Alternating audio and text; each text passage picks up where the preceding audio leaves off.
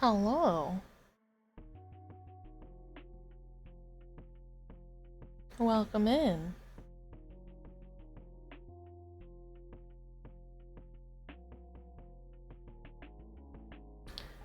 Chat, can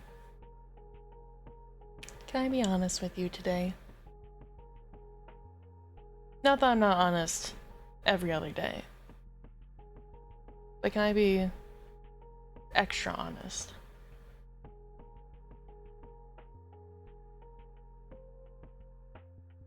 I debated not streaming today. And I was really looking forward to it too. I still am, because I'm still here.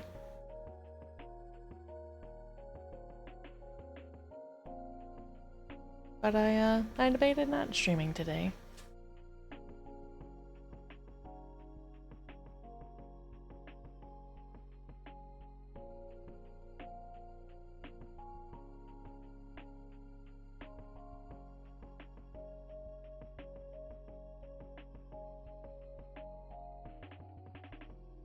Debating how much information to share.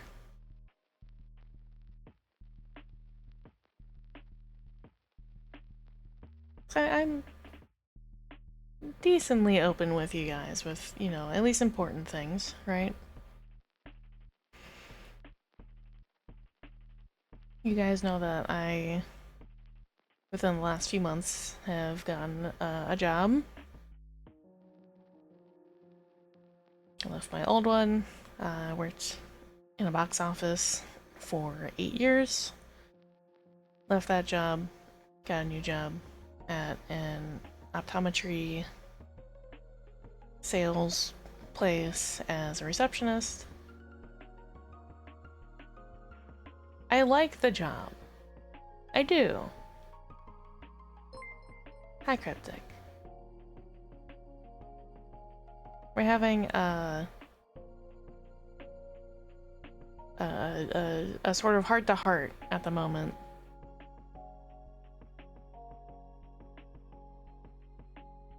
But thank you for the resub. For the Prime sub.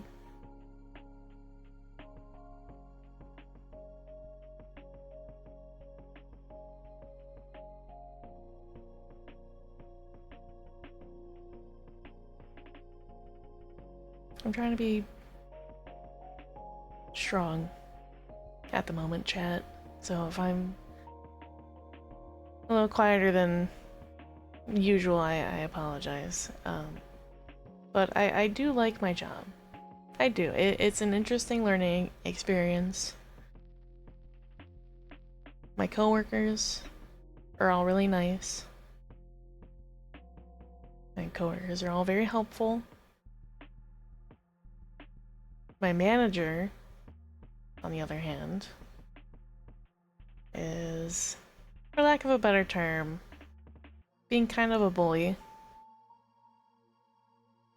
And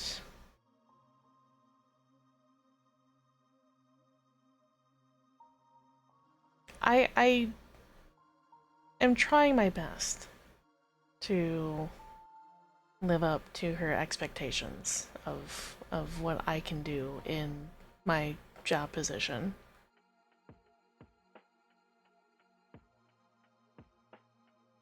Because there's a lot of nuance to the job, which I understand. It is kind of customer service, but it's also medical. It's also, I don't want to say high stakes, but it is critically important that I am double checking information, that I am keeping records straight, and I can say with confidence that I think that I've been improving. I've gotten, I want to say, like 90% of the job down. There's maybe like one or two things that I'm not 100% sure on, just because, again, there's some nuances, there's some things that I don't have to do every day. And so I'm not gonna really learn those things if I'm not doing it every single day. Hi, Coping Cat. So the past couple weeks have been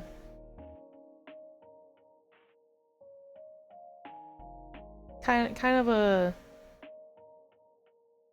time. Hi, Mark. Welcome in.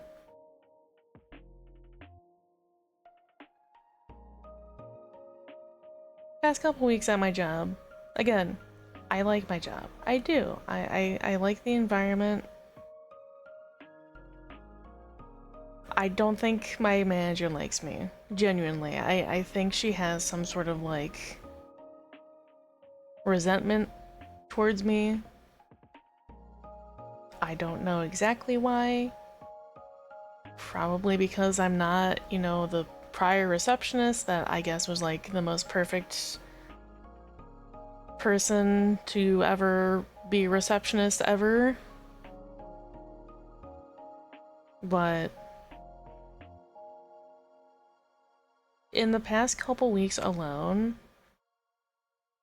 my manager has given me the phrase, I'm not trying to be a hard ass, but if you can't do your job, if you can't do XYZ task, then we're gonna have to have a chat about reevaluating your employment with us.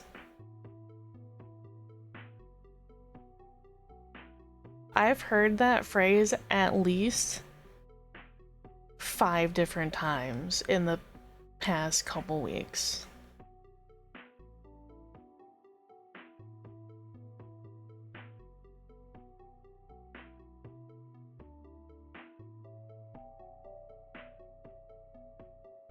And like, hi Red, thank you for the care package.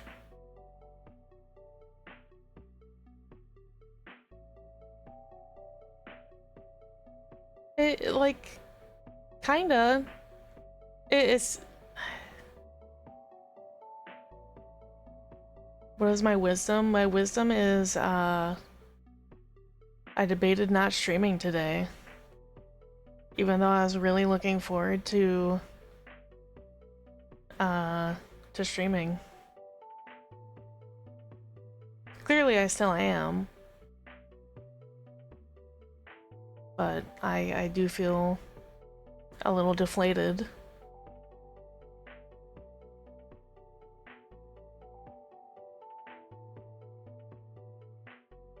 I'm trying really hard not to cry.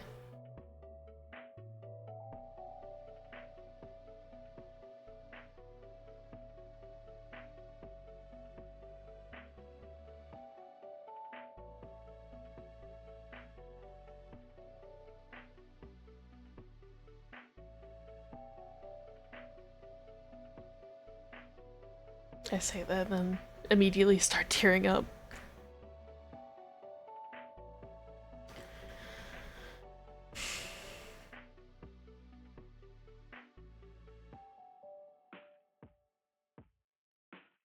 Thank you. You're driving. You shouldn't be texting. Thank you, thank you.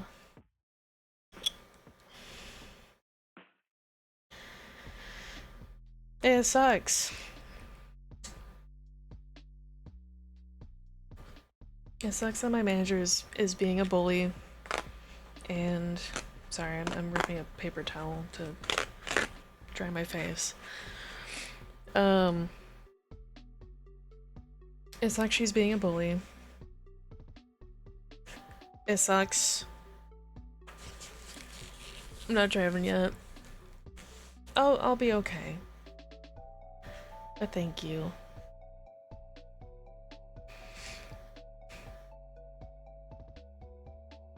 It sucks more because, like, I don't have a history in the medical field as a job.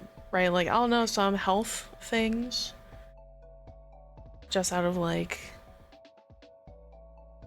through, you know, like high school. Like, I know enough like high school biology, right, to understand the human health concerns. I'll know, you know, because I work in optometry, you know, we deal with eyes. So there's a lot of eye conditions. I know, you know, the urgency between like, oh, I like my eye is irritating me because the contacts I just ordered don't feel great versus like, oh, I think I like scratched my cornea. One of those is like, okay, come back in and you know we'll have the doc take a look and like re-prescribe you different contacts versus like, oh, you should actually probably see like urgent care. Like, we would love to have you come back in. Doc can look at your eye, but there's not a whole lot we can do in-house if you needed like surgery.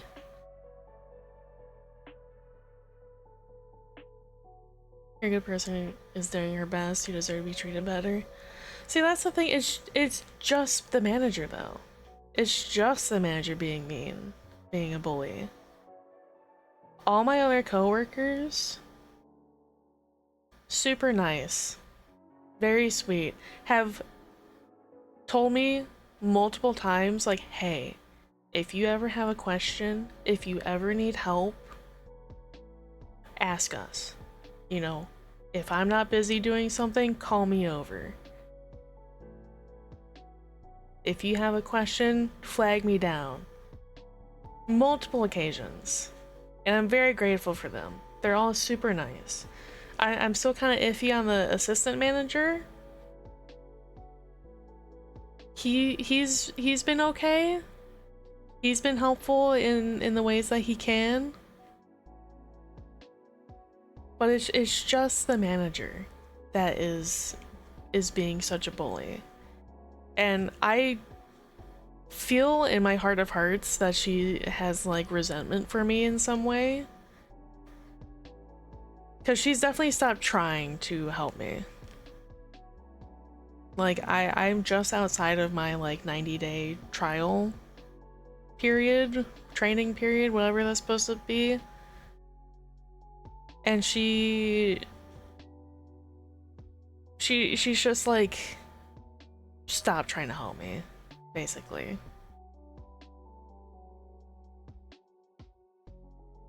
And there's been a couple different times where like I'll ask her a question about my job, about trying to make sure like, hey, I'm not fucking up anything.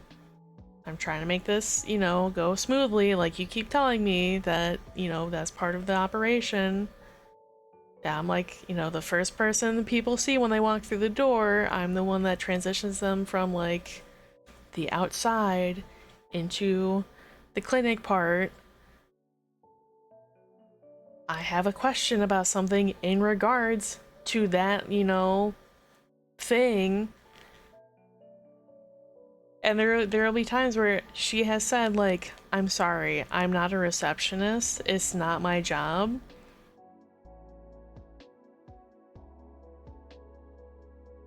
And it's like, okay, but you're the manager. And, you know, from prior work experience, from pretty much any other job that I've been at, you kind of go to the manager when you have a question about your job. In any field. Yeah, she's not just my supervisor, she's my boss.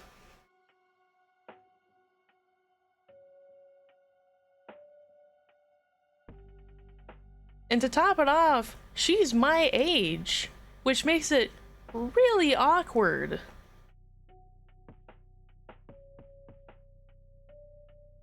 And I don't mean like, oh, she's like 1 or 2 years older than me. No, like she and I are born the same year.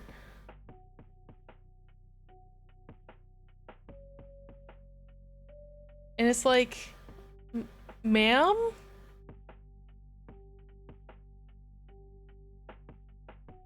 Like, hello? I've tried to move past that of like, okay, like you're my age and you're my boss, because it's a little weird. I've tried to move past that, but it's also like I'm as your employee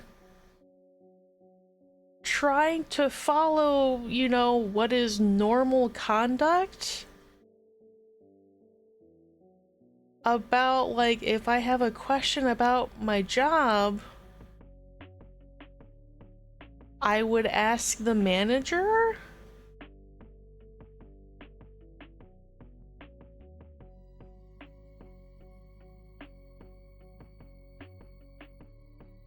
Like, and at this point, like, I've talked to my other coworkers, more like one specific coworker who also shares the receptionist job, so she like understands the role, and she's actually been very kind and actively trying to help me. And she straight up said like, just don't ask her anything. Don't ask the manager anything. Just ask me. Text me if you want. Even if I'm not in that day and you have a question, just text me and I'll respond. I don't give a fuck. If you have a question at like 2 in the morning, text me anyways. Just don't bother asking manager. I'm like, oh. Okay.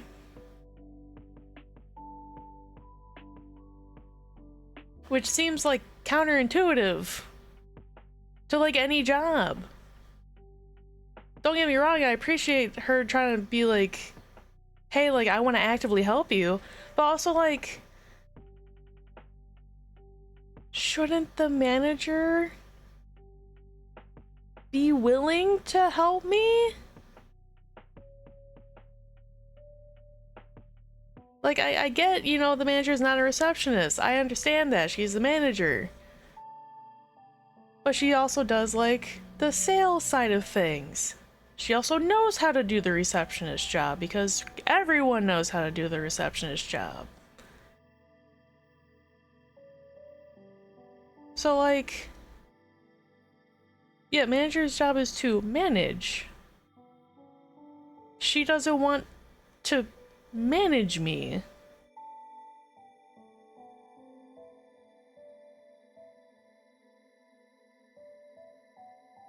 And like you guys are all probably thinking like, oh, like, can you report her to HR? I could. The issue with that is she knows a lot of the HR people. Like, she talks to them. Because she said this out loud in like casual conversation between everybody of like, oh, haha, you know, there's a group chat between like the district managers and like store managers and like some of the other higher ups, and it's just like, oh, okay, so we're all like chummy buddy. So as much as I would want to say something to HR, who's to say that like right, like that's my concern is like I get like, okay, you know, you can be friends in the workplace, right? Like that's what fosters, you know, a friendly environment.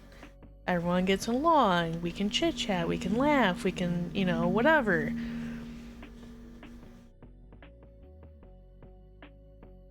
But like if you're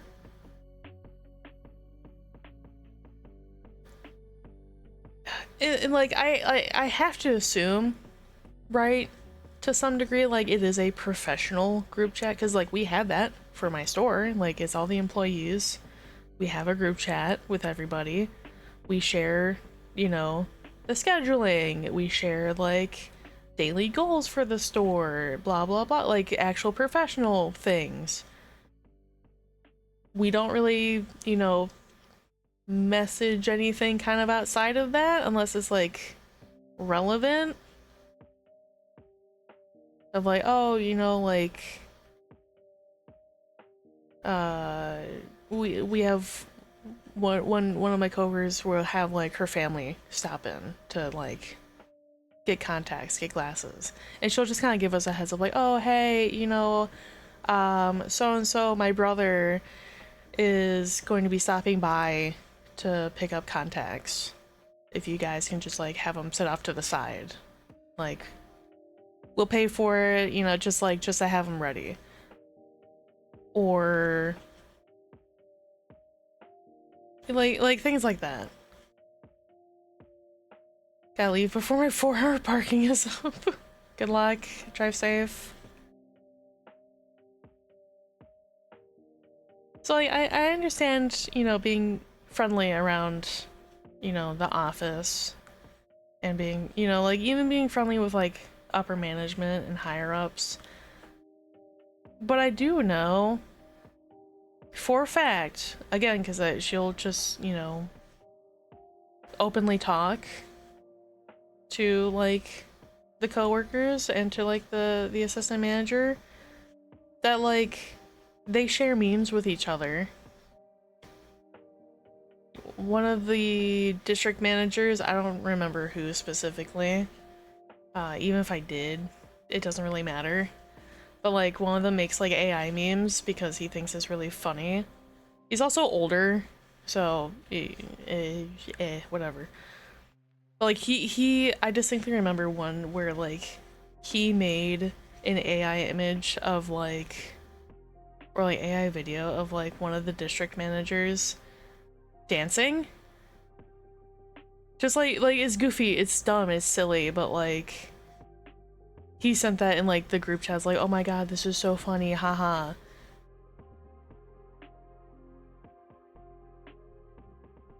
And it's like, oh, okay. Ew, it's AI. First off, second off, like you're this chummy buddy with like some of the higher ups. Has me a little concerned.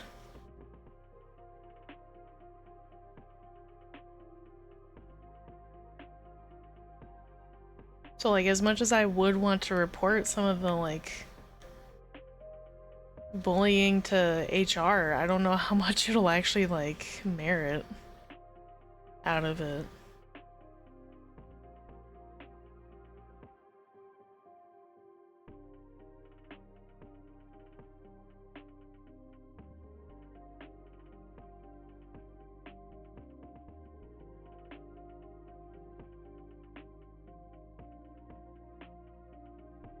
And like the event that happened today, which made me like debate just not streaming because I'm just frustrated and tired, is I did everything perfectly fine today. You know, like I got all my tasks done.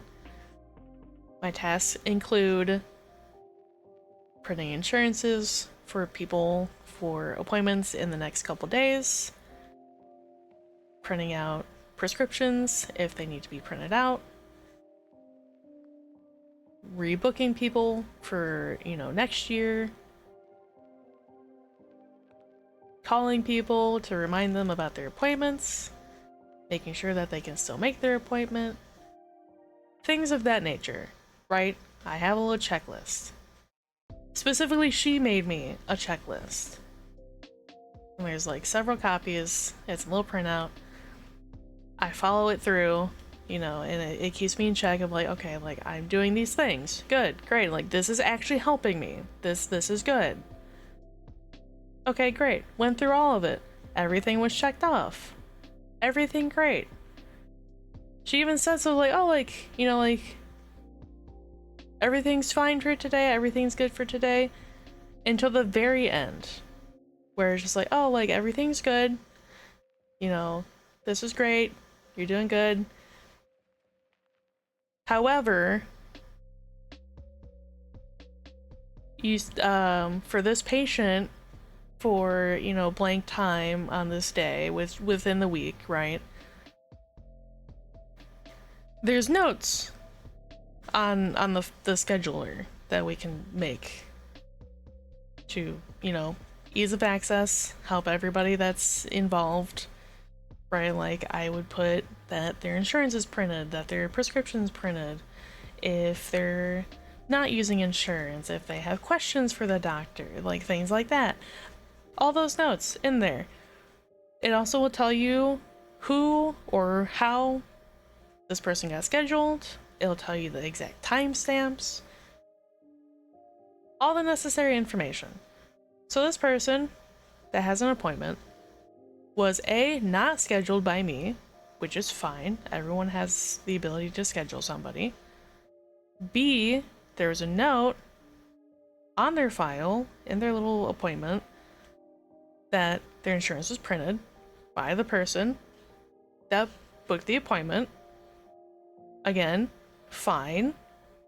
Great. The insurance was filed properly. It's in there for the date that it should be. Noted things are highlighted as it should. Great. Amazing. I checked their file just to make sure. I went into like their actual patient record because they're a returning patient. Saw that they're part of like our like program. So I'm like, okay, let me add that into the file just in case, you know, because some people, even though that they have insurance, they'll still use our program or vice versa. Put that in there. Okay. Thought it was done. Apparently not. Later, like half an hour before I leave for work, or from work rather, note by the same person that booked this person saying like, oh,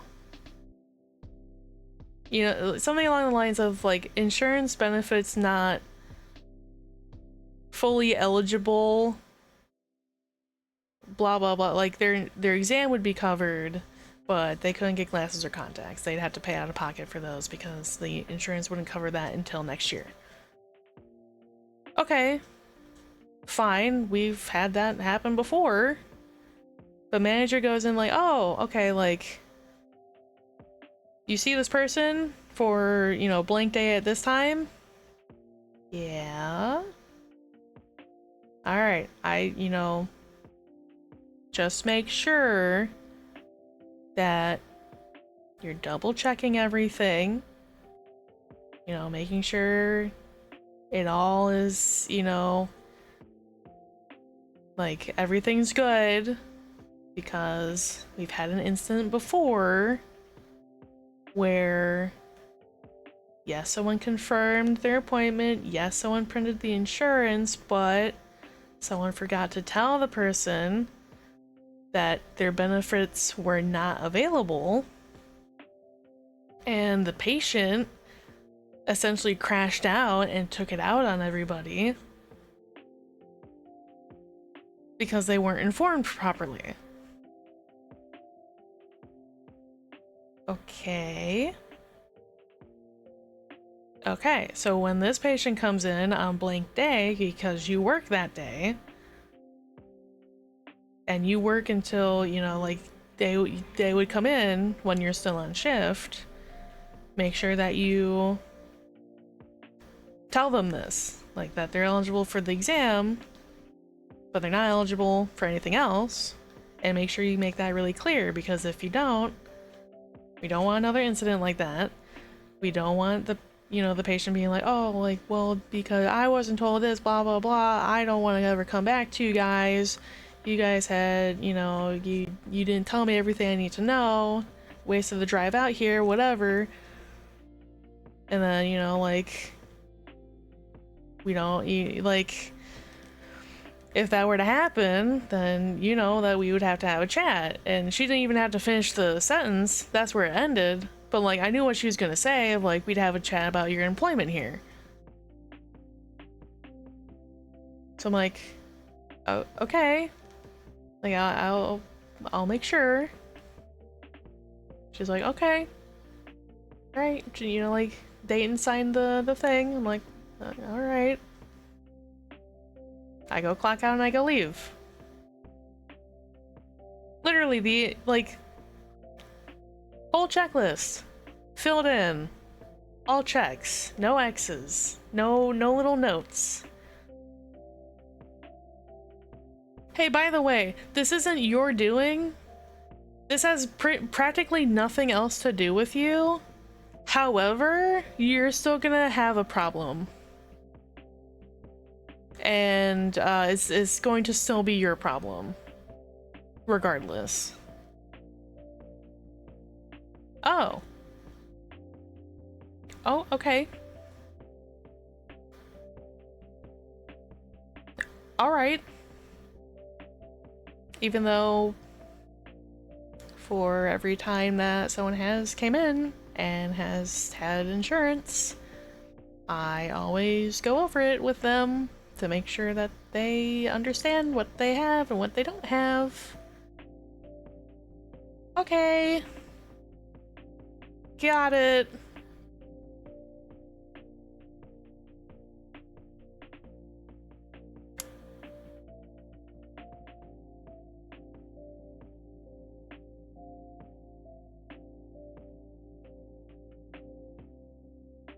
Right? Like,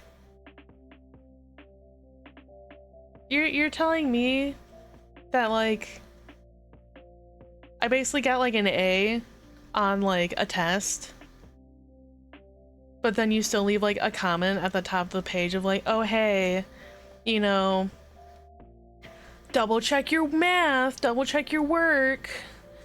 Just because, you know, XYZ doesn't mean that it, you know, like 1 + 1 doesn't always equal 2, and it's like, sure.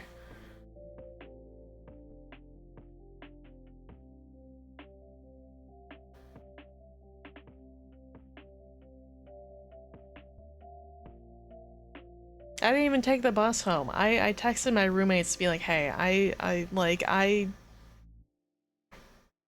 I don't want to sit on the bus. I don't want to wait outside in the hot sun waiting for a bus to get home. Can you come get me, please? And they did, thankfully. And, I kind of gave them, like, the rundown of, like, what happened.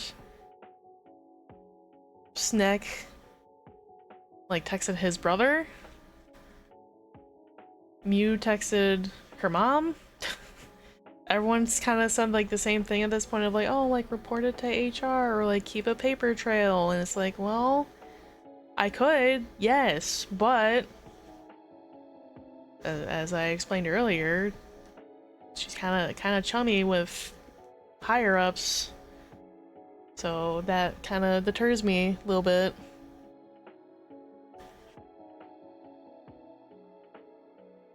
It's worse, I think, is that I genuinely really like the job, so I don't want to leave. I don't want to be fired, I don't want to quit. However, I am very tempted to look into like a similar field of jobs and just not be at this one. Like if I can go to a competitor and essentially do the same thing, great. Because, hey, look at that! I already have some knowledge, some training. Crazy. I could even go into like a different like medical field. Like, I could go to like dentist office. I could do, you know,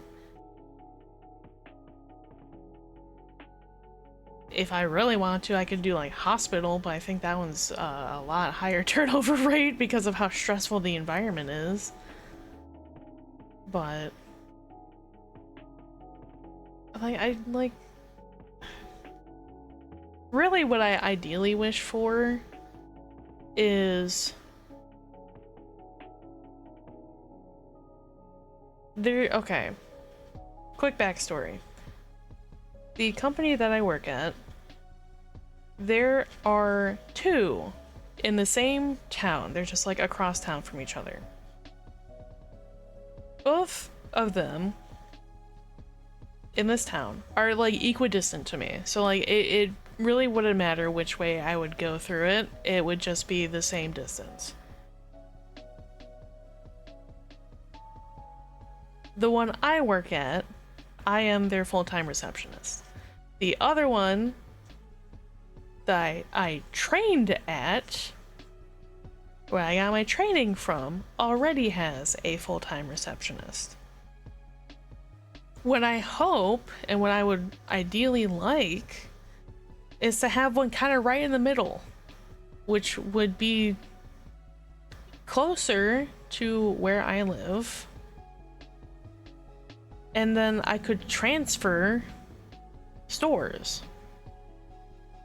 and hopefully have a less bullying manager.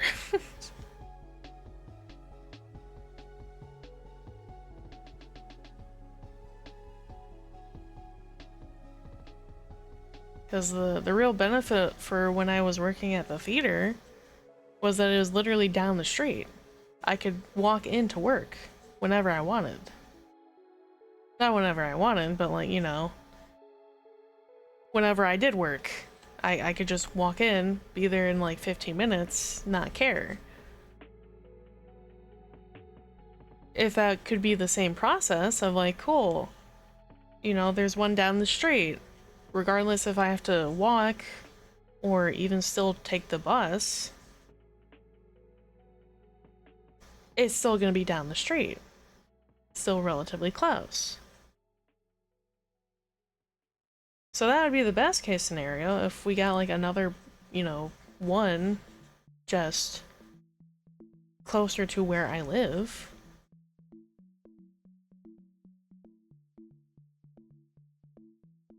But I honestly don't know if there are any more locations being opened up that is around my area.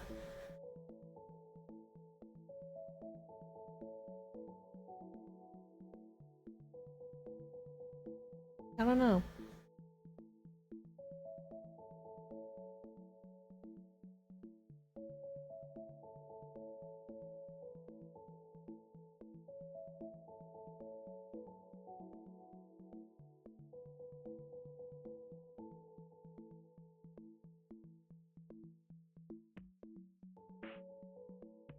Yeah, I don't know. I'm tempted to look at like other similar jobs, but I also feel conflicted that I don't want to leave this one because I don't want to have the thing of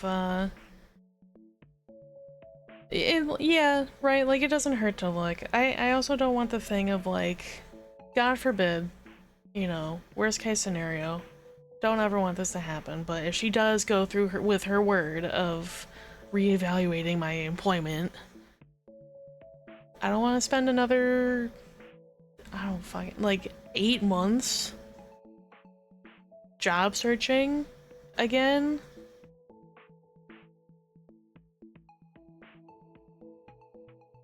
Like I kind of got lucky landing the job that I have now.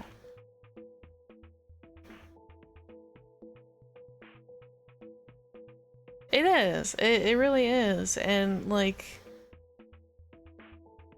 I should update my resume to reflect that I've had this job now for, you know, the few months that I have had it.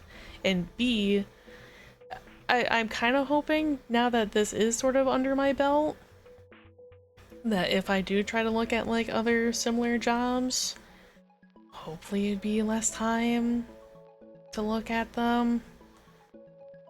Be like, hey, you know, fellow eyeglasses competitor, I worked at a different one. I have experience. I would be more than happy to, you know, jump over to you. Or even go into like dental receptionist, other, you know, lesser medical receptionists, office receptionists. Because technically, I have had one other receptionist job while I was working at the theater, but that one was extremely lax. Like, really not anything. Like, I would buzz in a button to get the mail guys in and answer maybe 2 or 3 phone calls. The rest of the time I can, like, read a book, watch a show, doom scroll on my phone, as long as I was, you know, paying enough attention for when someone was walking by. It was extremely lax.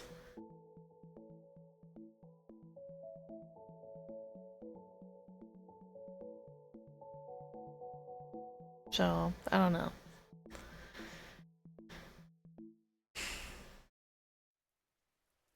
That inkling of thought is hitting the back of my mind, honestly, more often than I would like it to be.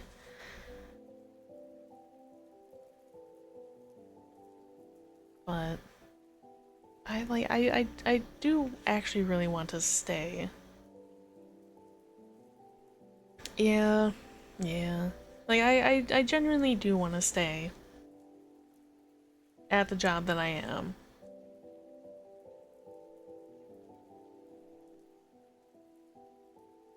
I would at least like to, you know, if possible, stay for at least half of a year.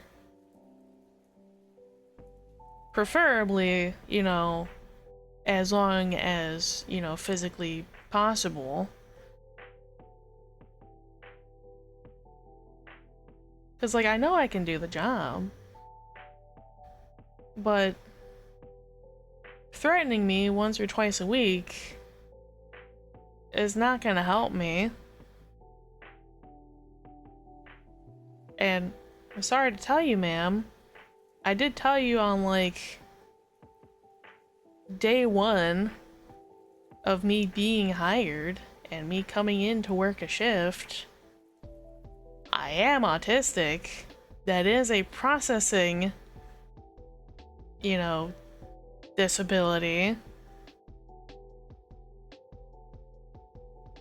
Don't know what else you expected out of that.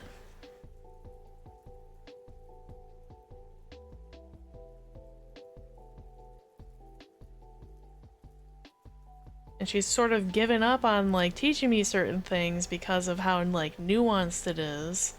And, like, I just can't wrap my head around certain things because it's too varied. It's too much like human dependency, where it can't be like, oh, like A to B to C. It's like, oh, well, if A happens, okay, that could mean like 14 different things, and it's gonna depend solely based on the person.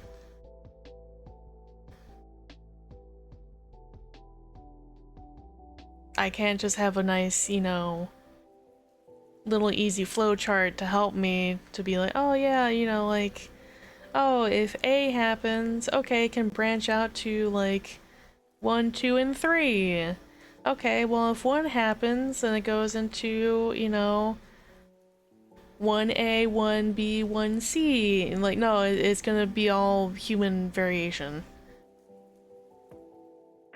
And she's given up on trying to teach me some of the tasks that have that involved. Which I'm like, okay, that's fine, because that means I don't have to deal with it. I hand it off to somebody else. But I know at some point she wants me to start selling things, which I could do. Because that's just gonna be like, okay, I follow the doctor notes for what he recommends. Learn, you know, the benefits between, like, oh, like, this type of lens and these coatings and, you know, blah blah blah for this prescription versus this prescription. I can learn those because that is a flow chart of like, hey, this type of lens versus this type of lens. This one's gonna be good for lower prescriptions. This one's gonna be good for higher prescriptions. This one's gonna be more durable. This one's gonna be, you know, better for these type of coatings. Like, that'll be easy enough for me to actually learn, but she's given up on trying to figure that out.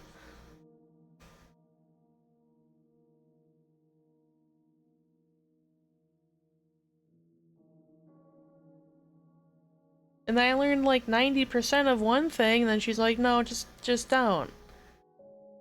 Okay, well then I'll do the, you know, like the 75% and then hand it off to somebody else. Because you asked me to do that regardless. Oh hey, someone came in. Okay, let me pull up their account. Okay, cool. Hey, you know, so-and-so, are you available right now? Okay, patient. So-and-so's available. They can help you. Yes, I did pull up their account beforehand. They're in the most recent timestamp. Because I looked them up. Like part of my job description is.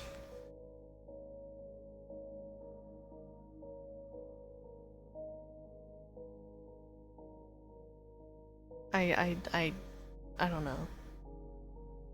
At this point, I don't know.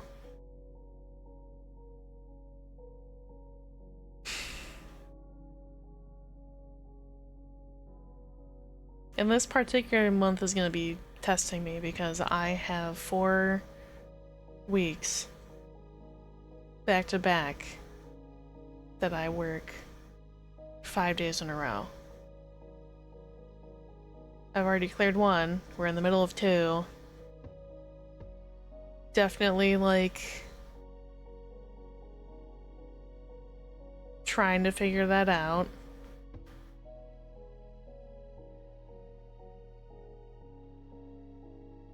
I'm definitely gonna be very tired this month. And, I suppose we'll try to figure that out for the future.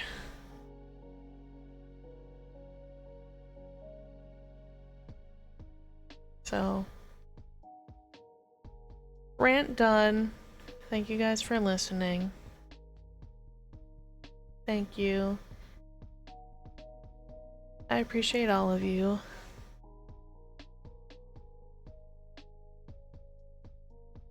I'm trying not to cry again. And failing.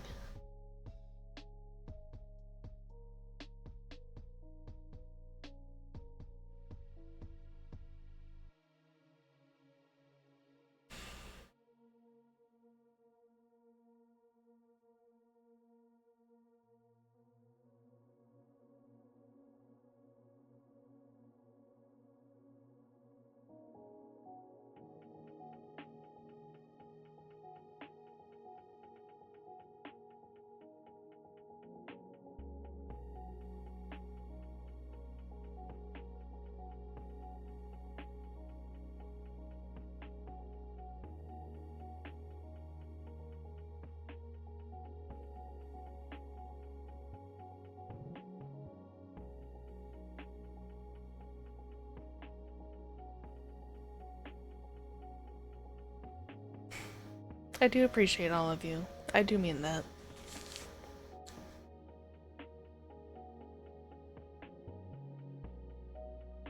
I know our little Discord isn't super, you know, active. We do say, you know, kind of our good mornings and maybe have an update here and there throughout the day. But I do appreciate you guys. You guys do brighten my day up.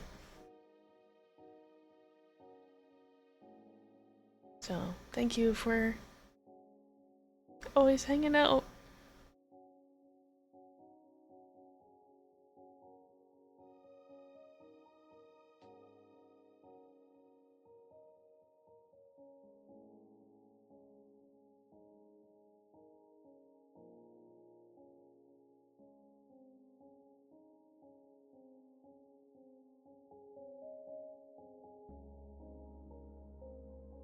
Sorry.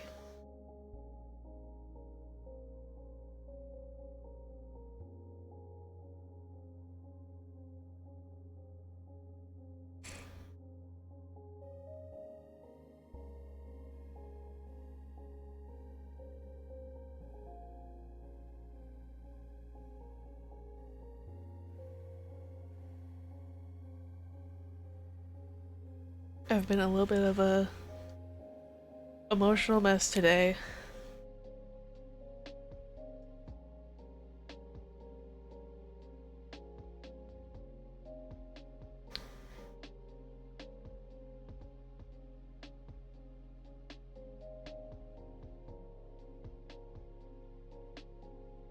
Plus side, I didn't cry at work. That's the really important part. I only cried after I got home.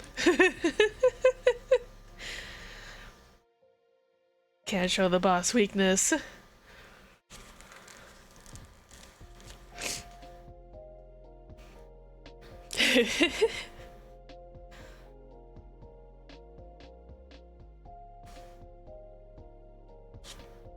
Sorry, also my coping mechanism is humor.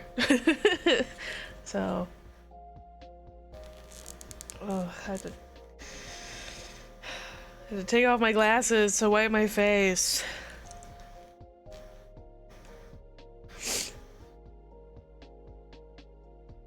I sound so so pathetic. For good reason.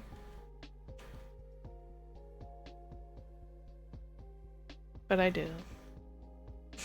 I sound... as I should. I sound very sad in this moment.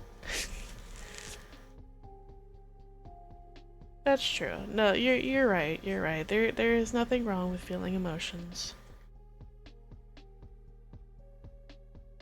I am, in fact, a crier. And that is not a bad thing.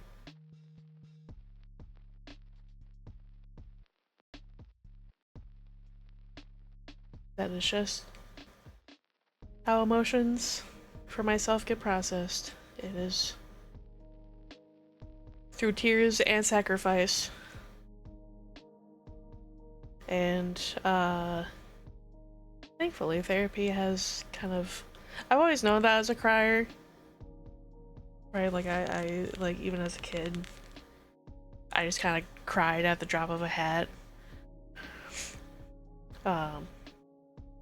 So like I've always accepted that of myself, but at least with, you know, like talking to people, not just therapy, but like talking with friends who experience a similar thing, I have come to terms that being a crier is normal.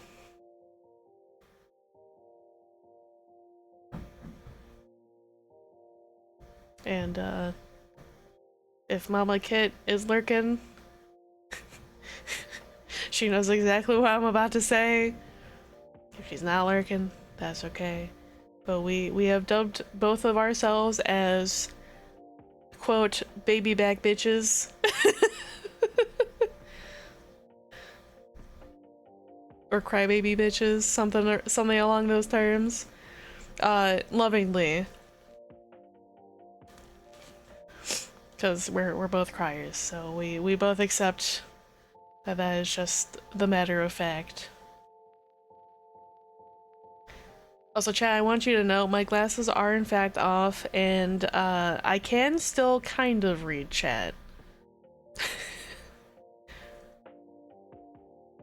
I'm not blind. However, my vision... I need to update my glasses. Thankfully, working in an optometry place, I get free exams. I can just kind of walk into the doc and be like, hey, check my eyes, please. Thank you. And B, I've had these particular glasses.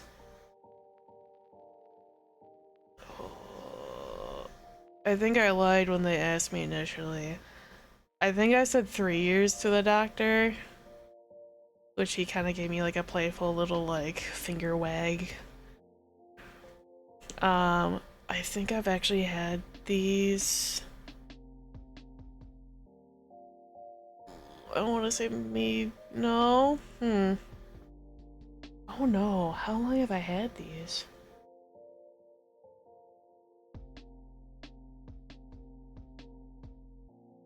Oh no, was it pre-COVID?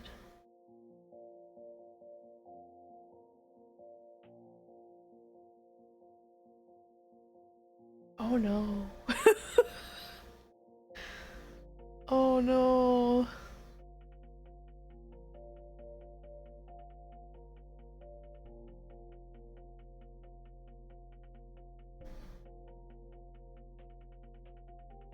Ooh, it might have been pre-COVID. I've had them for over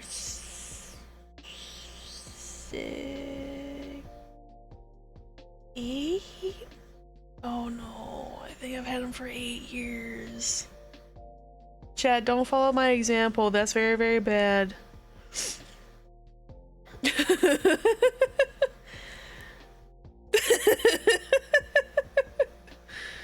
Okay, to be fair, Snack is worse. He's had his same glasses since like high school. Which would be over 10. Probably more than that.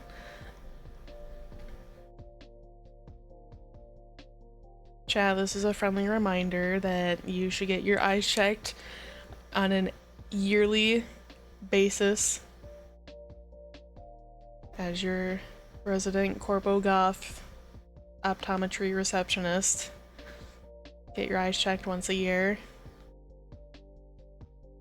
Please and thank you. Do not follow my example. Gonna make me a pulled pork sandwich? Oh hell yeah. That sounds really yummy. We absolutely love the Corpo Goth receptionists. Thank you, thank you. That's a rule, that damn straight. That's rule number 2. Rule number 1 is respect everybody. No ifs, ands, or buts. Rule number 2 is we absolutely love Corpo Goth receptionists.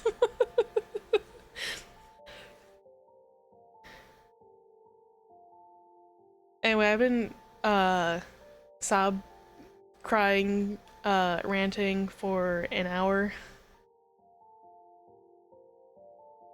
Probably not the way that you expected to have Ghost Trick start. So sorry.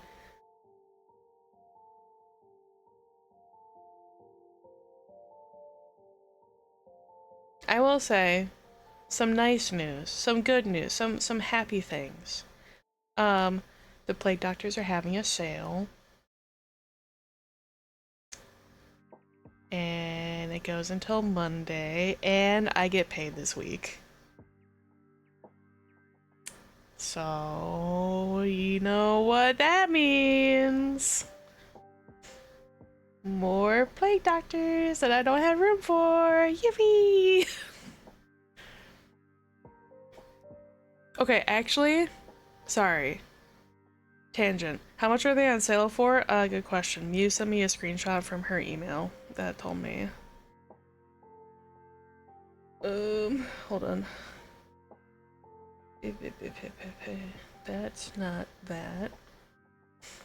Plague BOGO sale. Buy any Plague Doctor item and get another Plague free. And it goes until July 19th, midnight.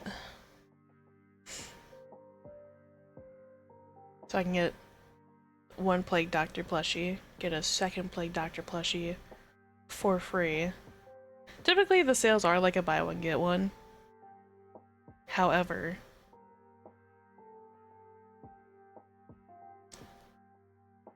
they call them minis, but they're like the standard size. Each standard Plague Doctor is like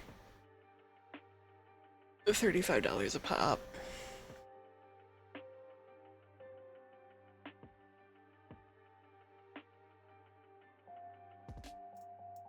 Sweats.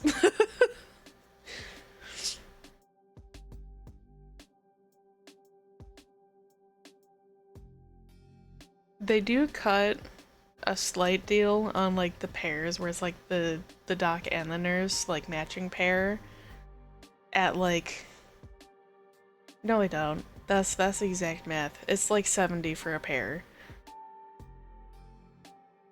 Yeah. Yeah, it is. I have checks notes. Actually checking notes. Hold on.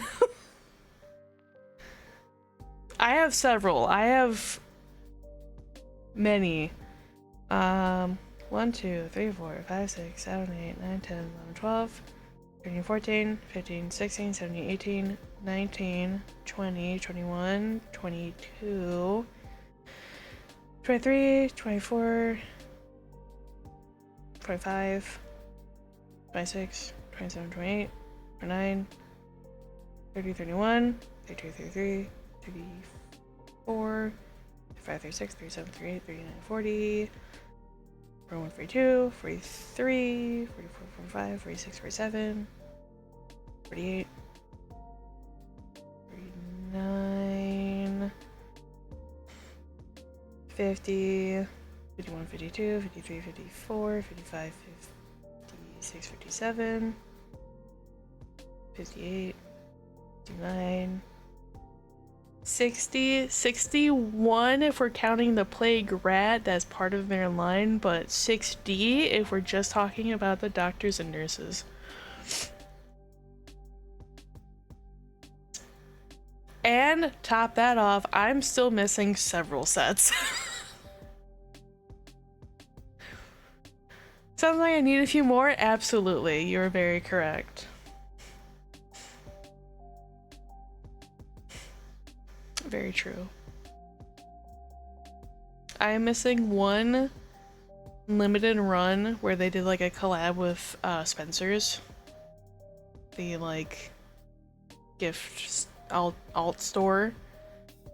And it was a purple Jester Plague Doctor that I now would have to strictly find on like eBay or someone giving it up for some reason. I'm always correct except when I'm not. Yeah? Yes. That's how that works. That is exactly how that works. Actually, yes. Anyway, I am in fact missing 1, 2, 3, 4, 5, 6, 7, 8, 9, 10, 11, 12, 13, 14. Technically 16 if I'm going for like store collaborations. Then I don't know if this one is still available actually. So most likely 14. And somewhere to put them. I still need to get more baskets and or I've seen a thing where you can make like tension rod shelves. Yeah, one is 35. However, I get paid this week.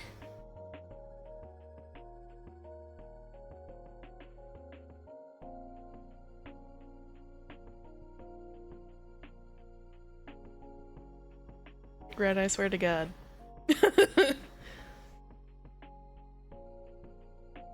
I swear to God, if I got a notification that I get money from you in some way, shape, or form, we're gonna have to talk about your employment with us. I'm kidding. I'm kidding. I'm kidding. I'm kidding.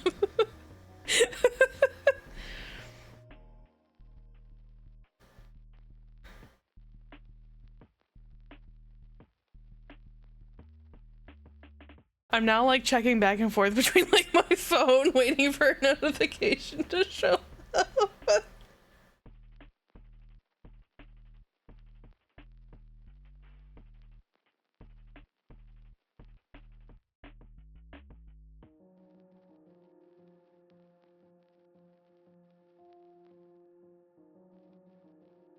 I also buy them in person, so I'm not accounting for shipping costs. God damn it.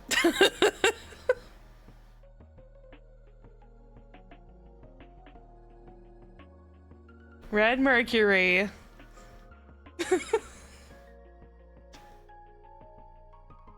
Teehee. Yippee. Thank you, thank you. I don't know, I would have to, I need to fix whatever that goal is, because it's not real anymore. That was like a rent thing from like, I think like 2 years ago at this point? I don't remember.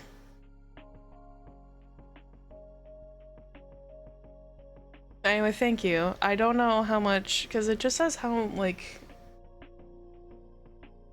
I can almost pay rent now! Yippee! Wahoo! It, like, I don't like the chat notification because it doesn't actually tell you how much is donated. It just says that, oh, like a percentage is donated. I can buy 2 plushies with that? Teehee.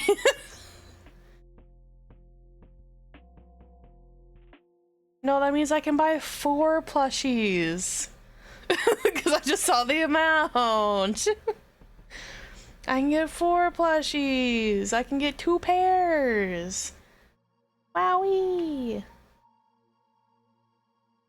Chat, say thank you to Red for fueling my Plague Doctor addiction collection. Anyway, I've seen that like you can get like tension rod. Red, you don't need to thank yourself. I've seen that there's like tension rod shelves. I don't know how like feasible that would be. I thought they looked neat though, and I feel like it would be like a plausible way to store and house some of my Plague Doctors.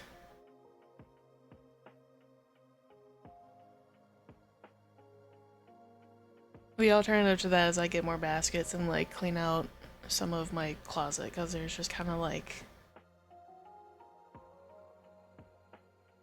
I had like the millennial box collecting thing. I forget what it's actually called. But for whatever reason, millennials decided to like save boxes for various reasons. I have that. I have whatever that issue is. For the sole purpose of like, oh, in case I move, I have the original box for thing. PlushieNet, I would have to find like the heavy duty command strips. Like the ones that can support like 40 pounds or some shit, and I would need a lot of those. Like, I would need an ungodly amount of those.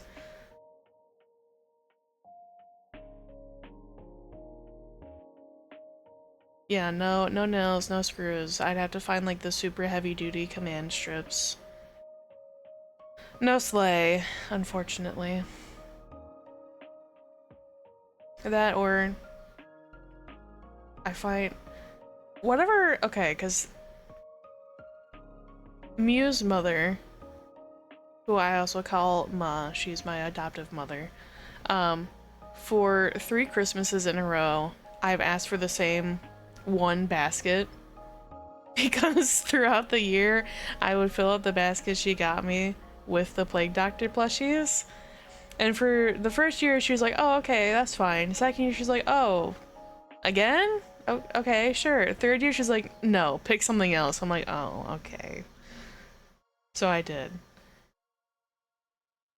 And now for this year I'm gonna ask her a 4th time and see what she says.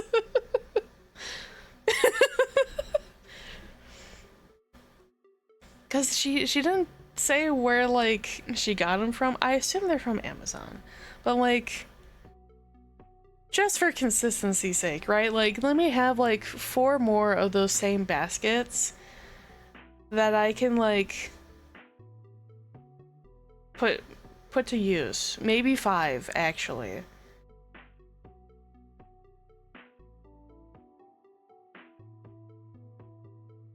Cause I have to do math.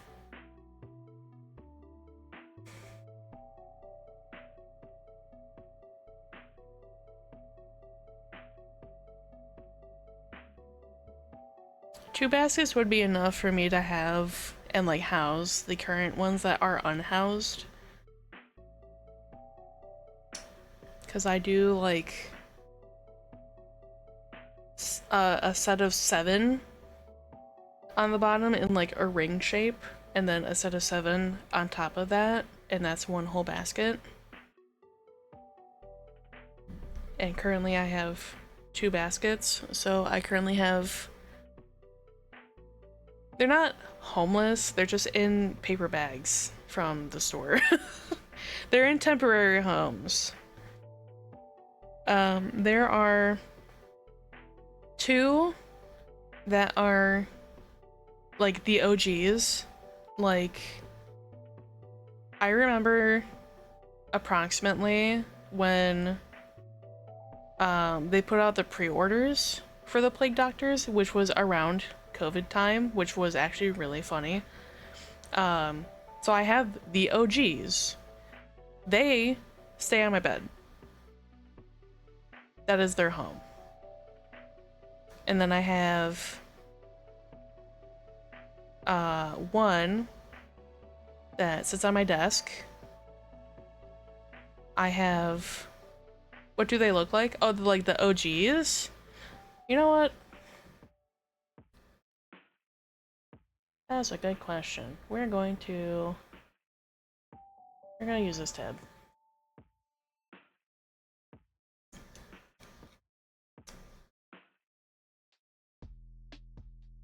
Wait, I need to make sure I'm not like logged in. Or if I am. Okay, no, cool, we're fine. One moment.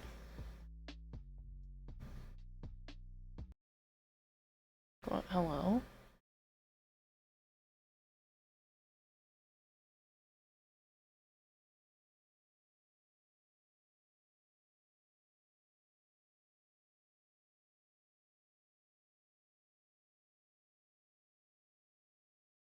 Hi, can you guys see my browser screen?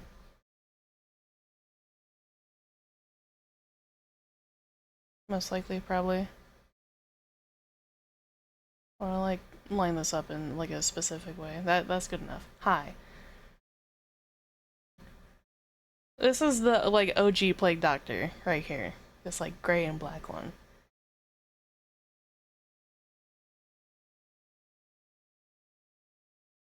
If I go way down, down, down, down, down. I also have these exact slippers. They're very squishy and very comfy. There we go. These are the OGs. Right here. This is Plague Doctor, this is Plague Nurse. Very cute, very soft. They're like approximately like a foot tall. Like this is like 1 foot, 12 inches in fact. So I have them. I have like the OG. They sit on my bed. They're chilling. Yeah, that's why they're $35. They're also like thick. Like I kind of wish they had like a 360 view. Don't worry about like that really huge one. That's not anything. Let's see, where's like a good... The dentist one? Yeah, like... They're pretty sizable. And like they are like round. Yeah, you see the... So they're about a foot tall. And maybe like... I don't want to say a foot across because they're not as tall as they are wide, but like maybe like 8 inches like diameter. Like they're large considering. And I have the vast majority of these. I do also have a couple of the keychains, which are like these little guys. They are very small and very cute. Like, they fit in the palm of your hand.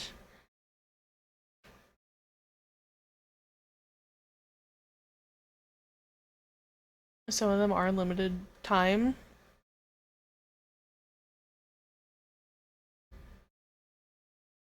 Or just very, very popular. I have this little guy. He is the plague rat. He's very cute. Also very soft. The His name is Maury, which is very cute. The doctor and the nurse don't have like a name. They're just called Plague Doctor, Plague Nurse, which is kind of funny actually.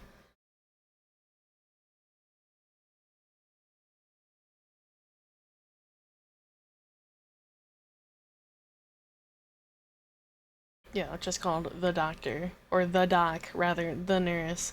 I don't have the Flytrap, I don't have King Raven, I don't have Phlox, so I had to get Maury the Plague Rat. One day I will have them all, because I've been very diligent about keeping up with, like, the really limited time ones. They call them capsules. There we go, capsule collection. Currently, this is the one that's out right now, so we have her, the nurse. She has a little card. She's very cute. But they've had limited runs where it's like, oh, like, seasonal. So I have the Bake Shop Doctor. Not all of them have Plague Doctors, but we have this one, we have this one, we have this one, we have her. Mew actually has this one, the Raven. I got this guy, I got these two. This is the first one that they tried doing. So luckily I've gotten all these because these are like gone.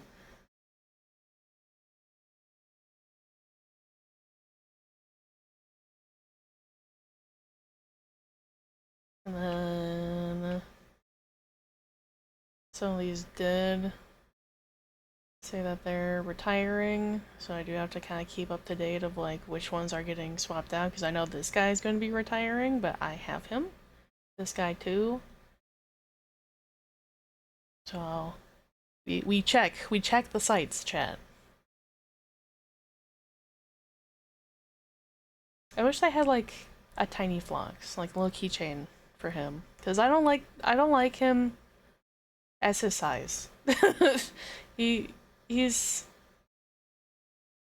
a chunky lad.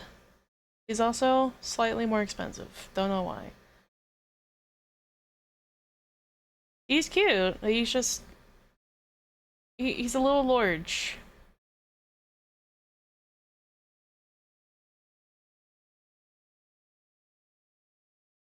Anyway, thank you for coming to my TED Talk about Plague Doctor plushies. I am available for answering up to 3 questions.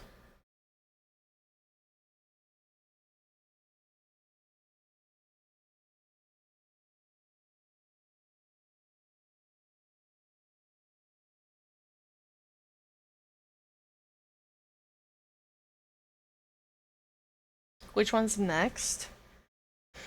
Well, in the order that I have them, and I do have them dated by release date. Interestingly, it is this one, this set, the steampunk one, which is this one.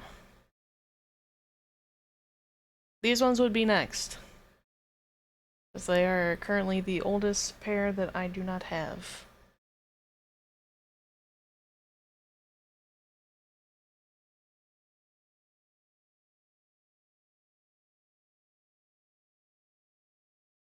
Like they're very cute, and they're like every time they do like a themed one, like they're very on point of like no way to mistake, like that is steampunk. And the one after that would be these that I don't have. They're very pastel looking, but they're the counterpart to like the autumnal forest looking one, mushroom set, which I don't know if they still have on here. No, they don't.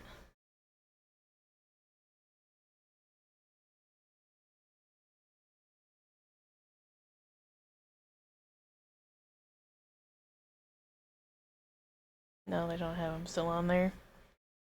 What about retired?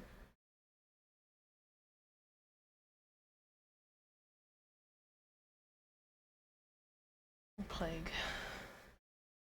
1 of 11. Oh, that doesn't help.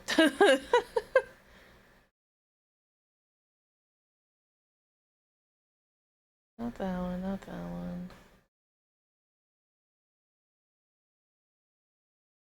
Oh, they're retiring the 3D slippers? That's kind of funny, actually. That one? No? Okay. I guess maybe they're already retired. Hold on, let me do this.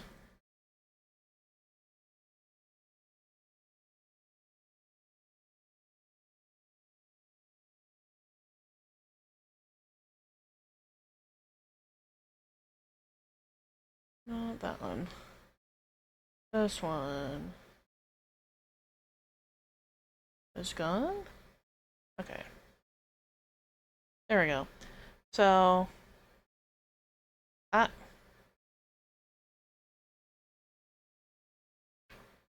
we go back too far back.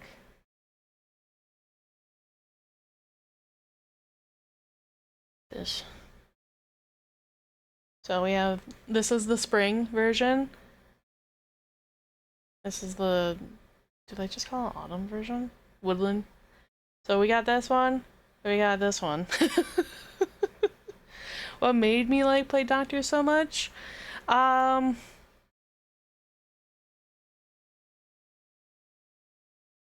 Good question. I don't know, I just thought these were really cute.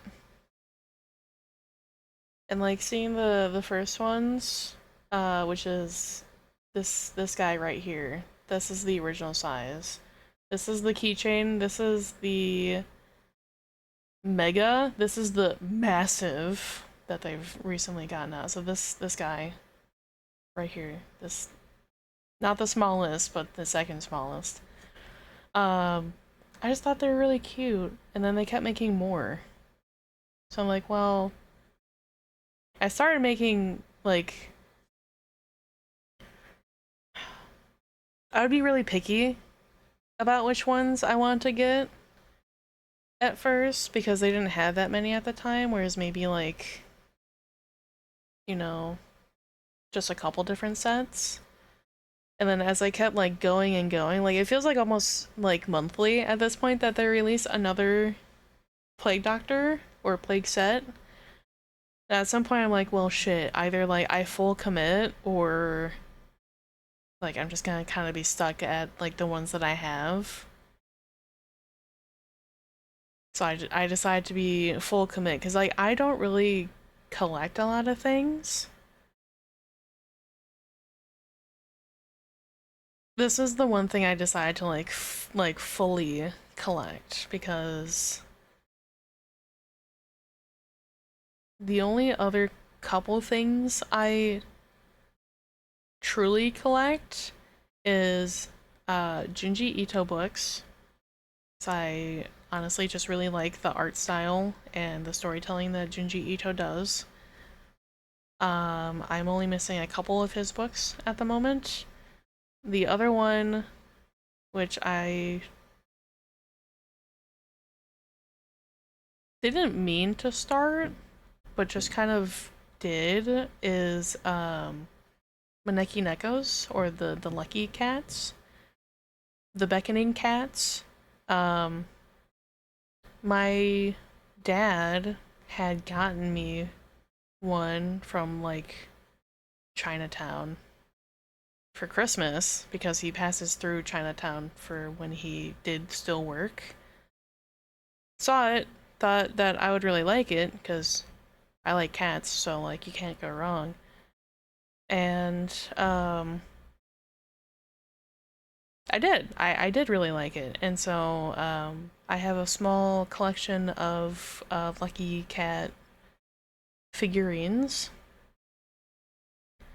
Nothing crazy. It's maybe like 10. They're all pretty small. Like they can all fit in the palm of your hand small. But that first one is like the biggest, which is like the ones that you'll see in like restaurants or stores. It has like the little waving hand. The rest of them aren't just actually figurines where like they're statuesque, they don't move at all. Um, but that's the only other things I collect are Maneki Nekos, Junji Ito books, and Plague Doctors. And one of these things don't really fit the theme.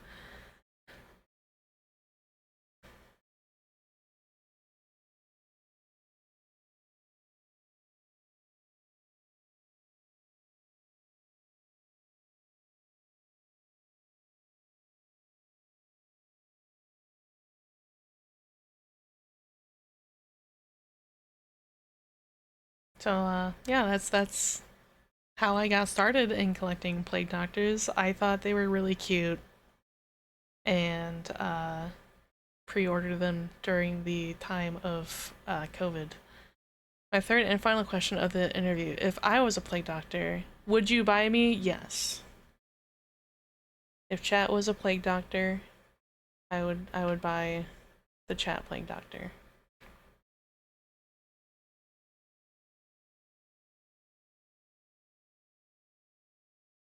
Yippee!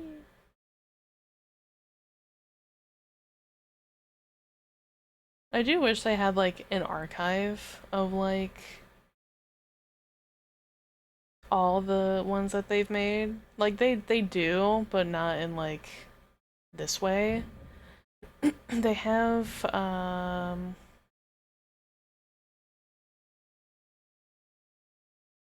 what does this mean? We are.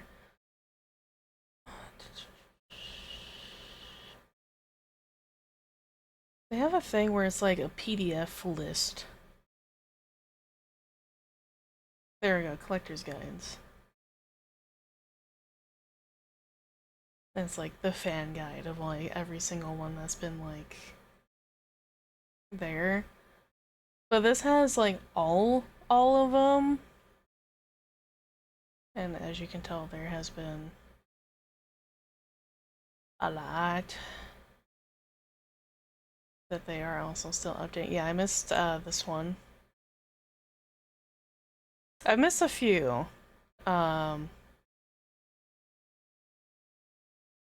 but I'm not like I'm trying not to focus on these ones because they are so like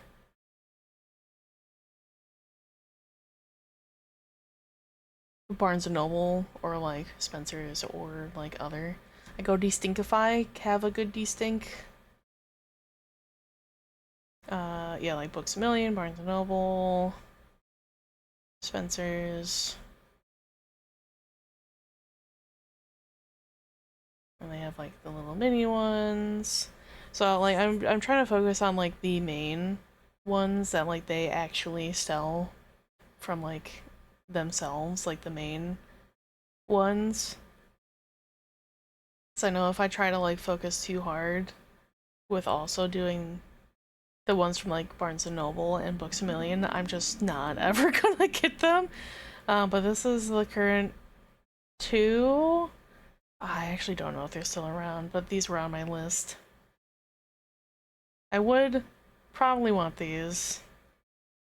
The two other graveyard ones, but I have the OGs, so I'm okay with having the OGs. Or like the purple witchy ones, but like again, I'm not gonna focus too hard on those. I'm going to specifically focus on the main ones, and I am, again, just missing 14 currently.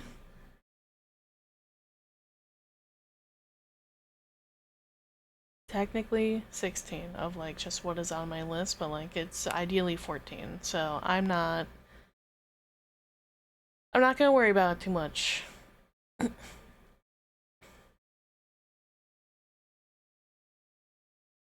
And now, after an hour and a half of venting and TED talking, I think now is a great time for us to finally get into Ghost Tricks, as I feel my voice starting to die. Ah, help.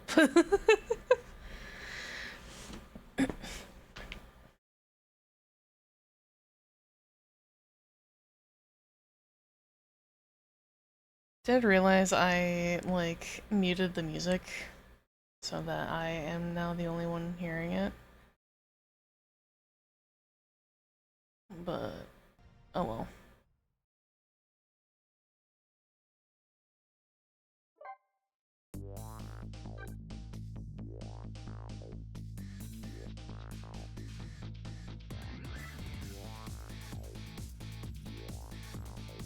And to think that I almost didn't stream today because of being a little frustrated, little angry.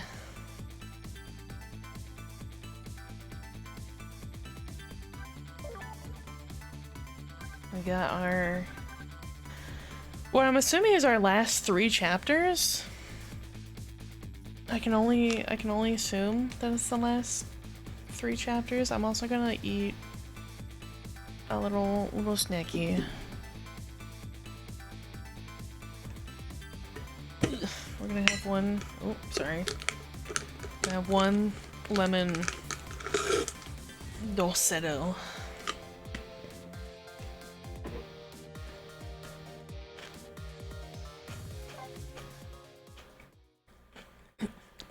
Chapter 16, 4:19 a.m. Glad they finally fixed that.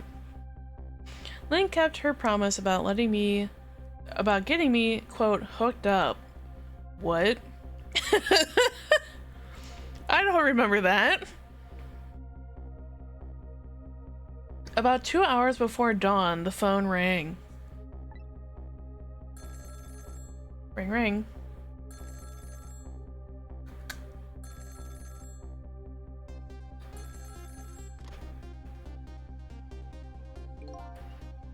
Hello? This is Jowd. Sissel, are you listening? We need your powers. No time to talk. We'll be waiting for you.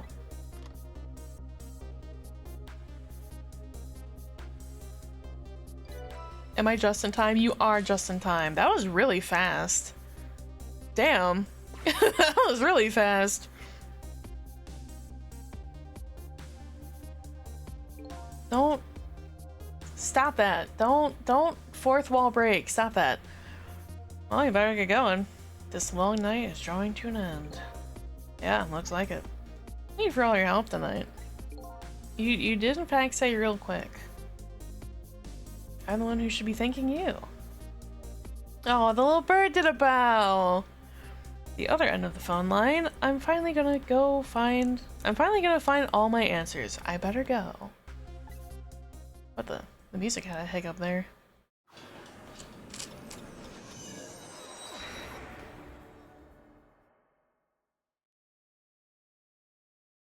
A single telephone line connects me and the other Sissel. That single line spreads out like a spider's web to ensnare the fates of many people. Alright, we have the fuck-ass submarine. And I just reached the center of the web. We've been here, though. We've been there.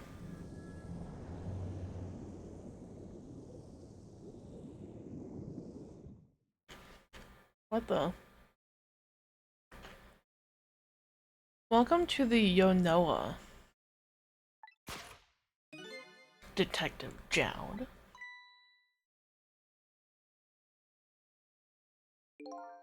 My detective sense must have gotten rusty. I didn't even sense your presence here in the dark. That's because I switched the power to my mask off, Detective Jowd. I used your phone. Hope you don't mind.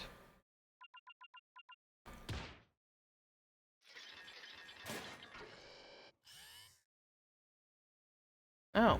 Alright. Egad! Never thought you'd track us here.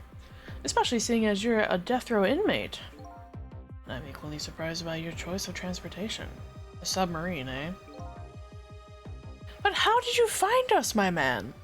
Not even the police knew where the Yonoa was going to surface. Confound it! We detectives have a little saying. If there's something you want to know about the case, ask the criminals.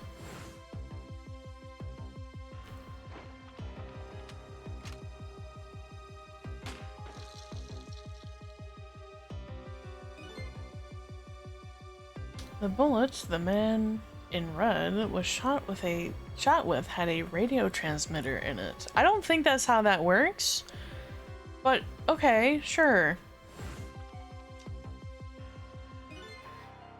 I have a little something for you.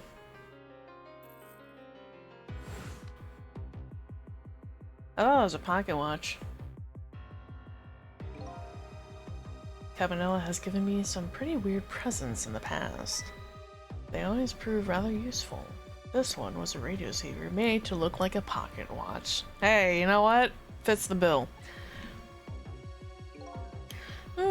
Yes. Inspector Cabanela. I hear he's an excellent investigator.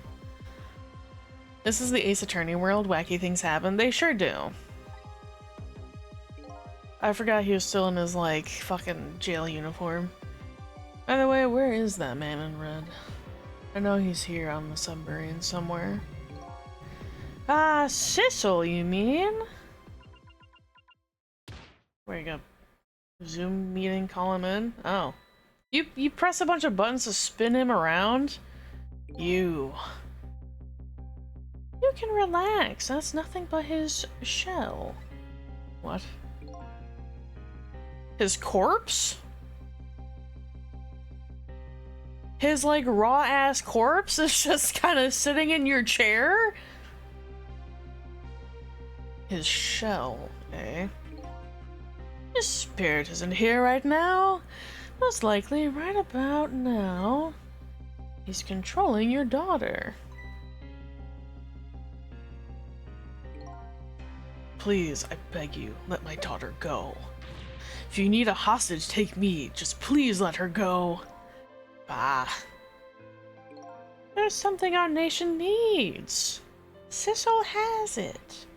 That's all we care about, my man. Nothing else matters. However, it would appear Sissel has underestimated us. He's left behind his precious bargaining chip here. Bargaining chip? Oop.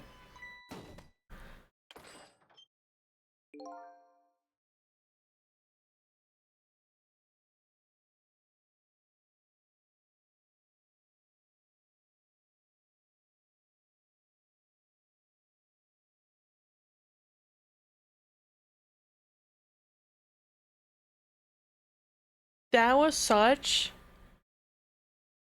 like, a not very well planned out animation. Just happened.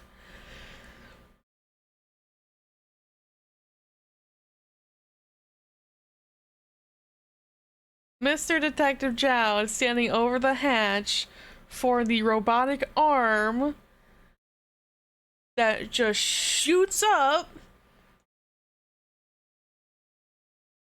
with this, like, weird cylindrical looking thing that legitimately I thought was about to go right into his ass. And then the table flipped over. I'm like, okay. Like, that makes more sense. Like, this is, like, still kind of kid appropriate. But, like, oh my god, that's like a horror. Like, he should have just had him scoot over, like full jump out the way, like, oh shit, the hatch opened, and then moved, like, please, please. That was such a bad layering of, like, assets.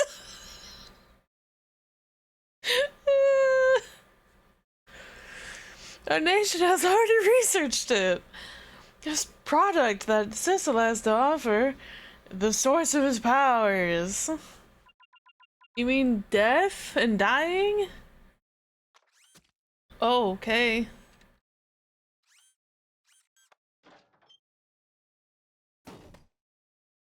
The meteorite? What in the world was that?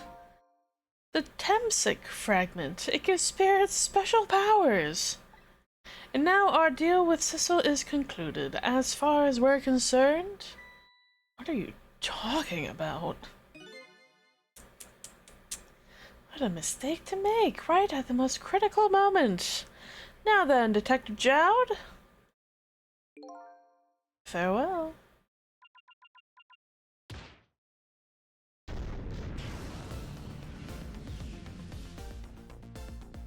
You tell me the... Okay. What in the world? The whole room just vanished. Detective Jowd! Where did he go? Where are we?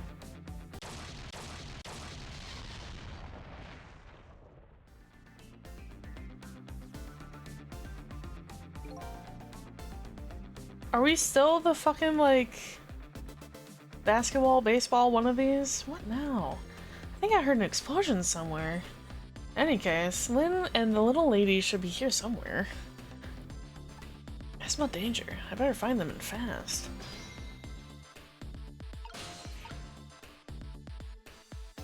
Oh no, we're in the telephone line. What? Hello?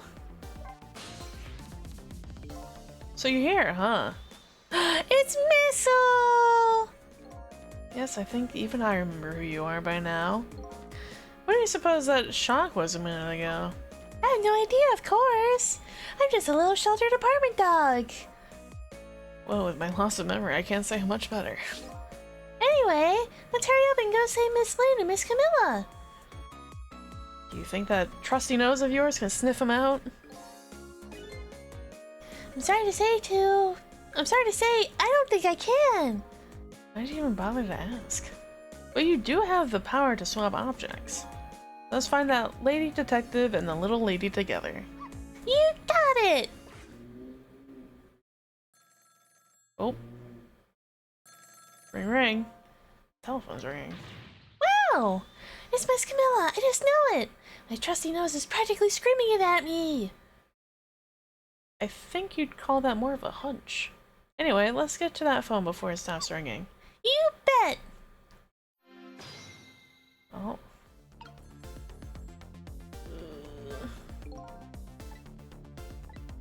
Okay, well.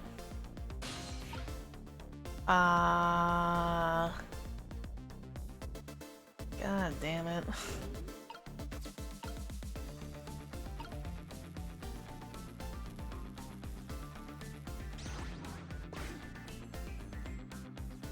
Thank you. That's not, you know, how that would work, but, you know, it's fine. Ugh. E. Swap. Hold on.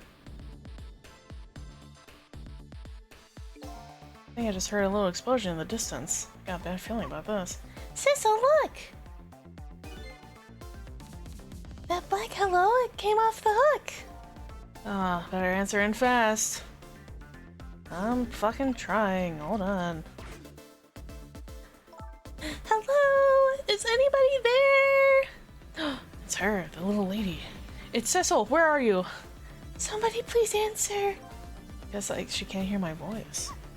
You too, huh? Oh good. I thought she was ignoring me. Somebody help me. Lynn is... She said Lynn. Miss Lynn! Better hurry. Let's go, Sissel! Go there. What happened with Lynn? She might be knocked out, actually. Oh. Oh! Oh, she might be dead. It's no use. Nobody's answering.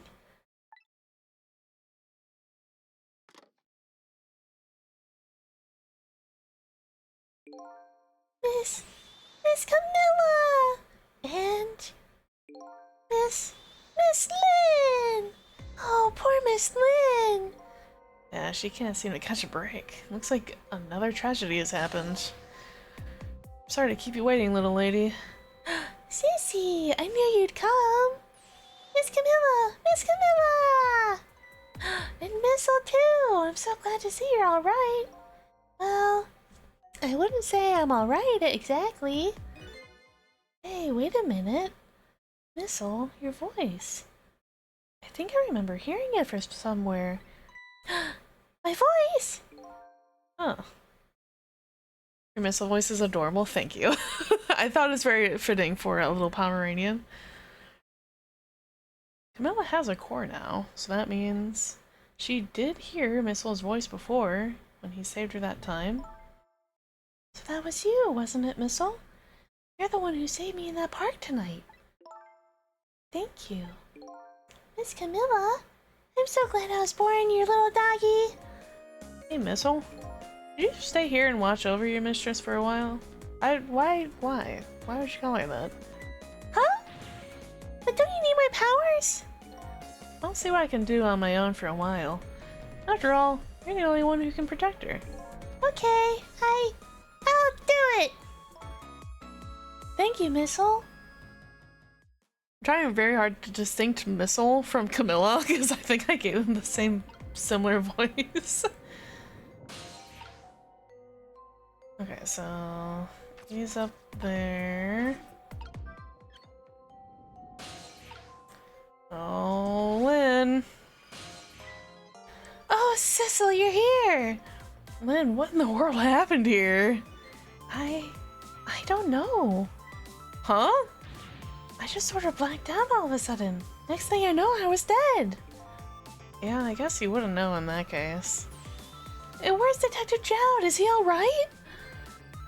I don't know. Huh?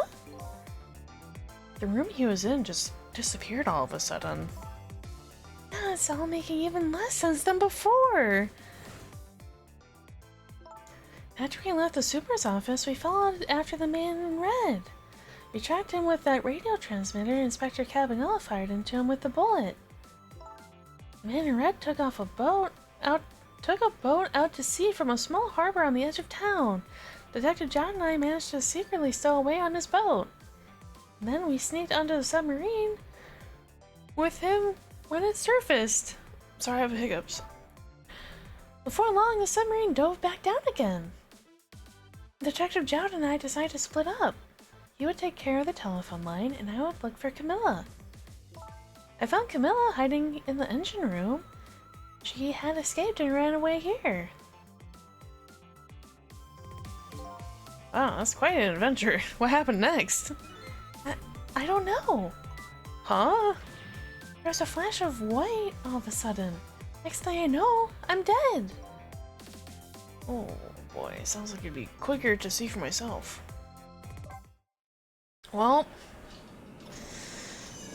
Oh boy.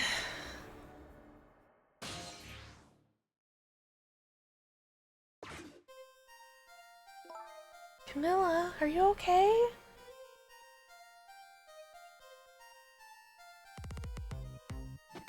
Whoa. Camilla? Oh. Hello, Lynn. Or is it Detective now? It's been 10 years since we last met.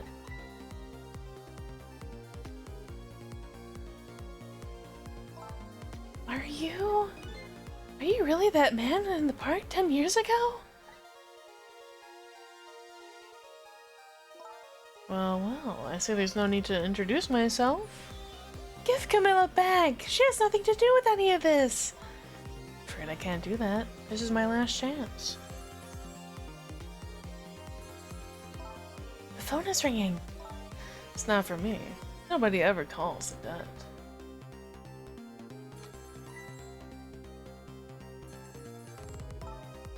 The fact that you're here means that my revenge plan has failed. Revenge plan? It didn't happen tonight, did it? His execution. Well, Knowing him, I half expected as much. That's why I was waiting here like this, waiting for him to show up. Wouldn't it be just what he wanted?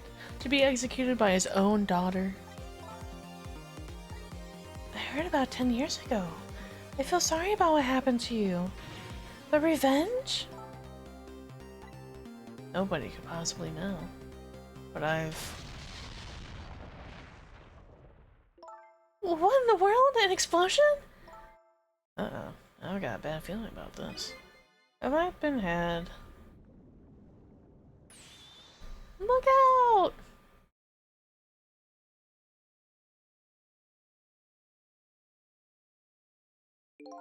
Revenge, huh?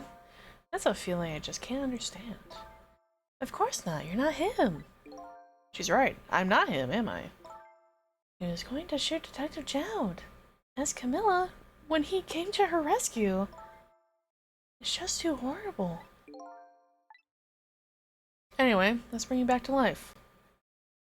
Again. You didn't have to add the again part! I mean, this is what, her like 4th death? 5th, maybe? Again, times 5? Yeah, like... You've had quite a few. Uh-oh. I am currently stuck here.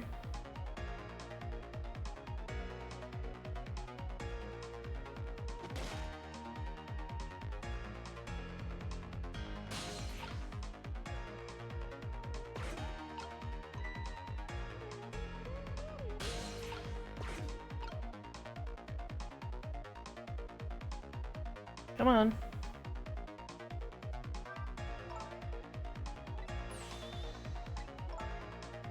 This is gonna be strange. It's not for me.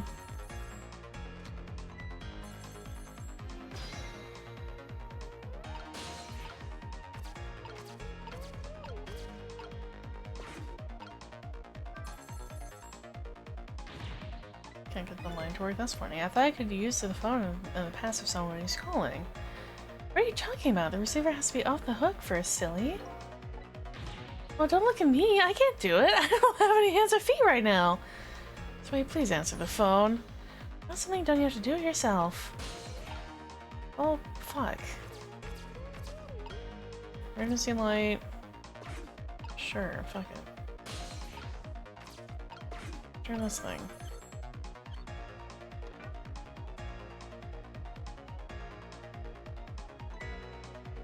Hey, we somehow managed to knock down the receiver.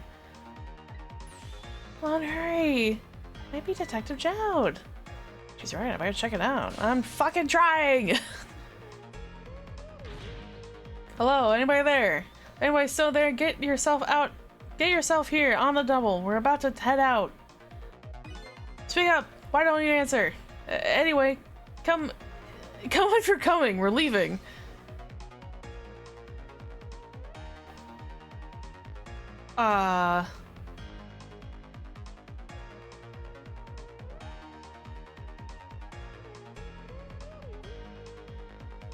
I wish I could stay for finale, but I need to Eve. Oh, good night, Red. I was about to ask if I should go or not.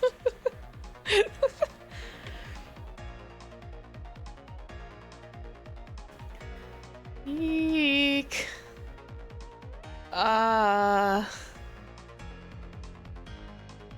Follow your heart, you got this? Okay.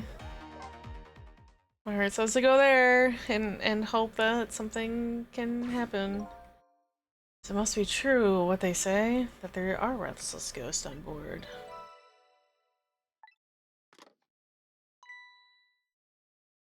That does it. I promise to turn over a new leaf, Mom.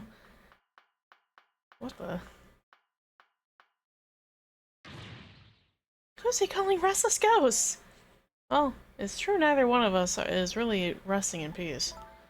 Anyway, looks like the sub just lost one of his crew. Guess that means the fate of the sub has changed slightly.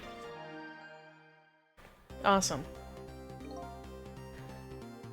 Sissel underestimated us. He's left behind his precious bargaining chip.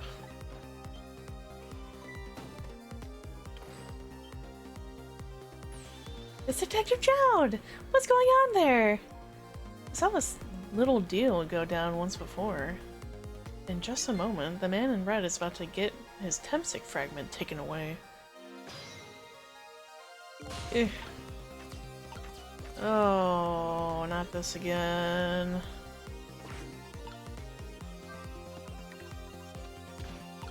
Oh, that sucks. Okay, hold on.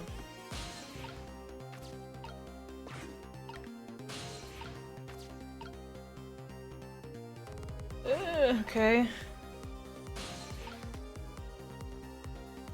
Oh, fuck, I can't.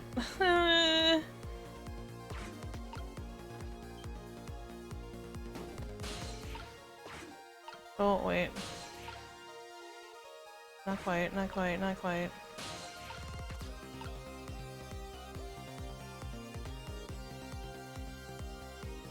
Where does that actually go to?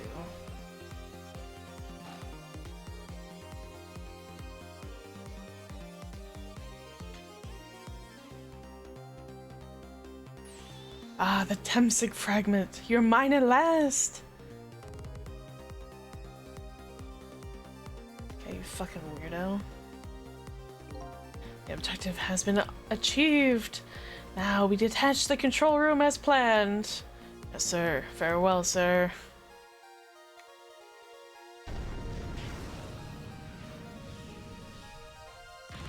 Sissel, what just happened? The whole room just disappeared with Detective Jowd in it!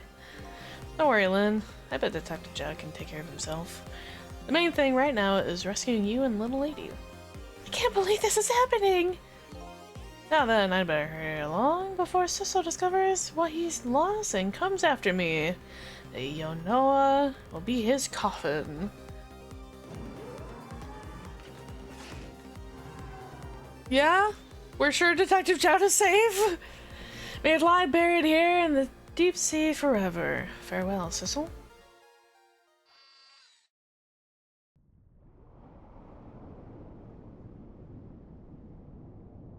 Yeah.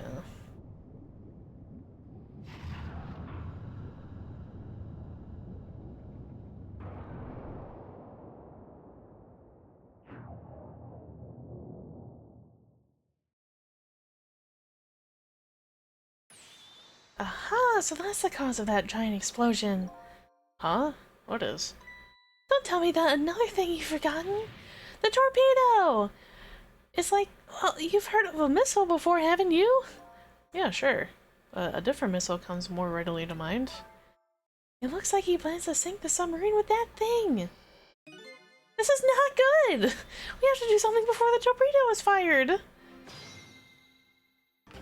Oh, what? Ugh.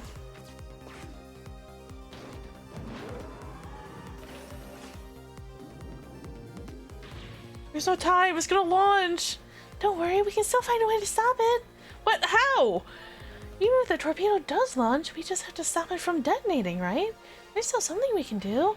I hope. Why was the I hope at the end the strongest part of that sentence? Okay, here goes!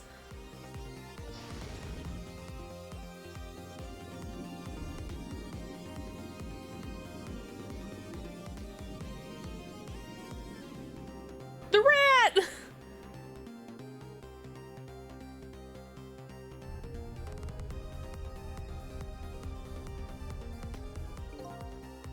I came along for the ride without giving it too much thought, but was this really the best move?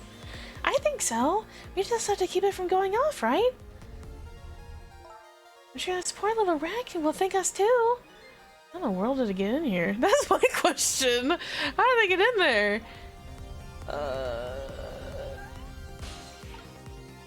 What do we have? I I think these outside parts are supposed to be weights of some sort. The spinning black things, right? Apparently their spinning helps the torpedo maintain its balance. They must be pretty heavy. I wonder if we can use these weights to our advantage somehow. Gyroscope. Ah. Okay.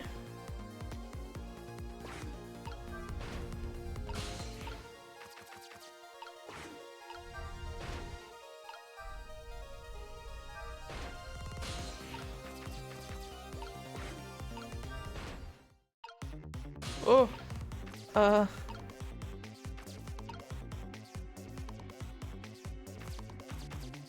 We don't want the button to press.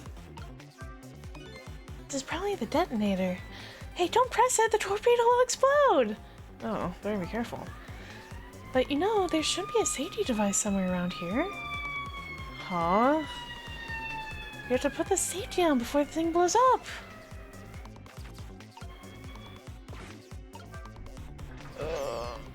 Oh. No, little man! This looks like just a thing. If we clamp this thing on the fuse, it should keep it from moving. What does that mean exactly? Means we might be able to stop the torpedo from exploding with this. I'll have to admit, I don't understand all the details, but I do want to give it a try. But before we can do that... Looks like we have to get something out the way first. How do we get little man out the way?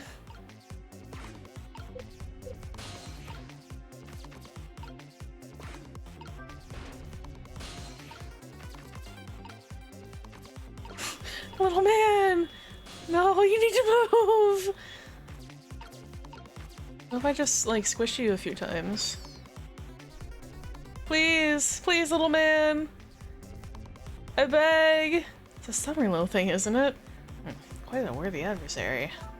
You do know the rat isn't the main focus here, don't you? Okay, true, but until it's out of the way, we can't set off the safety device. You're right. If only our missile was here right now. I have to get this little creature to leave somehow. I don't know how! How do we get the little man to move?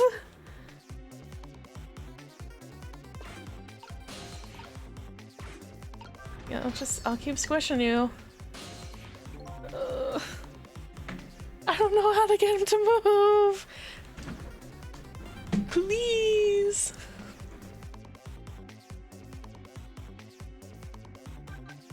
I'll go after fate change. I don't know what that exactly means though. Okay, yeah, no, we're just in.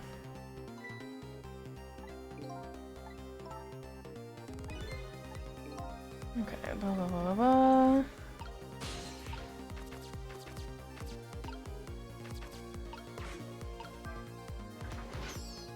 Squimsh.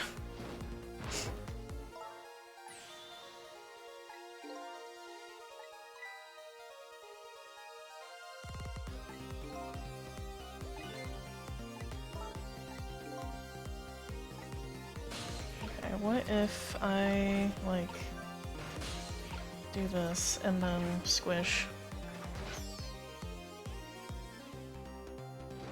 No?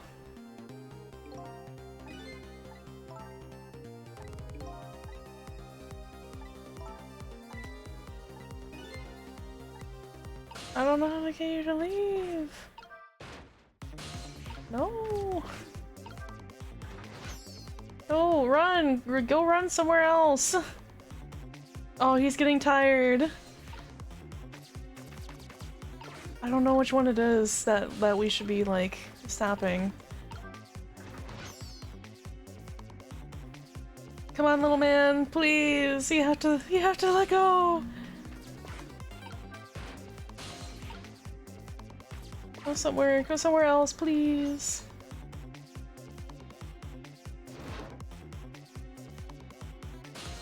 Please, little man, I don't know where to get you to move.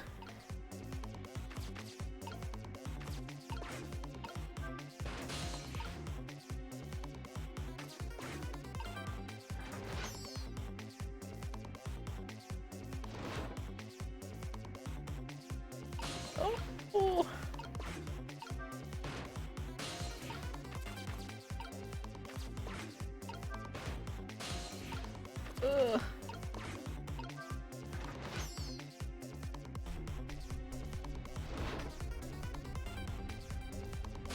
I don't know where to make him go. I don't know how to get them to move anywhere. There's not a lot of options.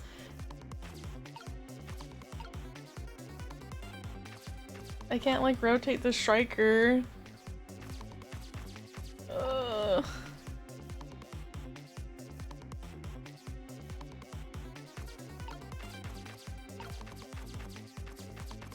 Oh man, you need to go.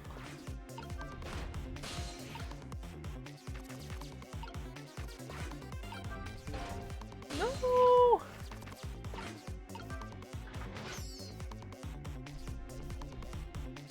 He's getting so tired.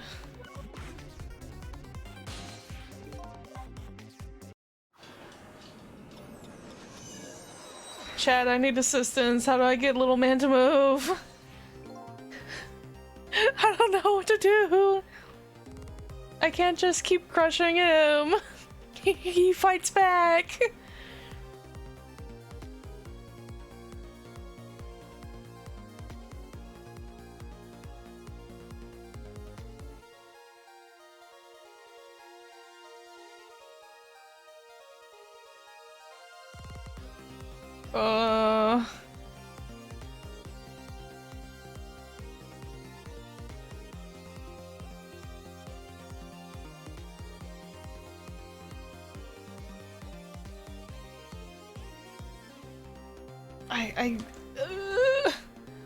I'll keep messing with the weights, like that's the only other thing I can do.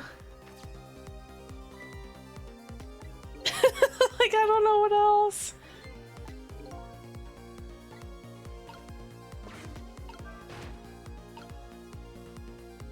Let's see if I can have them like up here. So I think I had them both at the bottom before. No, fuck. Oh. Ah!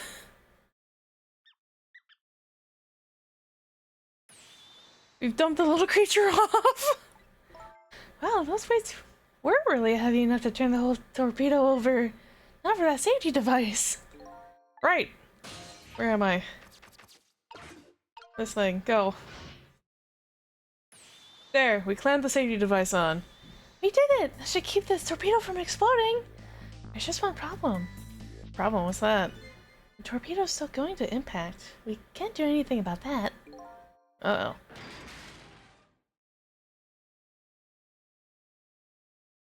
Ooh. Yikes. What was that noise? Huh. Looks like the torpedo still hit the submarine.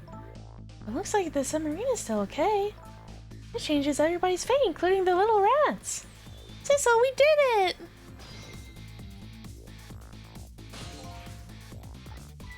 What's the matter? You still look unhappy. We stopped the torpedo from blowing up, but we still opened up a gaping hole in the submarine. You're right. I guess that's just what missiles do! They're unstoppable! Oh, am I hearing things? Anyway, we better get back to the present as quickly as we can. Right, I'm worried about Camilla! Yippee! Fate averted! We managed to stop death for now, but it hasn't disappeared altogether. It's now slowly but surely filling the room. Oh, water is seeping in through the hole where the torpedo hit. Gotta get them out of here. I better go meet up with Lynn. What the?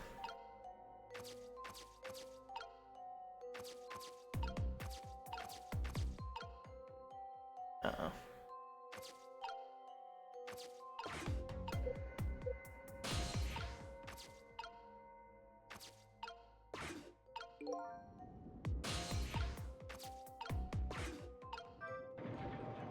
Oh! lights went out, but this machine apparently still works.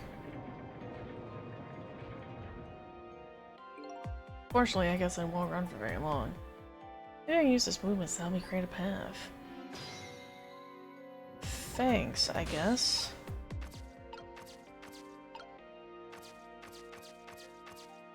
For what exactly?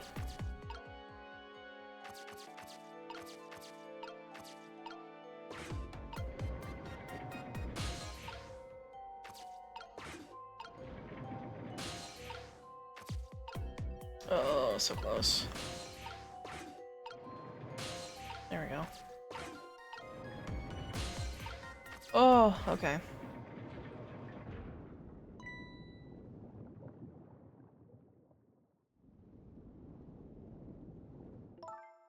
Lynn! Camilla, you're awake! How do you feel? I'm so sorry. I'm sorry I pointed that gun at you. Don't worry about that. That wasn't you. Miss Camilla! Oh, Missile, you're here. Oh, poor Miss Camilla. Miss Lynn, what should we do? We have to get out of here before any more of that water comes in. Sissel should be along any second. I knew Sissy would come. And Missy is here too! I'm so happy everybody's going to be with me now. Good. Don't die. Camilla! Miss Camilla!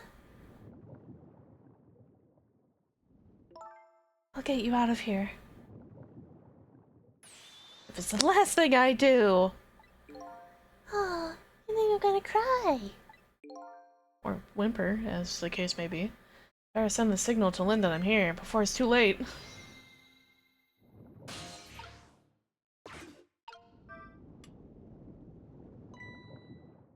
Oh, look at that flashlight.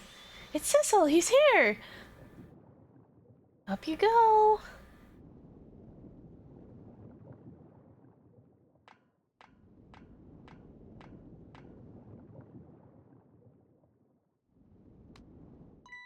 Glad you're here, Sissel. Sorry for the wait.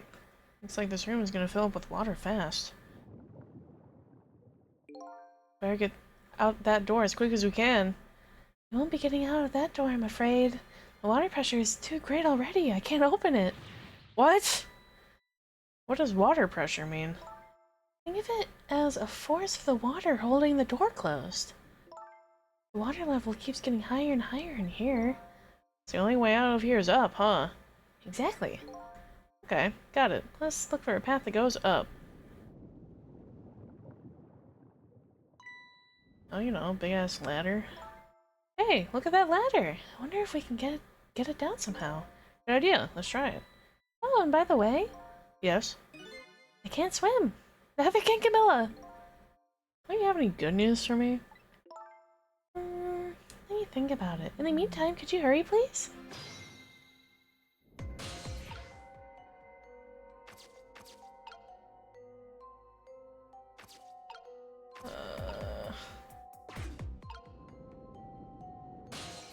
Can't put that any higher.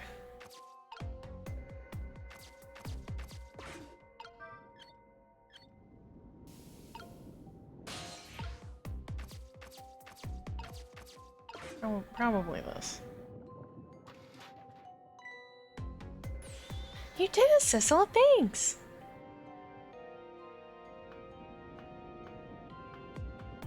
Oh, that's some real strength.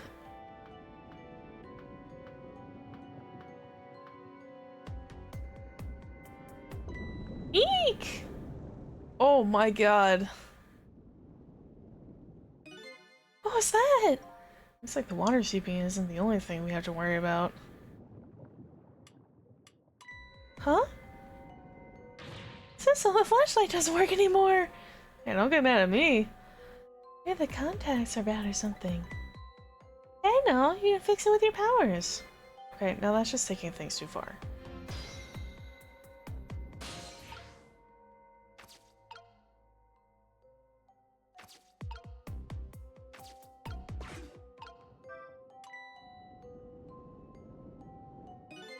Oh, hey, great. Did you used to be an electrician in your past life or something? That's a cruel question, considering the circumstances. Now, all we have to do... Let's get to that door and we're safe. Eek! You fucking threw me!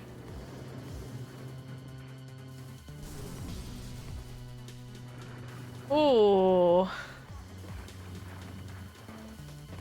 Ow.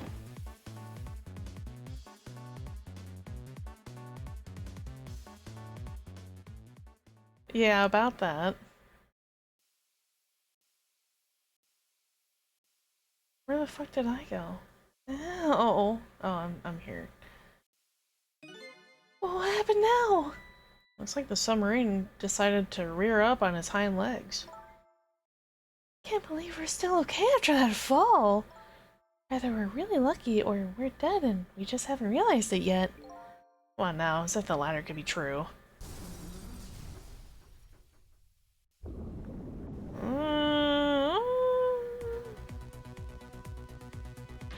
What now? Water sure is rising fast. Come on. We just have to go up to the top. Let's see how I can help with my ghost tricks. Oh, well, I think I see a familiar flame over there. Cecil, there you are. How's it going? How's it going? I'd say it's going pretty badly. You do understand the dangerous the situation is, don't you? Of course, after all. Just ask anybody who knows me how much I hate taking a bath. Maybe he's been in danger of drowning before himself. Okay, ready to create a path for these ladies? Of course! Oh god.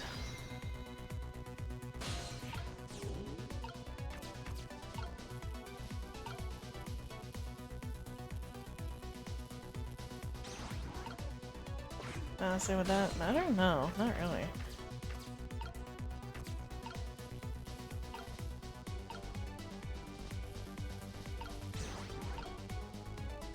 Oh, that doesn't help me.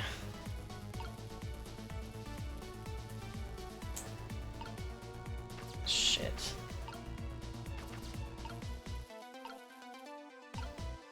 Oh, this is such a troublesome matter.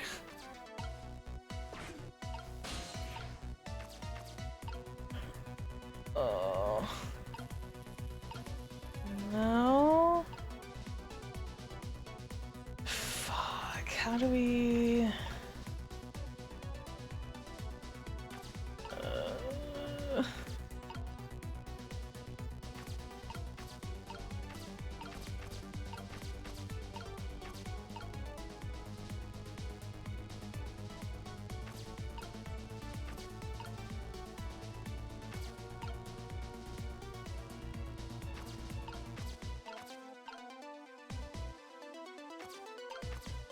Oh, I don't actually know what to do from here.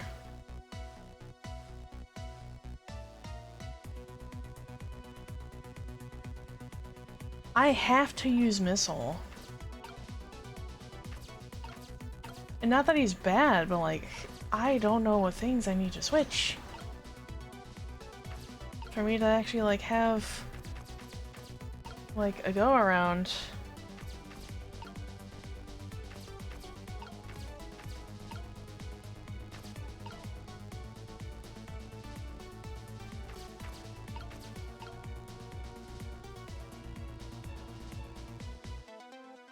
Like, ugh.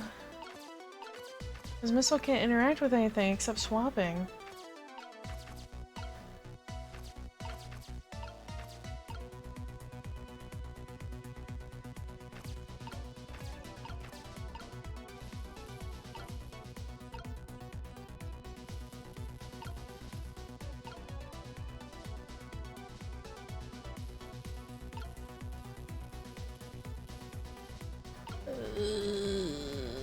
Okay.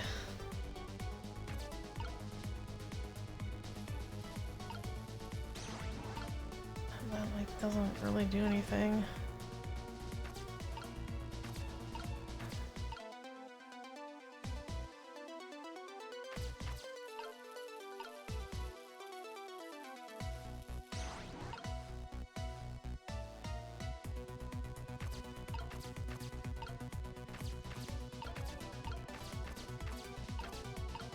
What in the world?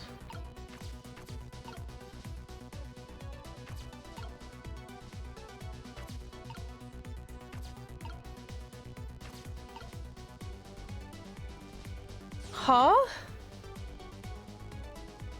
I can't even talk to Lynn. Oh yeah, okay, there. Oh, it was easier said than done when I'm holding Camilla. I know, we're gonna try to create a path for you somehow. Water just keeps on rising, please hurry! By the way, did I ever tell you? Can't swim, neither can Camilla. Oops, I already said that, didn't I? Okay, well, good luck!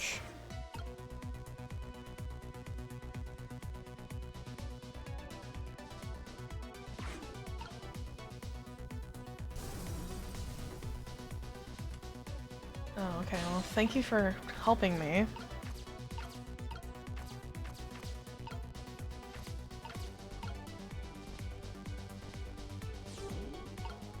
This is where...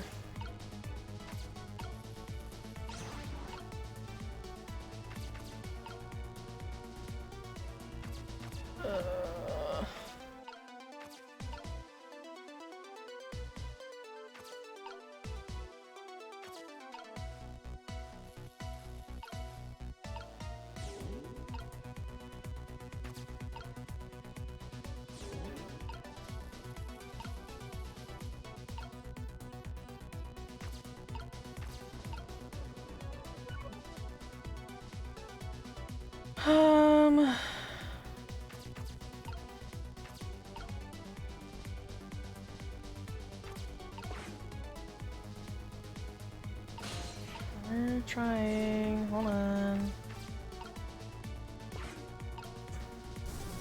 Eek.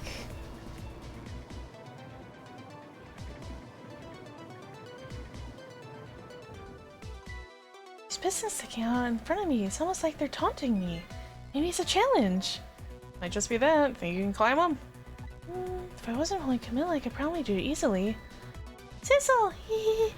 You're not telling Miss Lynn to leave poor Miss Camilla behind, are you? Could you just be quiet for a minute, Missile? Those pistons sure do look like they could be used to our advantage.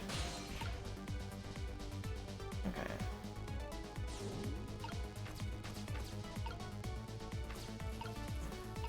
If I swap these...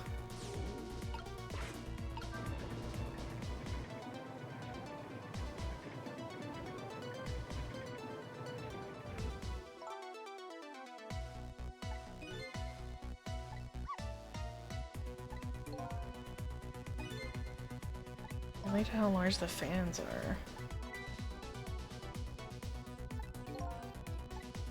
Like 3 different sizes of fans. I've only ever seen 2. What the fuck?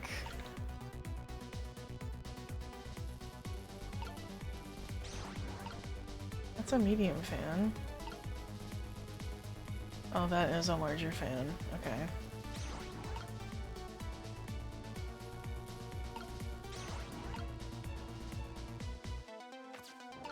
Nope. Swap these. That should...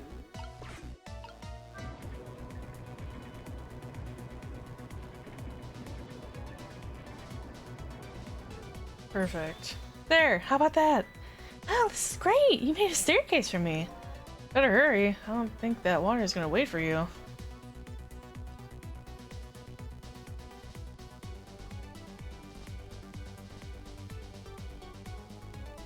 Nice, easy peasy staircase.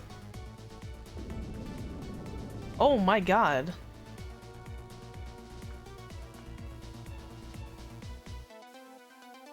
Oh, those are all broken. Ouch! Now the steam is going to get in the way. It's too hot to get through. What? There's no way to go around either. Think you could do something? Of course we can! We have to. Where is us? Oh, how do we...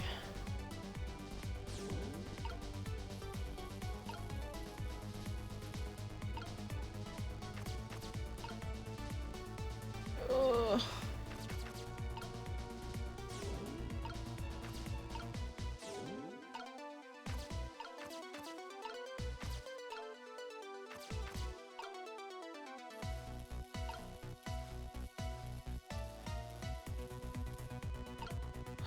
need to see like which ones go where. Oh, okay.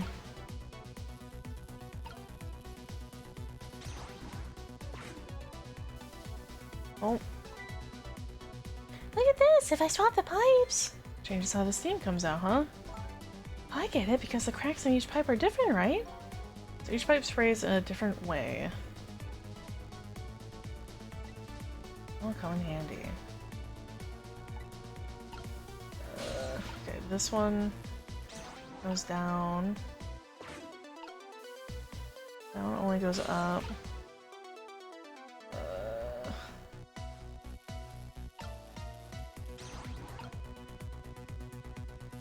Swap these two.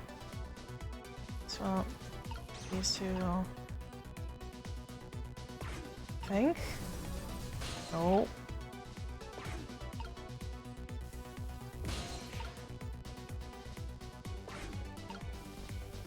That one shoots both directions. Is there another one that I can like swap it with?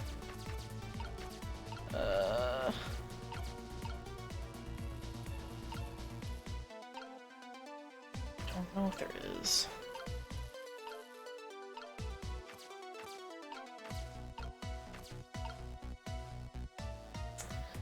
I think that is it.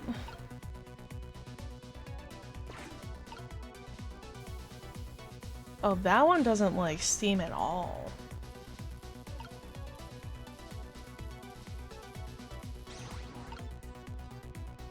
Okay, this one.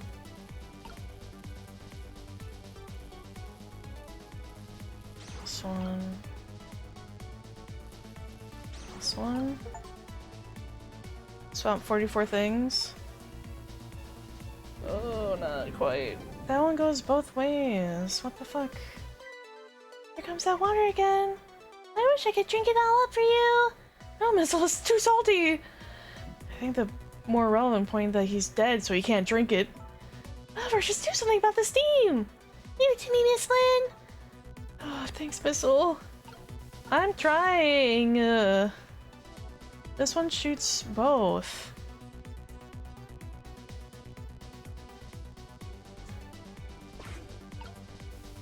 That one shoots down, that one shoots up. There's no... Don't I have a better way to, like, swap these?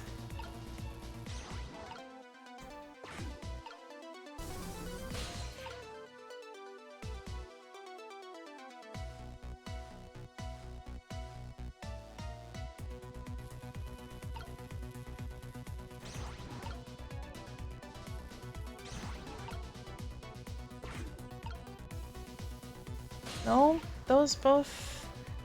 Oh.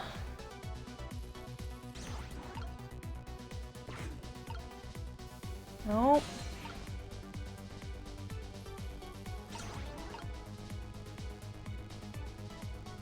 That one...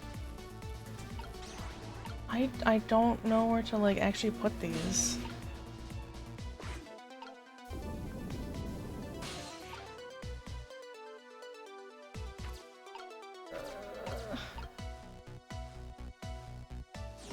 So where the fuck am I?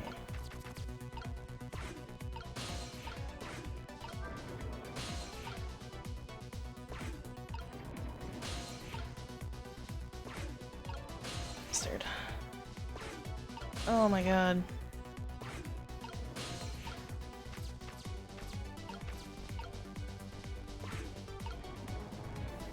Ah! Don't give me the cuts. The water's getting really close now.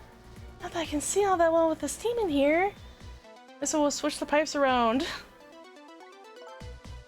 My back is starting to hurt. Oh, fuck off. Okay.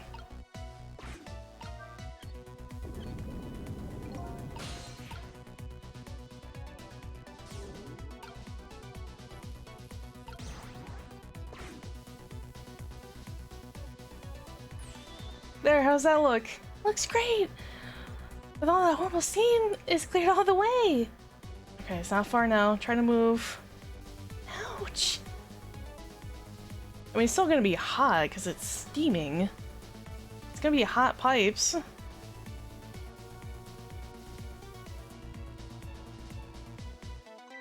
Look up there! If I can just make it to that door, we can escape! Now how in the world am I gonna get up there? Don't yell at me. If you want to yell, you can yell at me. Missile? How can I yell at you when you're so sweet about it? I think you just did. Let's look for something to pull Miss Lynn up with. Something to whisk Miss Lynn up and glide her ever so gently to the top. Hey, are you being sarcastic?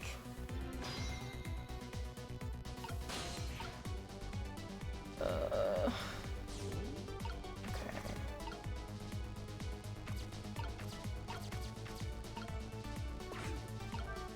There. Get. Alright, now this is what I'm talking about. Okay, rise away. Watch your step.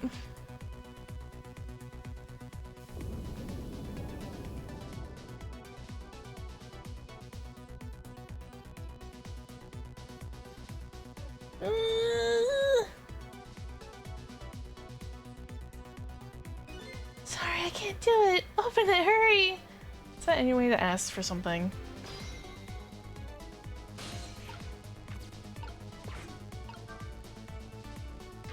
It's no use! I can't budge it! It must be stuck! Oh no! Uh-oh. No! This way! Actually, I don't know who said that. Probably Missile. Eek!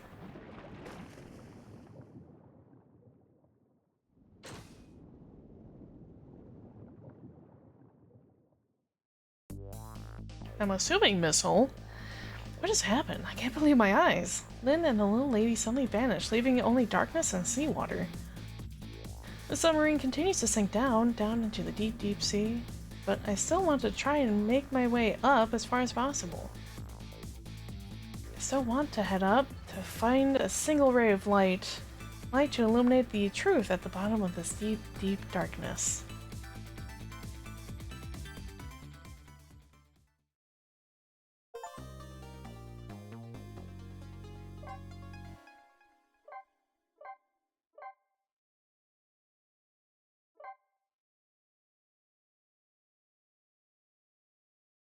Chapter 17, 5:10 a.m. The upended submarine continues to sink, slowly but surely. A long, long journey to the bottom of the sea. Lynn and the little lady found the darkness and the salt water closing in on them. But at the very last second, something saved them. Now looks down at them quietly. My head is filled with one giant question. What in the world is this thing?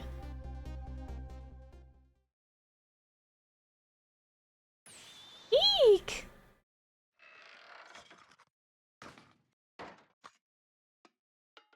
Some other ghost.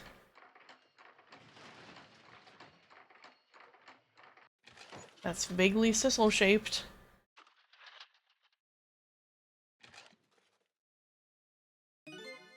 I see you managed to survive, Detective. Hey, you're... Excuse my appearance, I seem to have lost my body. Oh, and you there? You're the ghost who's been saving Lynn all this evening, haven't you? You knew about me all along? Of course. What else would explain all those unnatural things happening? If you knew, how come you didn't do anything about it all this time? And how come you decide to save us all of a sudden? I thought you wanted to get revenge on us. I don't really know. Please, you gotta tell me. I need to know.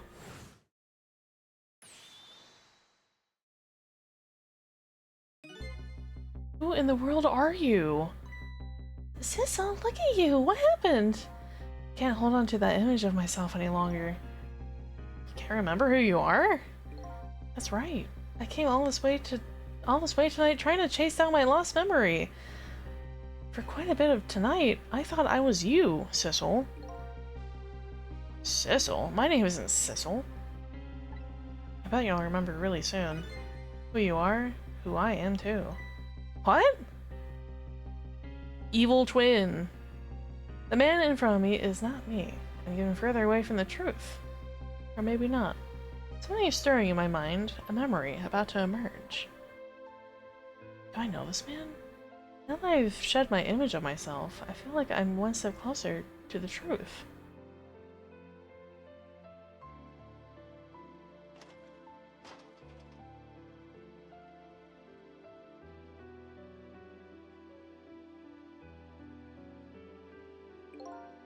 They got us good. It's all over for the submarine. Its engine room is destroyed. There's a hole in the hull. It's sinking as we speak. What are you doing here? I thought you had to deal with those people. They betrayed me. I was a fool to trust them. They already have what they wanted now. Temsic fragment. I didn't know they had it all figured out. You mean they figured out the source of your powers? Yeah, that meteorite's radiation, has two effects on living creatures. It gives power and time. You don't mind? We'd like to hear more. These 10 years, I've been watching that junkyard superintendent do his research, and I think I've kind of got some of it figured out. The meteorite's radiation gives spirits special powers, like possessing and manipulating objects. And in my case, swapping objects. Exactly. Apparently there are individual differences in the powers we get, and it seems these powers change as time goes by. They do? Yeah, my powers have changed over these past 10 years. At first, I could only manipulate small living creatures. Now then, how do you suppose we got these powers? It's simple. It is? How then? In a nutshell, we died while exposed to the energy emitted by the meteorite, its radiation. That's what it does? Dying while being exposed to its radiation? On that day 10 years ago.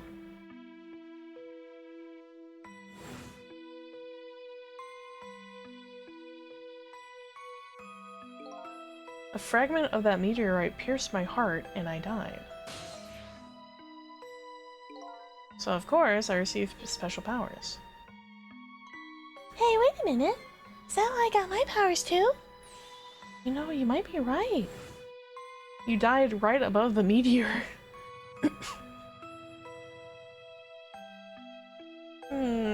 Missile. Aren't the Temsic remnants still right there in that park at the bottom of the crater? You're right. So that must mean I must have died in the presence of the meteorite's radiation too.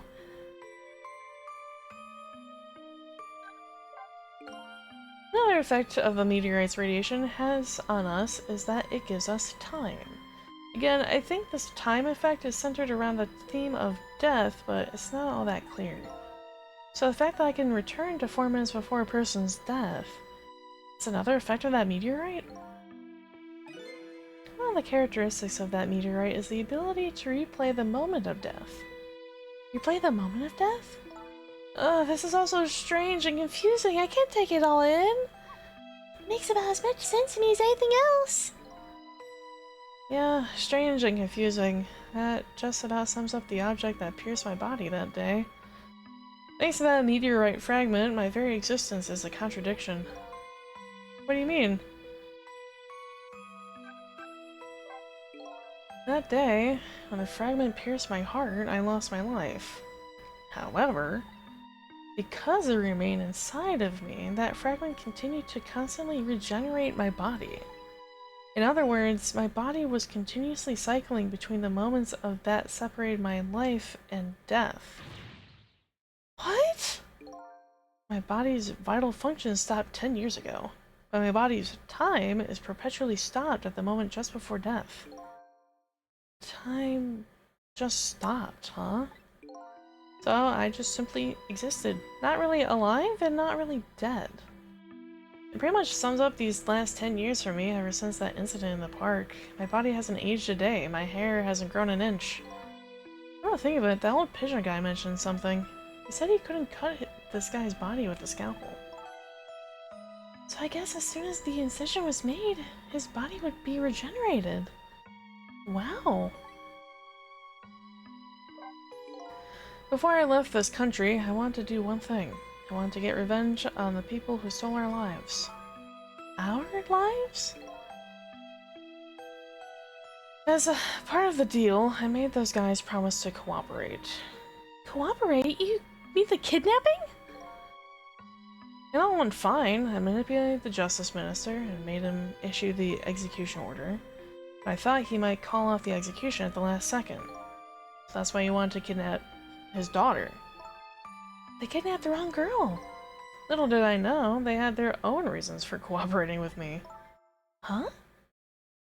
Their objective was to wipe out everybody who had to do with Timsik.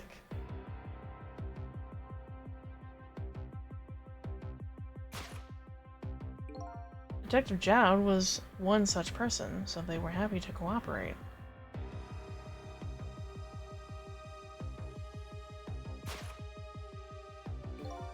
Inspector Cabanela and the Junkyard Super, they were slated to be wiped out too. And, as it turns out,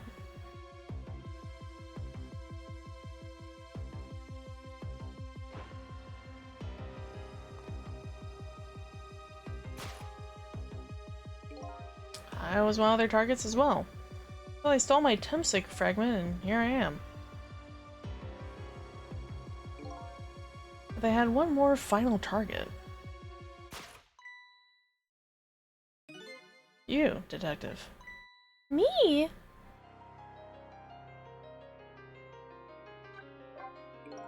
If you weren't there in the park on that day 10 years ago, I never would have thought of doing something as stupid as taking a hostage. Okay, but I was just a little kid playing in the park. Yeah, I know. Huh? 10 years later, and you become a detective looking into Jowd's case. Tonight I invited you to a quiet spot on the edge of town. It's a trap, you see.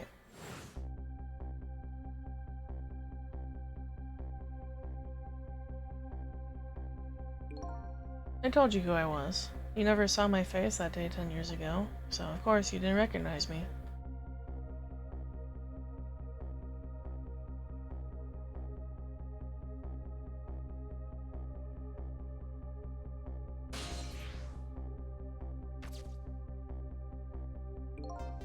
I took possession of you to make you shoot me.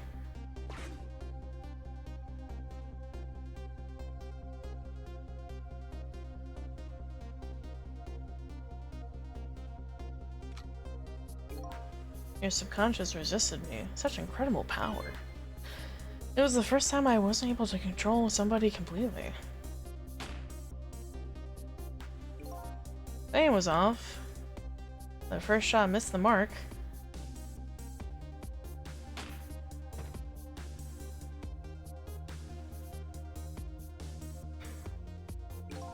Junkyard was equipped with security cameras.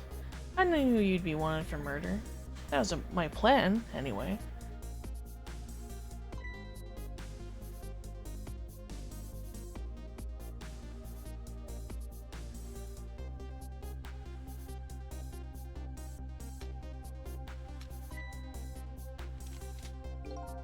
I think I had other ideas. I simply wanted you wiped out. But then, something threw a big monkey wrench into their scheme.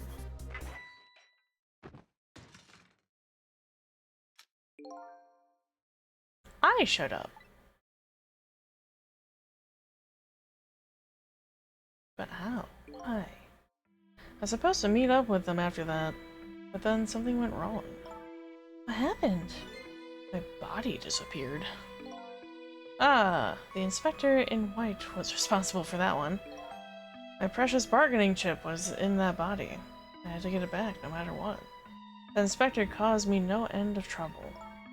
But why were those people targeting me? I never even heard of the Timsik meteorite. because you were looking into the Jout case. I thought you would find out about Temsik sooner or later.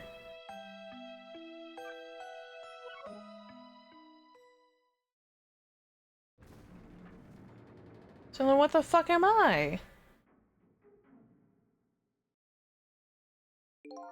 That's pretty much the whole story. The only thing left to do now is wait for water pressure to crush the submarine. Oh no! There are no cores that link from here to the water surface. I have an idea. We hook up the phone line and there's no communication cables down this deep. They meant for the submarine to be my coffin. A coffin for the dead. There's no escape. I think I kind of understand now. How you've been feeling these 10 years. You what? This feeling, cut off from the world, all alone in a submarine? Sinking slowly towards the bottom of an endless sea? This must be how you felt all along.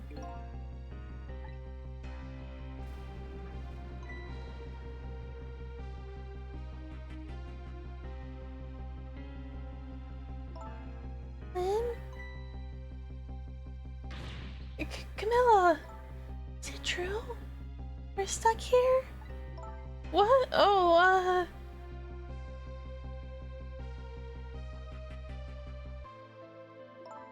If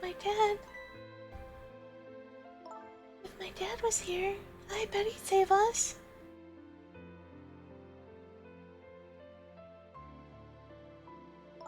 Oh, Camilla, I'm so sorry. That's funny. What is this, Sissel? There's something I don't understand. Why would they go to all the trouble of detaching the control room? What? Why didn't they just steal the Temsik fragment and escape, if that's all they wanted? Why did they have to be jettisoned? Why did they have to jettison your body off into the sea? Huh. That's a good question. I guess it doesn't matter why now. I'll never find it again. I have no idea where it was launched to. Wait a minute. Yes, we do! That's what tells us where Detective Jout is! A present from the inspector in white. That's right, Detective Jout told me to hold on to it for him. The bullet is still in the person's body in the command room, right? And we should be able to tell exactly where it is with this. But even if we find out where it is, how do we get there? We should be able to find something to figure it out between the three of us. With our powers. Right, Miss Lynn? Right! Oh, and wait a minute, what about a torpedo? A torpedo? In any case, it's way too early to give up. Huh. Looks like Detective Jout is our last hope. Come on, let's get started!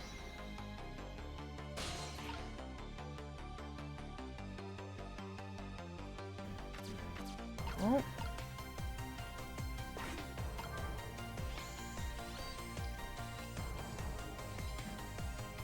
I fucking... So stupid.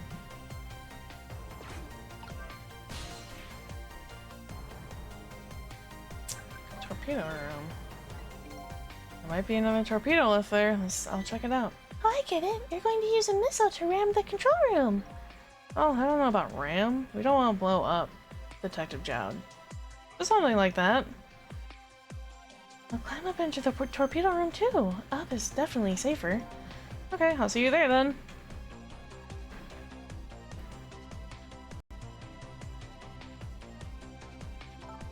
Looks like the torpedoes can be launched manually with these switches. There are 2 tubes, so there should be one more left. I guess the first thing we have to do is load it into the tube. When it comes to missiles, you can count on me.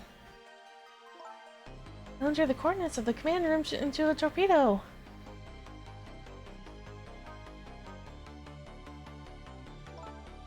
And I just turned on the backup power. We ought to be able to use the switches now.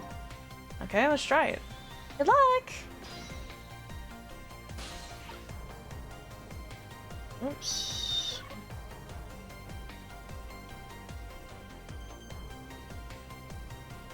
Oh, that's missile.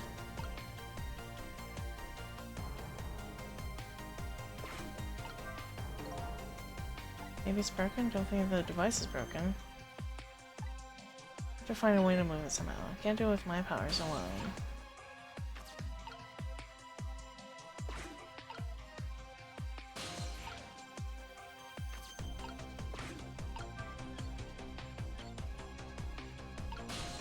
Okay.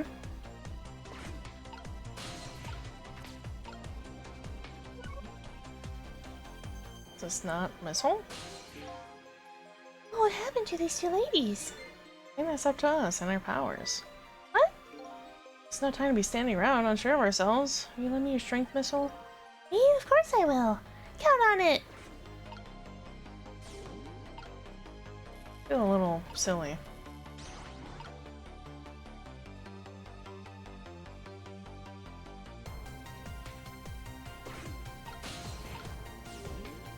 Switch here. There. Switch.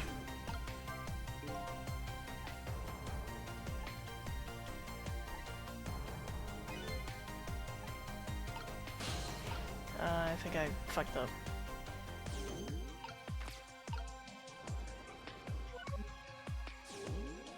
Ugh. We want those swapped.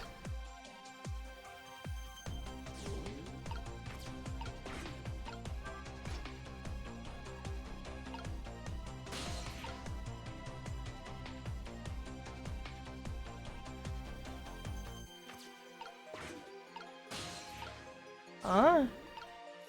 We want these swapped.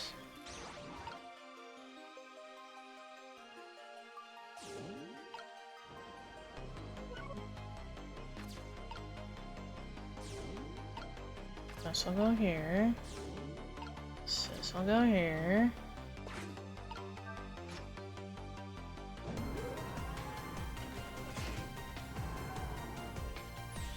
There we go. That torpedo looks serviceable.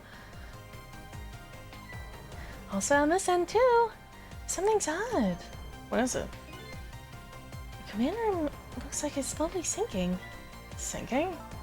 Yeah, like it's completely run out of power. I wonder what happened. I don't know, but I guess we'll find out. Okay. Hop into the missile. I'll launch it for you. Okay, thanks.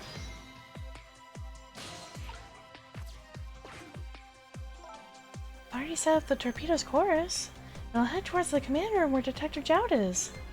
12 seconds after launching, it'll pass by the command room for an instant.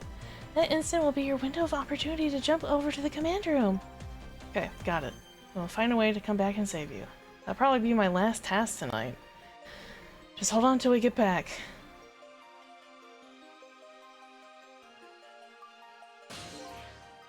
Okay, come on, Missile. Missile? I'm sorry. I can't go. What? I just can't. How can I leave? I can't leave Miss Lynn and Miss Camilla behind. Missile. I swapped the switches so the missile can be launched. You'll have to do the rest, Sissel. I can't do it either. I can't ask Missile to come with me after that. I understand exactly how he feels.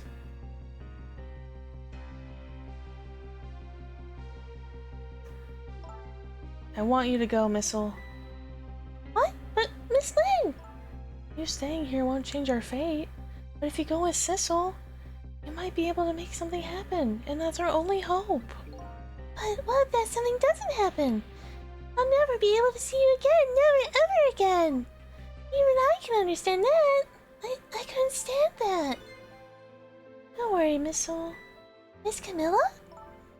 I just know you and Sissy can make something happen. I believe in you. I'll be right here waiting for you. We'll see each other then. Don't worry. Miss Camilla! That's a good boy, Missile. Now, are you ready? Remember, it's 12 seconds after I throw the switch. We're ready. Ah! Sissel? Yes? I never found out who you really were. But that doesn't matter now. All I know is I'm truly glad I met you tonight. Thank you for everything. I'm glad I met you, Detective. We're gonna see each other again, right, Sissy? Right, Missile? That's right. We promised, little lady. Of course we will! I'll never forget you, no matter what happens. Here goes then. Good luck, friend. Wah!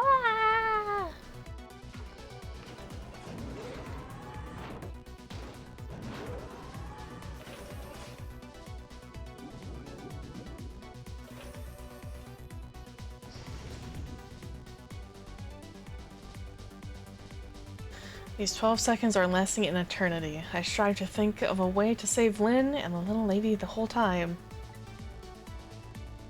How can a ray of light, of hope, reach this far down into the deep sea? Before I can think of an answer, the 12 seconds are up. Oh, please don't make me fucking quick time into it.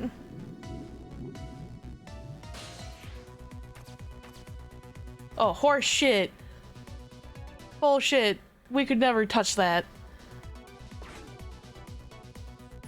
Detective Chowd!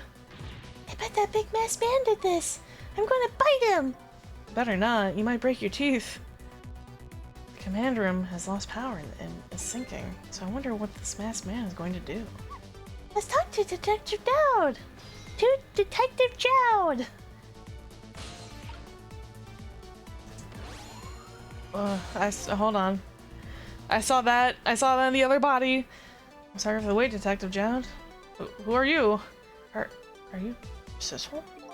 Please, excuse my appearance. I can't believe you made it here. How's Camilla? And what about Lynn? Well, it's kind of a long story. Told Detective Chowd. Detective Jowd. Why is his name weird? About everything that happened on the submarine Yonoa. So the submarine is badly damaged? Why would he do that to his own submarine? I wish I knew. I know the answer to that one. It's because he's afraid of my powers. You followed us? I didn't even notice. It's been 10 long years, Detective Jowd. Are you... Yomail?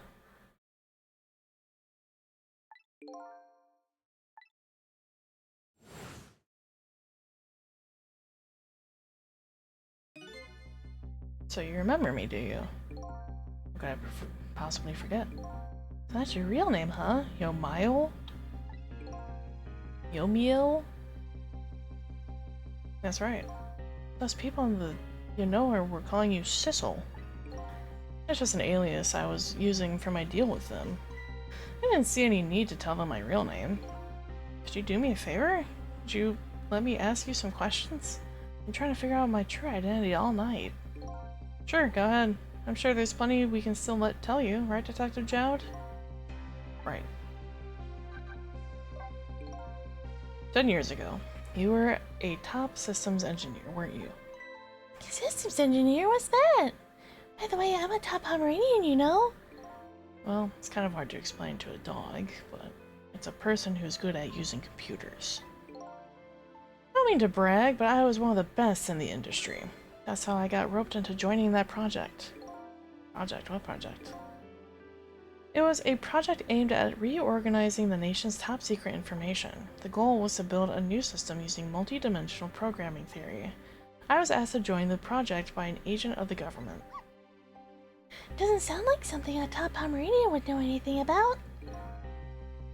To me, it just sounded like another challenging job. However, this project was also the target of a secret plot. I bet you can imagine the kind of crime the nation's top secrets might attract. I never thought for the life of me that I'd ever have to deal with spies. It was never made public, but every organization in the country moved on this one. And then, one day, the name of a certain programmer emerged as a suspect. I was the guy who built the core of the system. The police arrested you, and then that incident happened. He escaped from the interrogation room, and he took little Lynn as hostage. By the way, Detective Jowd, when was it that I was proven innocent? About 6 months after your death. I'm so sorry, Yomayo. 10 years ago,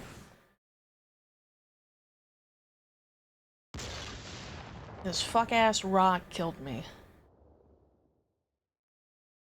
My soul was split from my body, and I lost everything. I was sealed in eternal darkness. I existed in this world, no question about that. But nobody noticed my presence.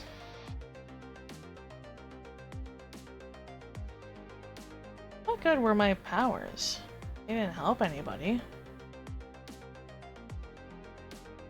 Not even the passage of time could heal my pain.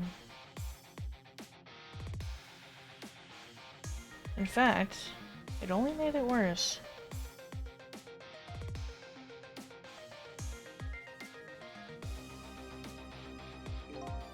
I wanted to disappear, but I wasn't even allowed to do that. The way Lynn described it is exactly right. Sinking slowly towards the bottom of an endless sea. An overwhelming feeling of loneliness and despair.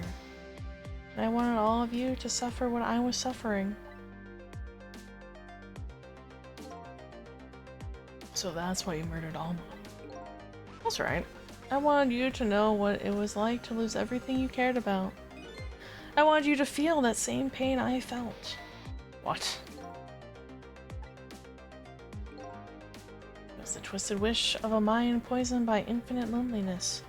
And then, as I was plotting my revenge, I had an idea. I came up with a plan to use these powers of mine to make a deal. Something I just don't understand about that deal. I'm sure your powers would be very valuable to them. But what would you get out of the deal? A new life. Life. I asked them for 2 conditions. Number 1 was that they help me with my revenge plot, and the second was a rebirth for me. Rebirth? A new beginning, eh? I didn't care if I was a fake life or an artificial life. I just wanted a physical receptacle for my soul, a name, an identity, an everyday life. I wanted to grow old in a society that would accept me. And finally, I wanted to die surrounded by a loving family. That's the kind of life I asked them for. A completely man-made life. That's right, I knew I couldn't hope for anything more than that. To make it all come true, I knew it would take a lot of money and a lot of power. So I decided to ask a national government to help me. And the response, in the end, was betrayal. They were making their moves much more carefully than I suspected. They sent spies to this country and researched my powers on their own. And they even figured out what Temsik was all about. You had no idea they were doing all this? Not at all. I was a fool. So then, why did they go to all the trouble of making a deal with you? Why didn't they just steal a hunk of the Temsik meteorite from the park? They couldn't. Huh? After the manipulator incidents, research was conducted in this country too. A report was submitted to the government about the source of the manipulator's power.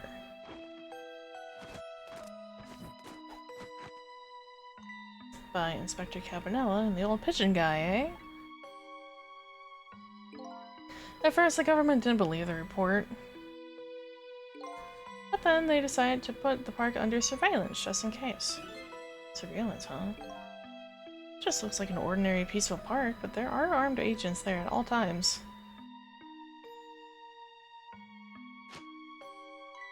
Don't tell me that odd leaflet guy is one of them. No, not him. He's just a plain old odd person.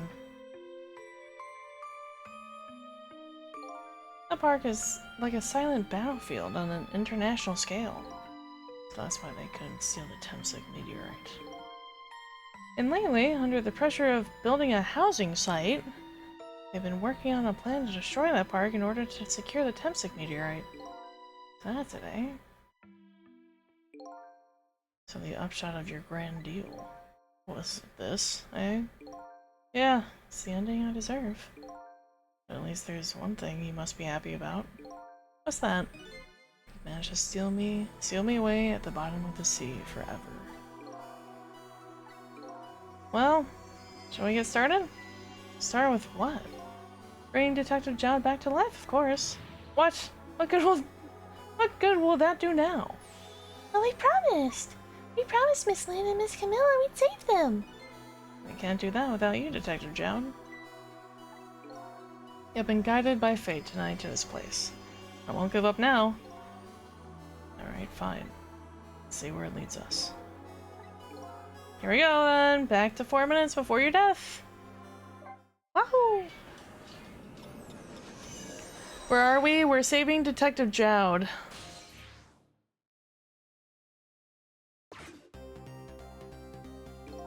So, where are we headed? We are not headed anywhere, Detective.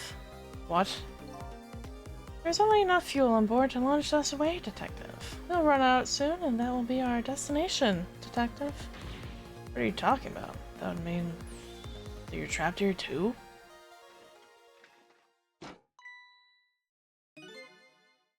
By the way, I'm not human, Detective.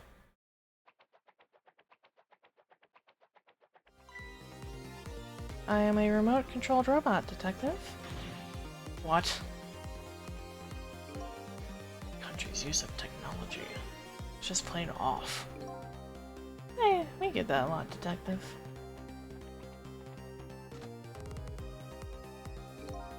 Why would you go to all the trouble to do this? It's nothing but a shell there. It's hardly a threat anymore. Commander Sith likes to provide against any possibility, no matter how small, Detective. Possibility? What are you talking about? There's no need for you to know, Detective.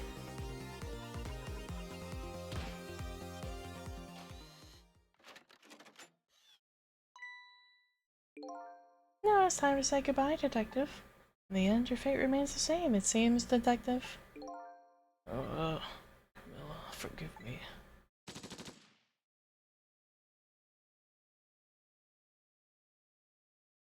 It isn't over yet!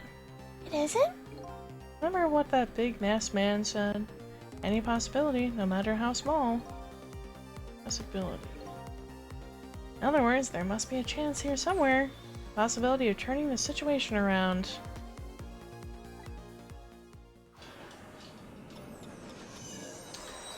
Okay.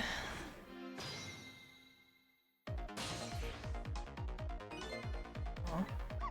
What is it, Detective? Look at Yomao's shell. Yeah, I saw that earlier. There's no aura emanating from his body. Of course there isn't. The Temsic fragment is gone. Did this change Did this change in his shell give us some kind of lead?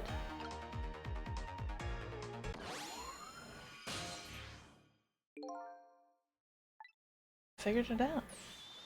I know this possibility, no matter how small, is, and what that is that. What I know what this possibility, no matter how small, is that they're afraid of. What is it? My time was perpetually stopped thanks to the power of Temsic. His body cycled between the moments that separated his life and death. Right, but not anymore. The Temsic fragment has been taken away. Exactly, so what does that mean? I get it. Your body won't come back to life anymore. The moment the Temsic fragment was removed, my shell became a regular corpse. So, let's see. That means we can go back to 4 minutes before your death? But wait a minute. Exactly when is that death? That's simple. We'll find out. When we get there, let's move. 10 years and 4 minutes ago?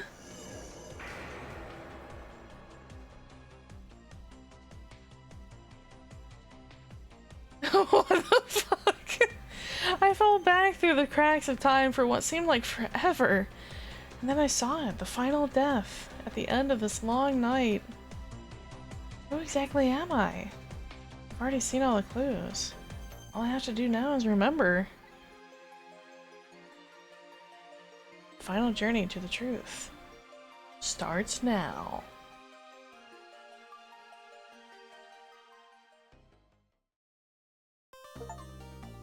Oh.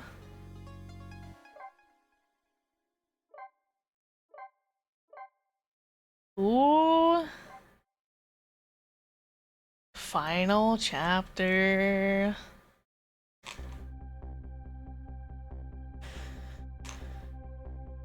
When was Yomile's death? It was 10 years ago when the Temsik meteorite fell.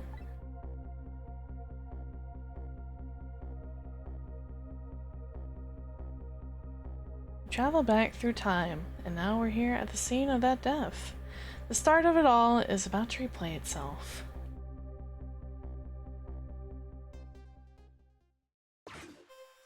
Right at 5:30, that's kind of crazy.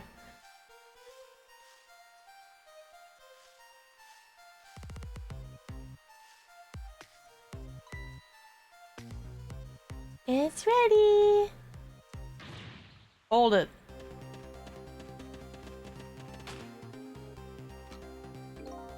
Give it up. Do you really think you can outrun me? Eek! Now just calm down and drop that weapon. Stay back. If you come any closer, I'll shoot her. Points. Cat! Oh, a kitten. Shoo, you might get hurt. Hey, Buzz. Oh, it's bright blue. What the?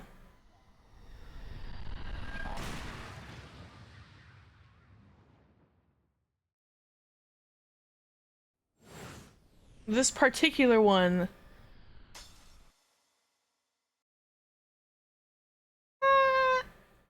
Ugh.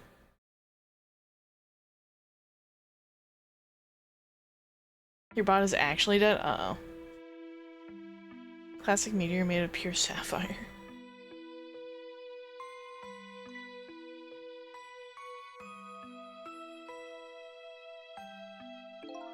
You're alright now. Are you hurt? Can you save me, mister? I was just doing my job. The gods, they're the ones who saved you. What's your job, mister? Me, I'm a police detective. So that's the Temsik meteorite, eh?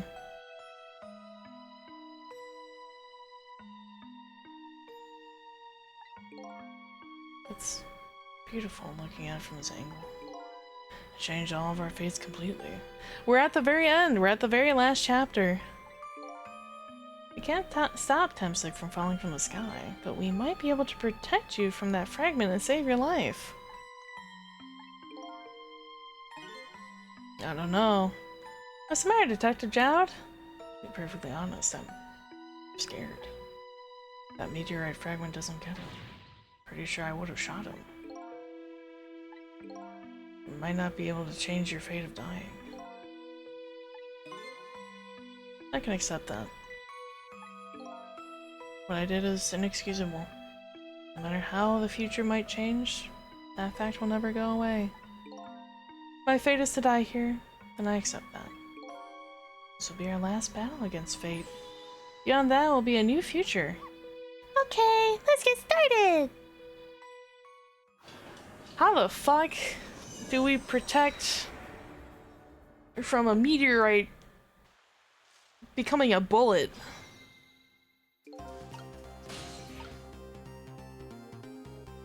I hate you. Okay.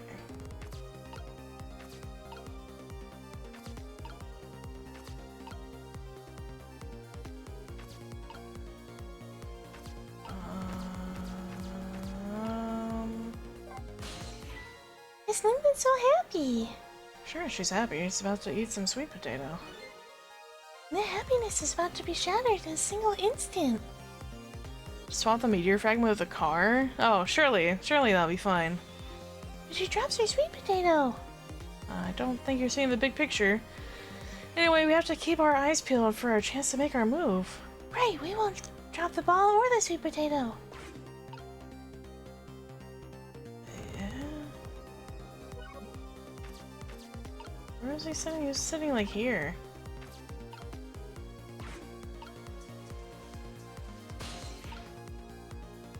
Like, I can't move anywhere, so...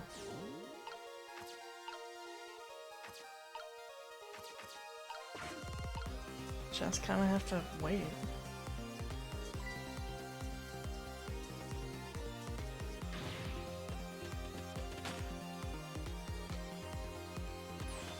Eek! Cat! You leave that kitty alone.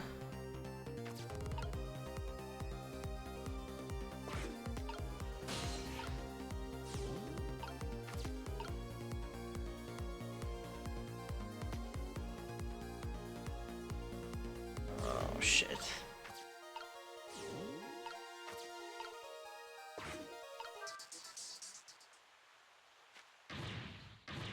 What are you doing? You're gonna hurt more poor Miss Lynn's ears. I'm sorry, I wasn't thinking. Really startled her. You made her drop her sweet potato. I know this much is... I know how much this girl loves her food too. Anyway, at least her fate was changed, albeit ever so slightly.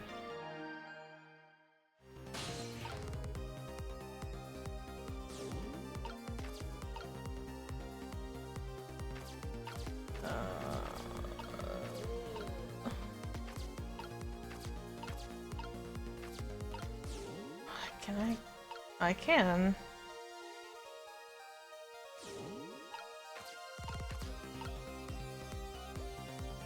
Oh, you're kidding. These two are the same shape!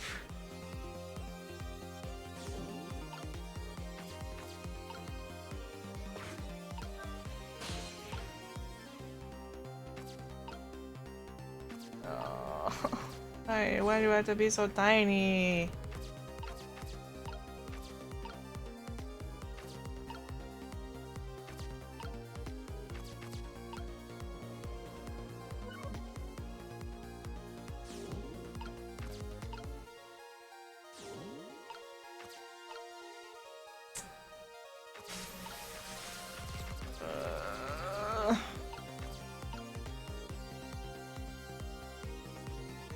This one has an average beam. Large, really?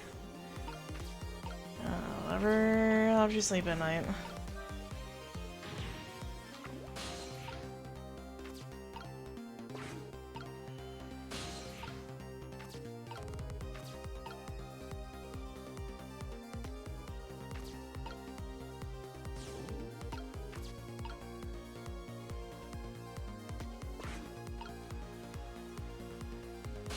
Oh, we want Sissel in there.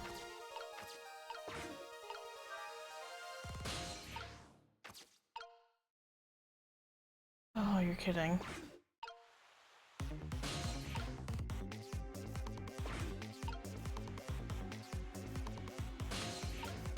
Oh, I don't know if I can.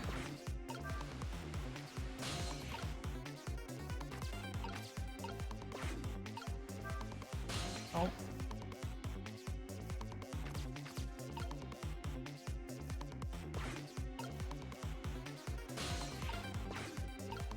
I genuinely don't know what I can do here.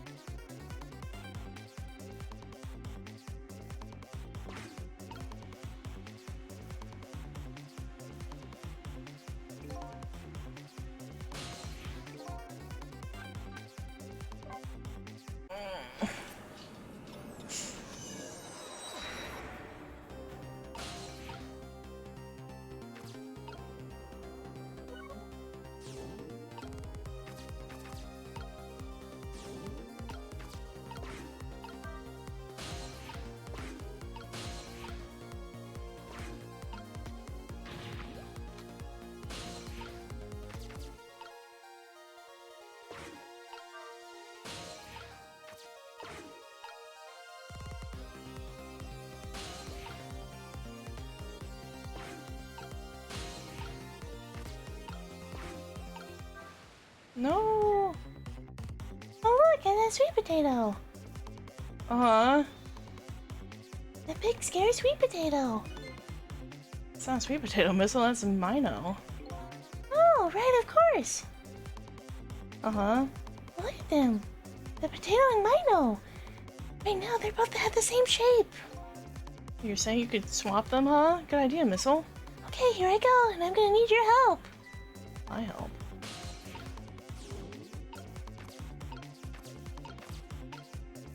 Ugh.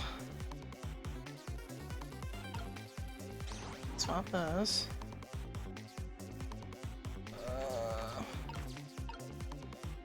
Oh, fuck.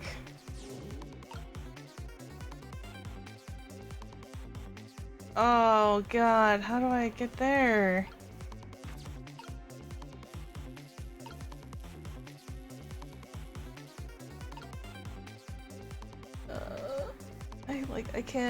I can't quite reach that.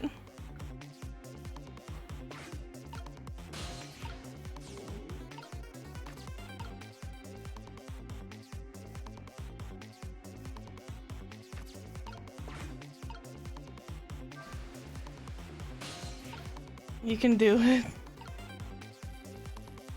Like, I can't have Missile just sit and like actually like move to the thing.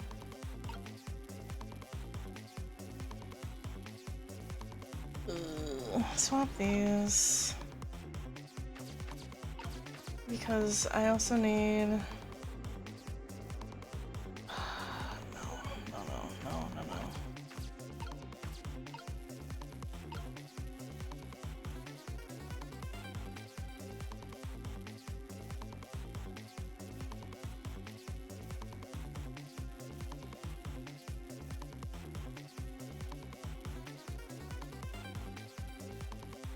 It's like the big meteor, the main meteor breaks this. This shatters on impact. So what we want is these two to swap. I have no idea what's happening, but I'm happy to see shiny lights. We're trying to save this dude's life because he's ultimately why all of these events happened. So we went back 10 years and 4 minutes before his death. And right now we have Little Missile, who is a dog, whose death powers is to swap items. But we need to swap Big Thing and Little Thing. I feel like I'm missing something. I feel like I'm being dumb.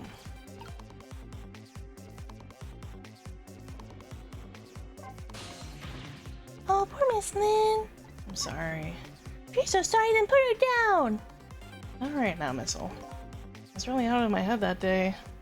Oh, we can talk about it after all this later. It's gonna fall very soon. I have to think of a way to do something about that fragment. I'll do everything I can to help too. Like, at this point, I feel like I'm kind of, like, stuck.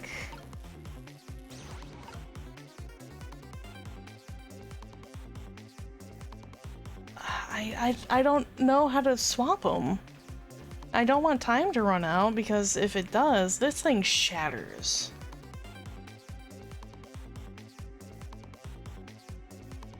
Like, I don't have...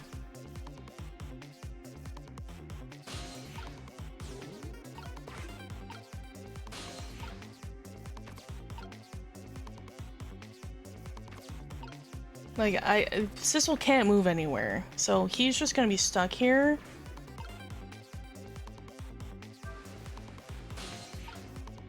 Missile's the only one that can really be moved. That is like the height, like the pinnacle of that.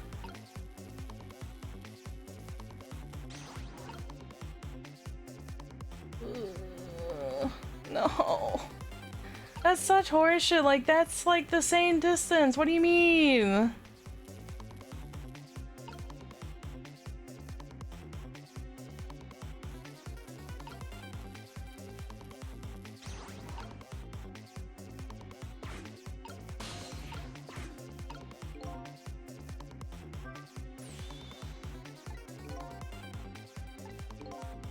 Like both paths and fate are difficult things to change. There has to be a way.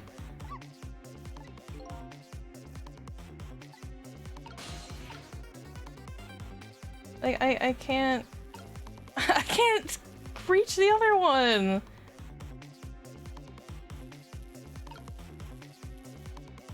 I'm just gonna have to wait, I think. Which I hate having to do.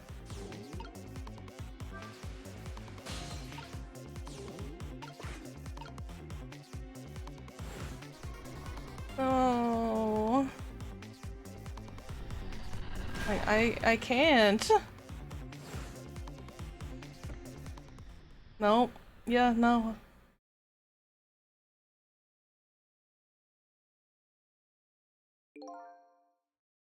Then we can move those two from that spot. It was not. I don't know how to do that. I do not know how to get Missile to swap those two things. Missile, I need you to move, but I'm sorry.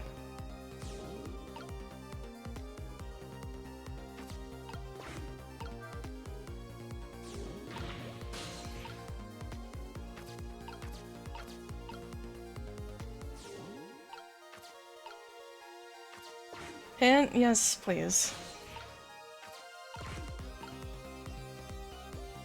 Oh, you're kidding. I fucked up the timing.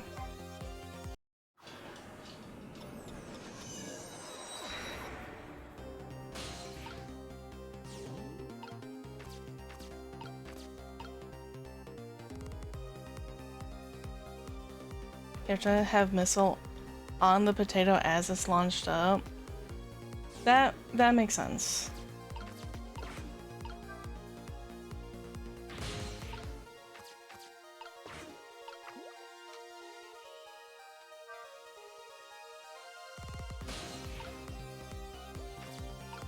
And then... Okay, hold on. I know what to do. I know how to get to where I need to be.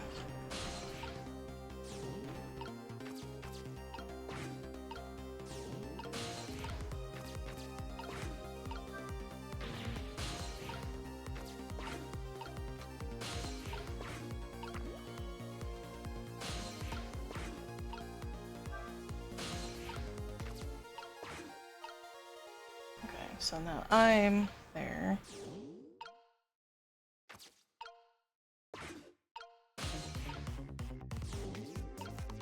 Need this to go there.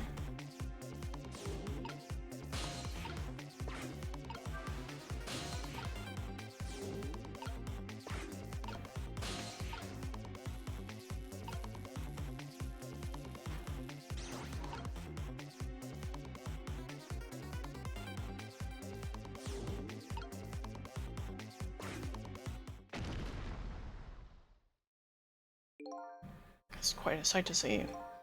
Looks like this part just got a new feature. Neither of them is even glanced this way. That's not surprising, even as a meteorite didn't distract them. Hey, it was a desperate situation, kill or be killed. And Yamile is killed right after this by the meteorite. Oh, now that the park has a new feature, we can use it to our advantage in any way. Ah!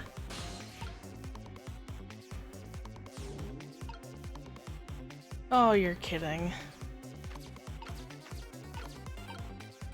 Still?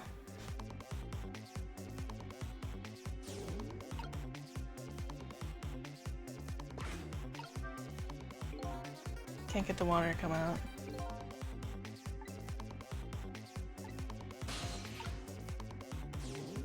You're kidding.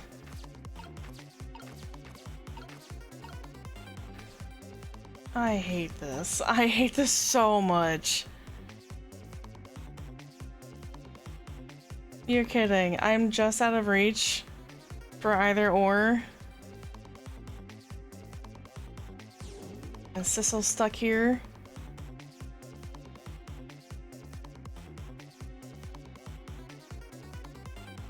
unpausing time was wrong.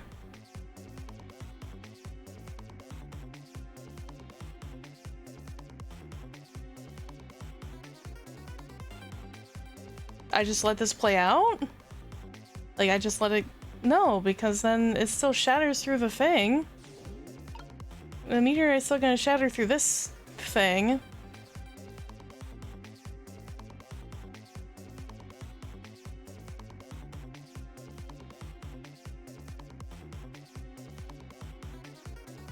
Should I just let it go?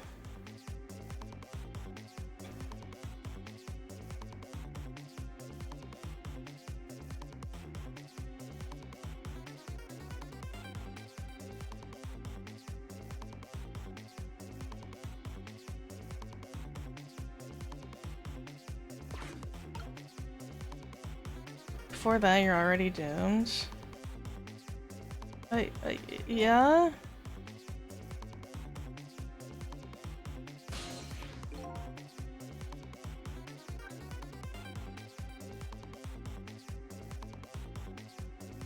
So, like, I'm already, like, I have to start over?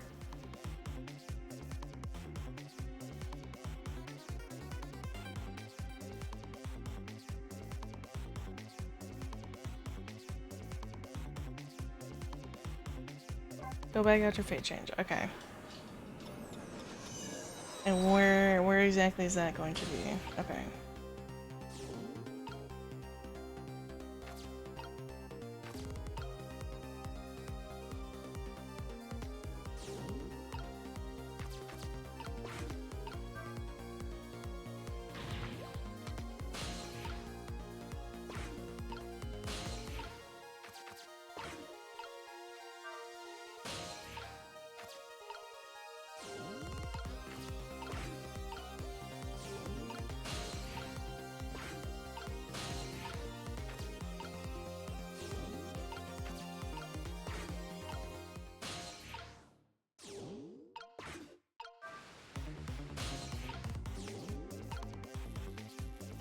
It's like we need to swap this. Right?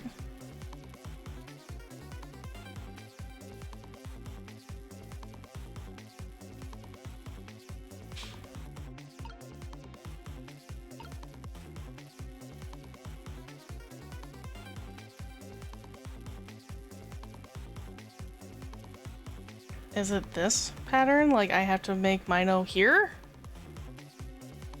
Swap Mino and Potato? Okay.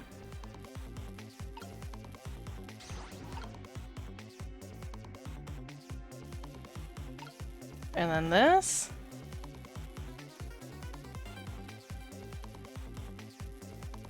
Okay.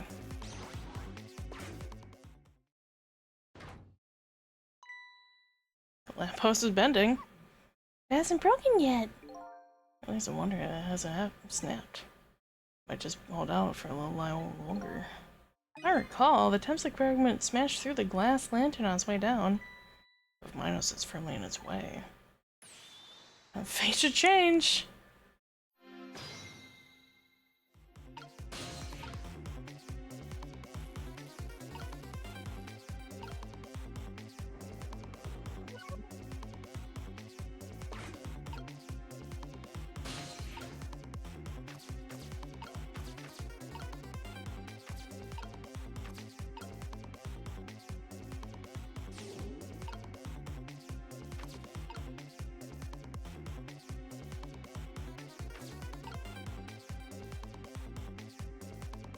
I feel like that's kind of it, no? Like, it'll just... that's kind of done?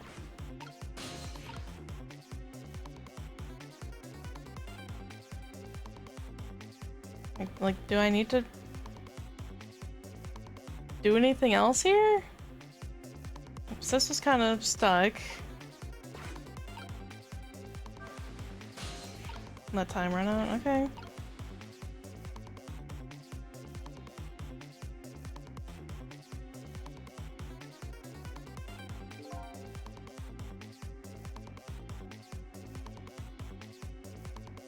I think that kind of just...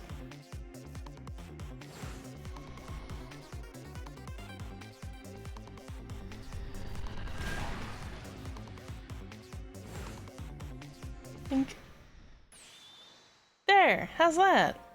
Look, the fragment's course. It changed a little. Yomile's fate should really change. Wait a minute.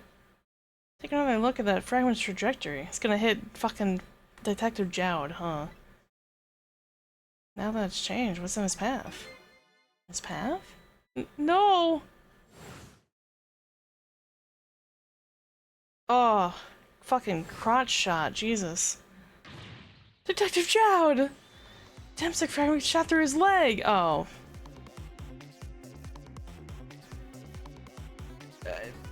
Sure. What? The cruel twists of fate weren't over yet. Ugh. Come on, put it down. Huh? Jowd, put the gun down now. If you don't, you're gonna shoot him. I don't know if this is detective training or what, but even though he's shaking from the pain, the gun doesn't waver. Put the gun down. No! I knew it. This is my true fate. In the end, I stole his life away with my own hands. I won't let that happen. Missile! The bullet stopped midair. I'm here inside the bullet. Now let's swap it with something. What? With what? Detective Jowd, meteorite fragment is what made you pull the trigger. He won't let you become a murderer. We have to prove that murder isn't the detective's true fate, and to do that, we have to stop this bullet. There must be something with the same shade as the bullet around here. A yam?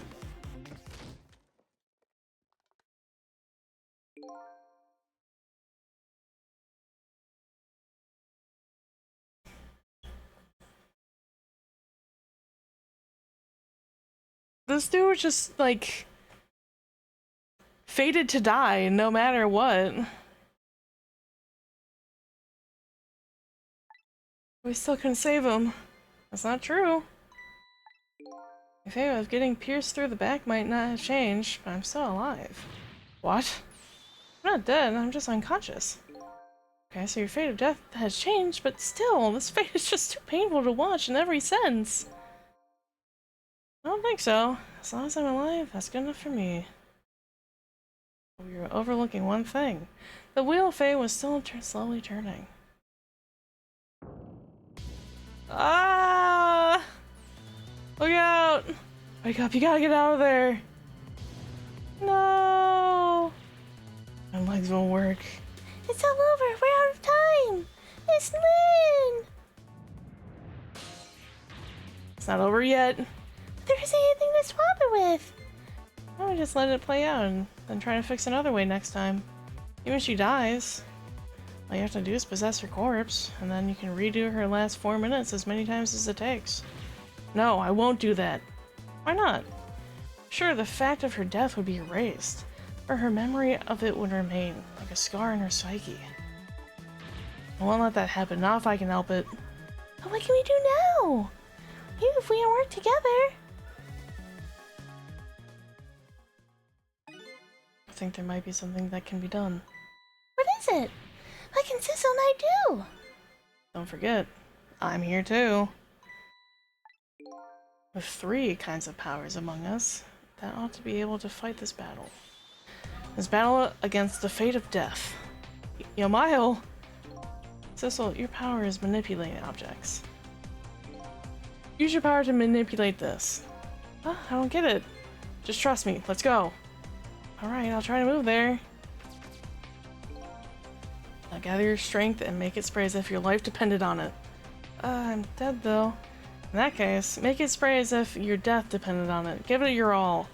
Remember, you only have a split second. Got it.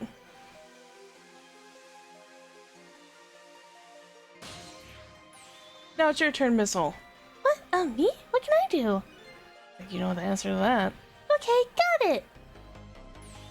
You can swap them. The hunk of concrete will go back into its original position. But even if I swap them, it'll still be right above Miss Lynn. Don't worry. Okay, I'll do it. I'll swap them.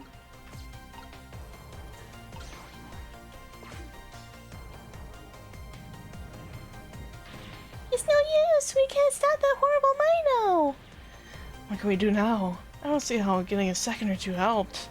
Oh, it helped alright. Those few seconds were exactly what I wanted. Next up, it's my turn. Your turn. Him. You know what my power is, right? I can manipulate living creatures. Wait a minute, you mean... That's right. I'm gonna save that little girl. Save her by manipulating my own unconscious body. No!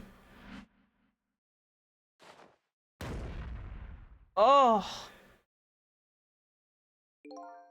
Ye gods. I mean, best case, he's just like, you know, paralyzed.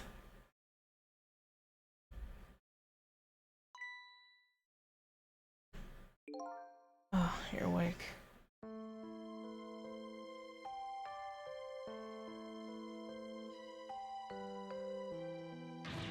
Hey, mister, is your knee okay? Oh, he'll be fine. It's just a scrape. I'm lucky it wasn't a fatal hit, but the main thing is that you're not hurt. You saved me, mister. I was just doing my job. Gods, they're the ones who saved you. What's your job, mister? Me, I'm a police detective. You think you could go call the police for me? I think you could do it quicker than I could. What? What's that? It's a detective's badge. Give them to children who've been very brave. A detective's badge? Tuh! Thanks. Okay, you know what to do, little detective.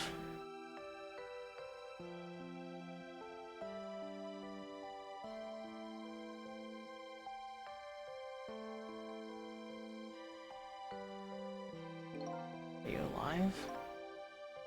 Yeah. Sadly. Hang on, help is coming. What made you do such a reckless thing? To be perfectly honest, I don't really know. When I came to, my body was already moving all by itself. As if somebody else was controlling me. You see. But you know, I'm glad it happened.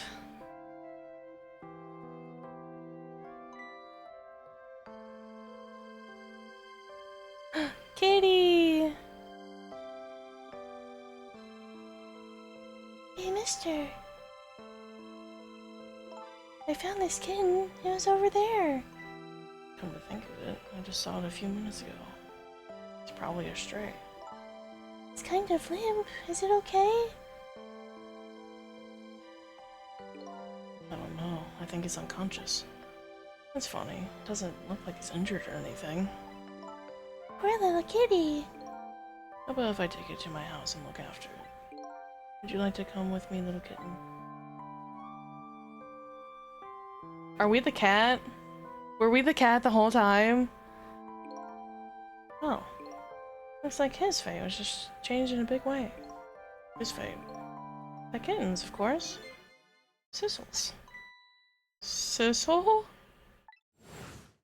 The name Sissel echoes in my head. That's my real name. These long, lonely 10 years. You're my one and only friend.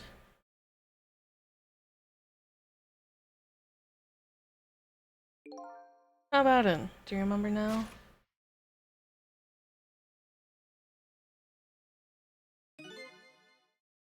Old friend? We were the cat?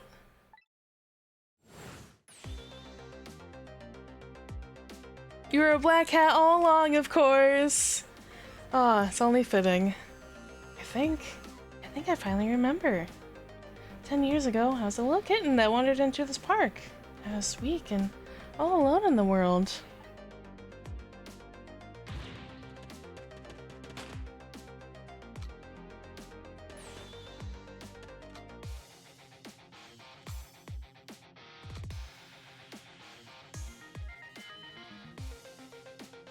Somebody, please look at me.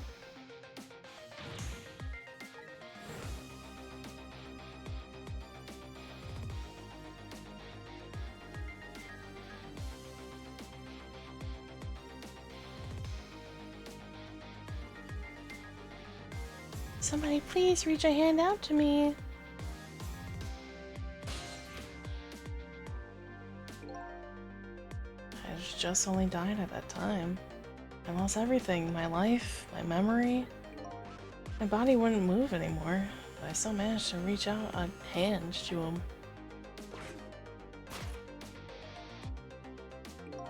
Next thing I knew, my soul had transferred to the Black Kitten. No recollection of who I was. I lived as a cat, with you, for a while. It's also why you can't read, that makes sense! After a while, the man regained his memory. I went back to being just a cat. And then the man got his body back.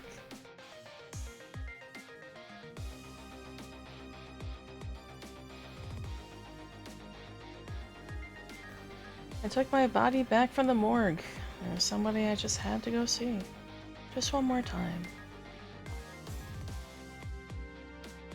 I took control of my body and hurried to her house. I was just a little too late. I just missed her as she left this world. She left a note that said, "I'm coming to you, Yamail."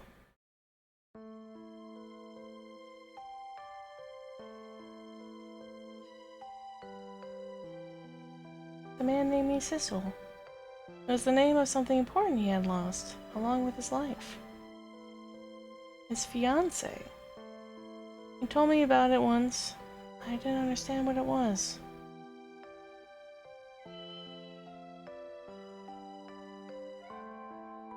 Those 10 years were very happy for me. But they weren't happy for the man. There was nothing I could do for him.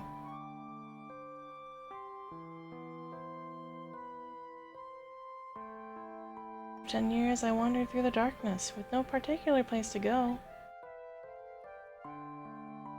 As time passed, my powers gradually changed. At first, I could only manipulate small creatures and objects. But then, after a while, I could manipulate people. That's when the darkness inside me deepened, and I started to get a little twisted. I wanted light. Distorted, artificial light.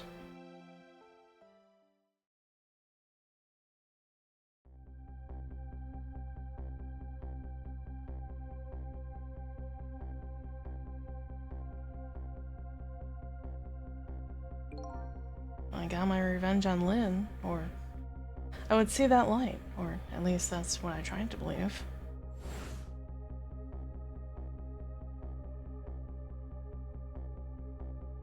Oh, did the first shot miss and then hit the carrier?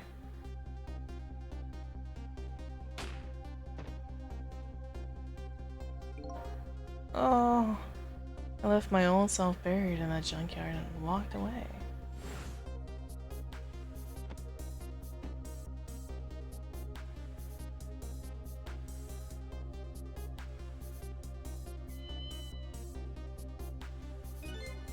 Black cat. I was possessing Sissel then. It wouldn't look very much like a murder if the corpse got up and walked away after all. So you borrowed the body of your old friend. Sissel was inside that bag I was carrying tonight. I had no intention of leaving my friend behind in this country when I left, but then when I went to possess his body, I realized something horrible. What was that? Sissel, there inside the bag, was dead. What? No, the first gunshot.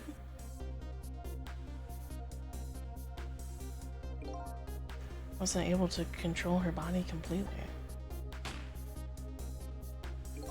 First bullet didn't hit anything, or so I thought. It did hit something, didn't it? It hit Sissel inside that bag. Yes, that's when I lost my life, right there in the presence of Temsic radiation.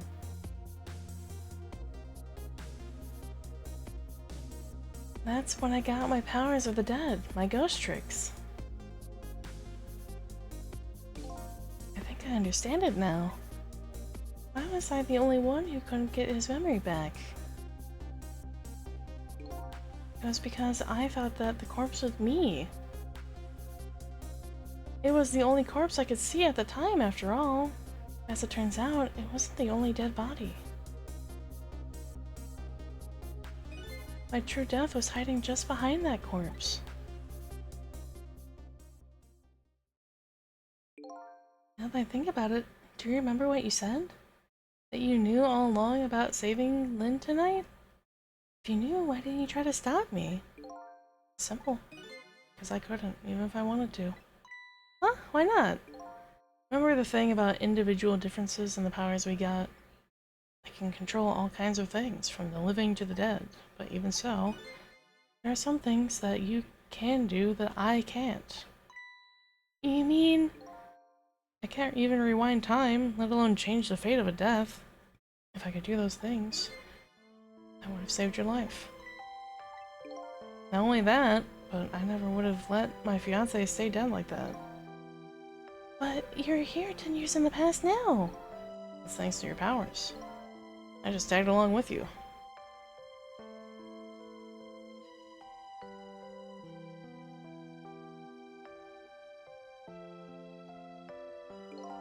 In any case, now the starting point of this entire tragedy has changed dramatically, altering fate. The fate of your death, the kitten Sissel's fate, and I can bet you the fate of the woman you love has changed too. Yes, I believe you're right. So this is the last fate to be averted, eh?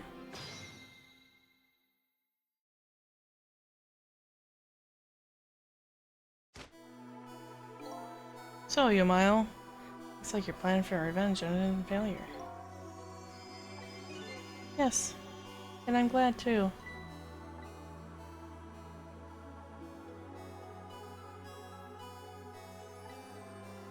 I think I kind of understand now. I've been feeling these 10 years. She understood. She shed tears for me. That's when my revenge was over. She saved me from the darkness.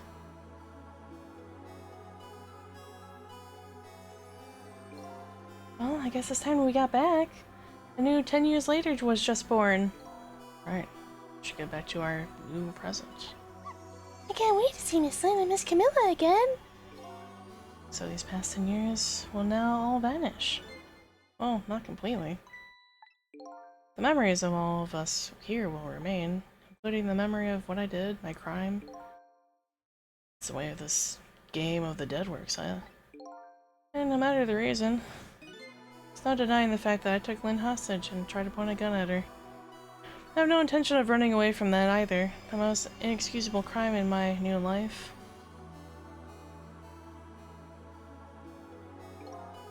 Hey, Sissel. Yeah? When we go back, our fates will no longer be interconnected. We'll be like we never met. So before that happens, I just want to say one thing. Tonight, I stole your life away with my own hands. I'm truly sorry. That's already a thing of the lost past. Our fates have changed now, right, Yumile? Thank you, Sissel. I'm so very glad I met you. Me too, Yumile. Sissel, are we never going to see each other again? I couldn't stand it if we weren't. Don't worry, Missile. How about we'll see each other again someday. 10 years from now, our paths are sure to cross. We'll just have to wait until then. Sissel, I'll never forget you. I'll never forget you either, valiant little doggy. Oh, looks like you come to live with me now. So let's be getting home, little black cat. Home, huh? That sounds good, Detective Jowd. We all witnessed the birth of a new beginning, and now we're each going back to our new present.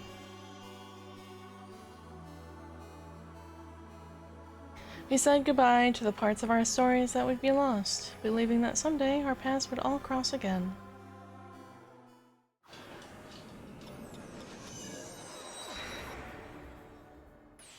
Wait!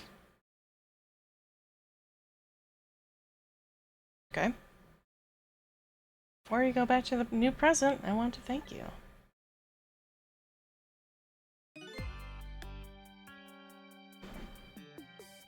What's this game? Hi, Lieutenant Jules. You are literally right at the end. Sorry to say. We're like 99% of the way through the game. But this is Ghost Trick. It's a very fun sort of like detective murder mystery. You try to solve your own death.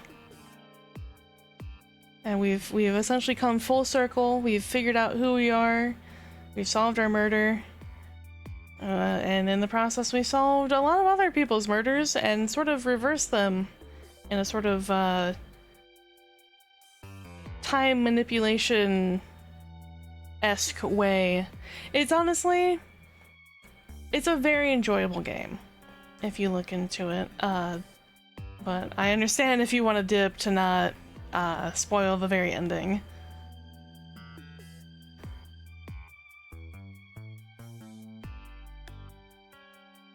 But appreciate you popping in. No, it's fine. Alright. Before I cease to exist... Oh, it's you! Yes, it is I, Ray, in case you have forgotten again. Thanks to you, everything has turned out as I hoped. I really am grateful to you, Sissel. Thank you. But don't forget, I was only on a journey to find my own lost memory. Yes, I know that. I know all about you. Can I ask you a question, Ray? I want to know, who exactly are you? Fair enough. I will tell you. Let me tell you about another version of tonight's events. It changed the fates of many people tonight, the first of which was hers. Her.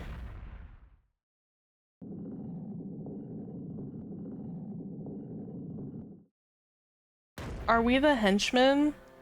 Are you the henchman? If you had not been there for her tonight, her fate would have been to die in that lonely spot on the outskirts of town. If that had occurred, what do you suppose would have happened? Let me tell you a story. The story of a little creature. Oh, thank you for the follow, Lieutenant Jules. After they stole her life that night, they broke into her apartment.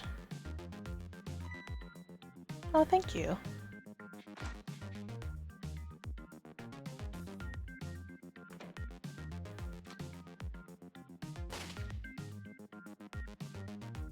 We're basically like recapping the whole game here. They stole the wooden box from the ceiling hiding place and left. And in the process,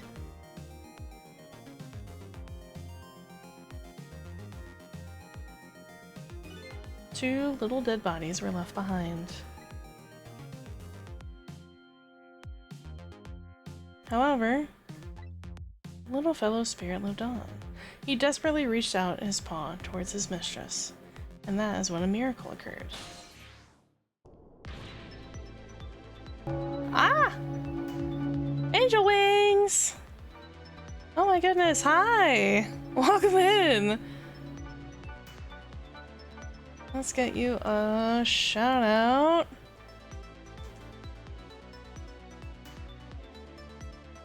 I'll make sure I spelled your name right. Hi! Welcome in, Raiders! Oh my goodness. Hi, for anyone that doesn't know me. My name's Lucian. You can call me Lucy. I'm your friendly, wholesome, big titty goth kitty VTuber here to make your week a little bit better. This isn't horror, actually. This is Ghost Trick. It's more of a detective murder mystery. We're literally in like the last, like 5% of the game. We're just kind of recapping everything. Essentially, you wake up dead and you're trying to solve your own murder. And while going through that, you learn that as a ghost, you have tricks up your sleeve. And through the course of the night, you kind of do some timey manipulation to not only help you, but help a lot of other people along the way to essentially help solve your murder. We figured out our murder. We're at the very end. And honestly, it's a really good game, so I'll you know, not keep it here. Or rather, I will keep it here if you don't want spoilers for the end. But thank you so much for the raid. If you need to raid and run, I understand. Go get some water, go get some food. Go rest up, go use the bathroom if you need. Thank you for dropping off your community with me.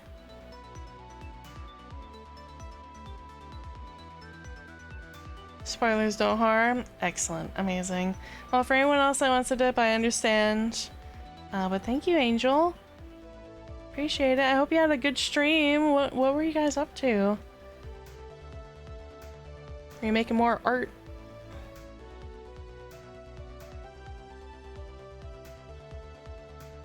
We're playing Windrose. Ooh.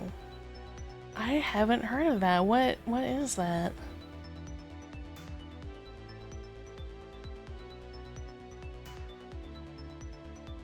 Not art stream, but we were building. Okay, okay. Well, I hope you had some good builds. Hope it all went according to plan.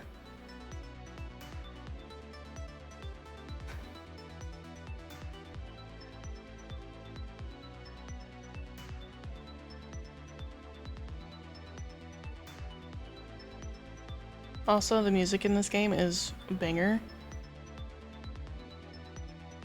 Behind the tiny crisis at the end. I survived and fought a bunch of other boats and crocodiles. Well, I'm glad you won. You love the game? I do. It's actually like a really simple port over, which was really nice. Like, it's pretty mouse compatible. I enjoyed the game, honestly. Like, I would highly recommend to anybody that likes kind of like the mystery detective work. Also, it's just a good story. It's also a little bit goofy, but like in a good way. Like, it breaks a lot of the tension. I was saying, on my to-do list because it's wonderful. It's really good. I really recommend.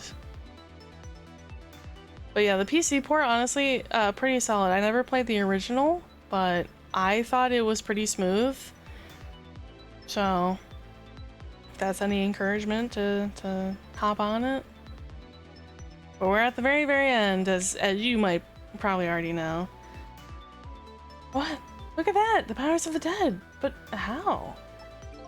He didn't really understand it himself. Not yet, anyway. But with all you know now, I bet you understand it, do you not? Hey, wait a minute. Oh, because he was here. Yep, you were within radiation range. That's right. He died inside the aura of that strange energy. But unfortunately, with his meager powers, he was unable to save his little mistress. There just wasn't anything he could do with only the power to swap objects. He needed the power to manipulate objects in order to save the little lady. The little fellow chased after the men, but there still wasn't anything he could do.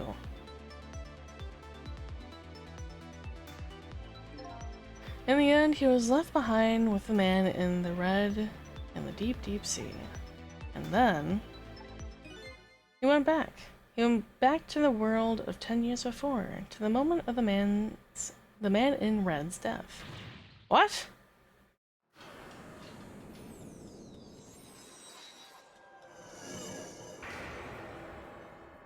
"10 years and 4 minutes ago, you decided to wait it out." What? You decided to wait until that night came again. Lots of time shenanigans, yes.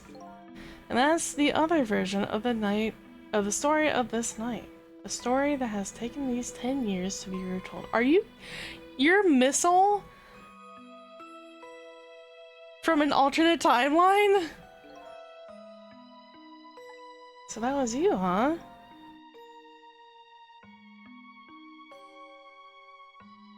Old Man Missile! That's right, I'm Missile. 10 years is a very long time in dog years. Sorry to raid and run. Oh, by all means, please do. Go get ready for bed. Thank you so much for raiding in. 10 years is a very long time in dog years. You couldn't change the fates of these people on your own, so you decided to wait those 10 years out?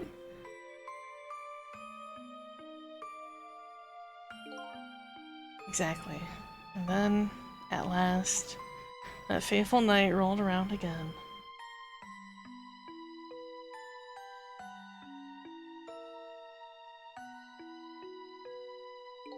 By this time, I had grown old, and my powers were weak. So I decided I needed to find somebody to help me this time around.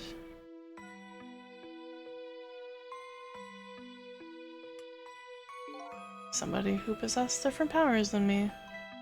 But wait a second, you were able to manipulate that desk lamp! Over the course of the long years, my powers changed. My ability to swap objects weakened, but I became able to manipulate small objects. But in that case, why didn't you cooperate with yourself? Because I couldn't. Huh? From watching The Man in Red, I found out there were individual differences in our powers. I couldn't do any of the things he could do. Like travel through the telephone lines, for example. What? May not seem like much, but it's a very important power. Especially if you're trying to chase somebody. There's something I don't understand. You knew from the very beginning that I had that power. How did you know so much about me? Why wouldn't I? After all, we had met before, on that night, the first time around. What? We met before? Oh no, is this a paradox situation? From listening to the conversation of the two intruders to the apartment, I learned that Miss Lynn had lost her life at that junkyard on the edge of town. I followed the ghost world paths to the junkyard and came up upon an incredible scene.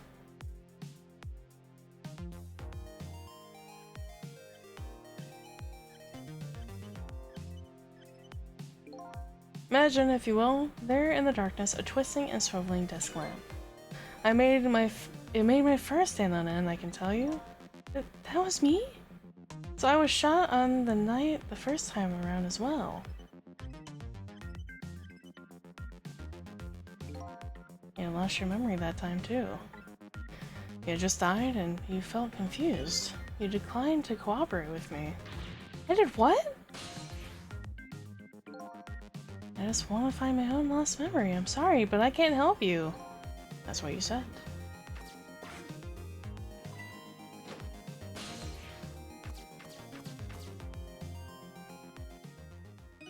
And then you disappeared. Away over to the telephone line. I'm really sorry I didn't help you. So I decided that this time I would use the desire of yours to our mutual advantage. Mutual advantage? The only thing you were interested in was finding your own lost memory. If I could guide you along the right path to doing that, we would both benefit. And namely, the right path would be the path to the Man in Red, to Yomail. What? I gave you the information you needed to know to set you in the right direction. And then I gave you a time limit. A time limit? That's right, as you know, I said you had only until tomorrow morning. If I hadn't done that, you wouldn't have found out the truth tonight. And the Man in Red would have been sealed away at the bottom of the sea forever. If that happened, it would have all been over. Then, you mean that thing about ceasing to exist? Oh, that completely made up. A little naughty of me, I know. But I just wanted you to use your time wisely. Oh boy. I hate to admit it, but this little doggy really outsmarted me in every way. Let's just call it the wisdom that comes with age. Oh, Missile. And now it's time for me to say farewell. These past 10 years will cease to exist, and with them, so will I. Missile, I believed in you. I always knew you could do it. And so you did. Thank you. Thank you from the bottom of my heart. Missile? So you waited and waited these 10 long years? All for the sake of your two ladies, Lynn and Camilla, eh? Of course, because that's what doggies do. Now then, farewell, Sissel. And so the story of a single night came to an end. Nobody but us knew what had really happened in this town tonight. I made my way back. Back to a new present.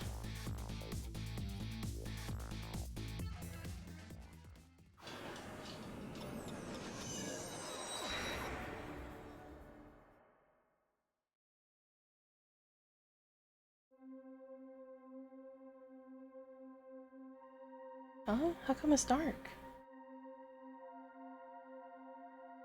Let's turn on the lights here. Uh-oh.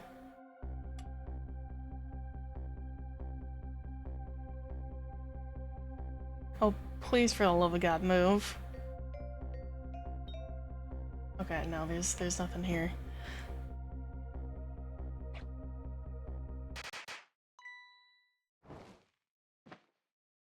This is how it's supposed to play out.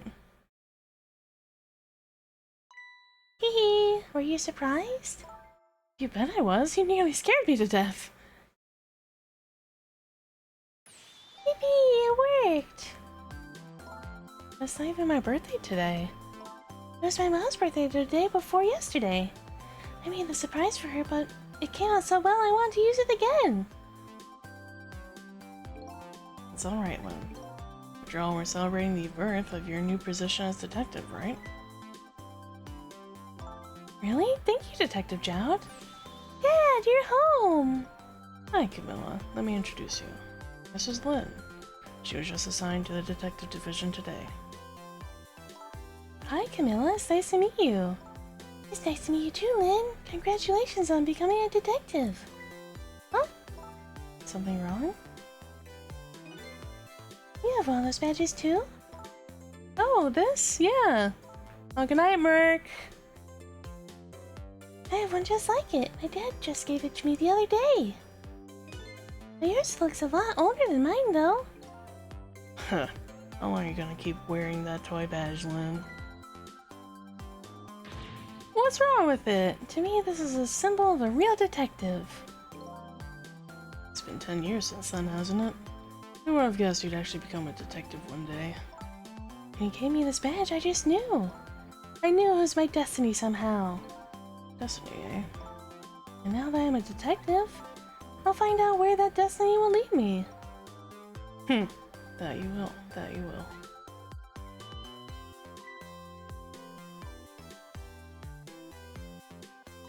Oh, hello. Don't tell me you're that same little kitten. That's right, the very one. You know what? This cat is very, very special. He's 10 years old, but he's still a kitten.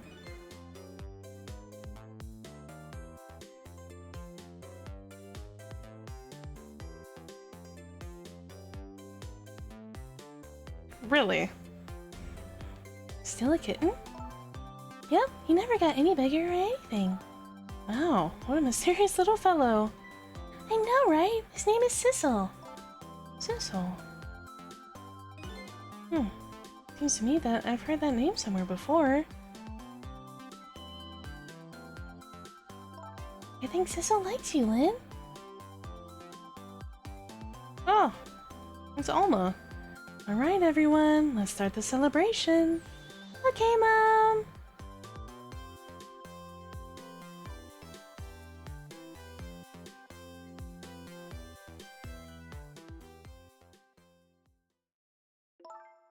But you're just like me. Your destiny led you here somehow, too.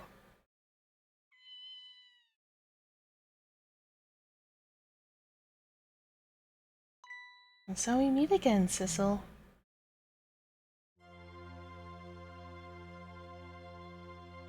From just that single night as a human, I got a glimpse into their world. And I learned something. Their fates, their lives, they were all interconnected. Somewhere, somehow, in some way.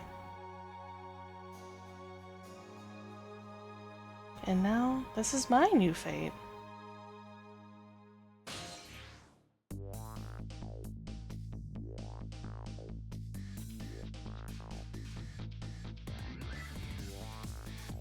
I guess I really am a cat. It seems to be just fine to curl up and watch the strange and beautiful patterns of their lives as they unfold. And it looks like I'll have plenty to watch here for quite a while.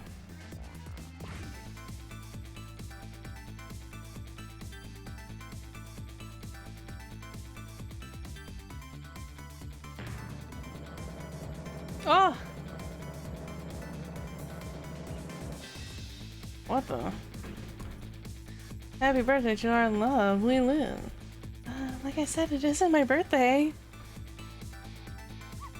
Missile! Hey, Missile. I thought I asked you to stay home and guard the fort. My birthdays are for celebrating together with friends and loved ones. Nothing like it, baby.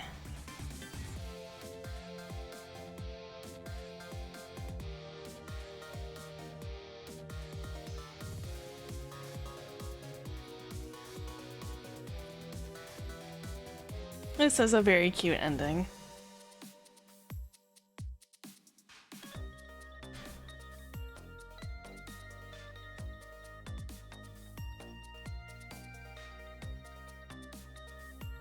There!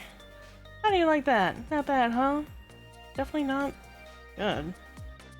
Maybe now I can be a great detective, just like Inspector Cabanela. What kind of example is this inspector providing his men?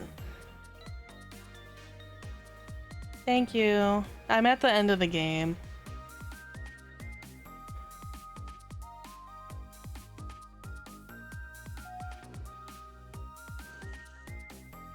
Here's your food, gentlemen.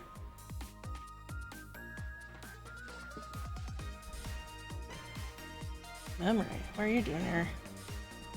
I heard you're going to be picking up new members for the Special Investigation Unit today. You took on a part-time job here again just so you could eavesdrop. Oh, you have no idea the lengths I'd go to reach my goals.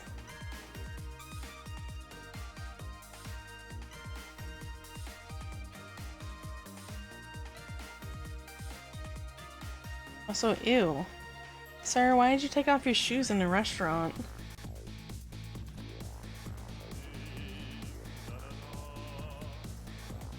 I've never cooked this way before. So exotic, so exciting!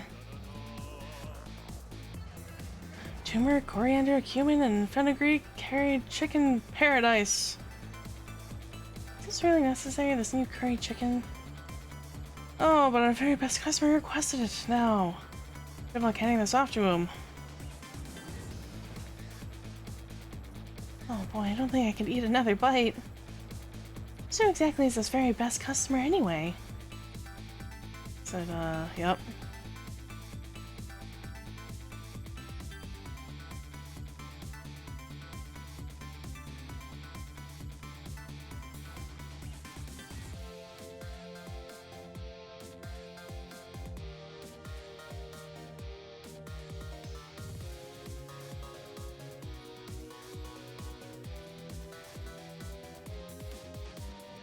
Are you sure we really need all these explosives?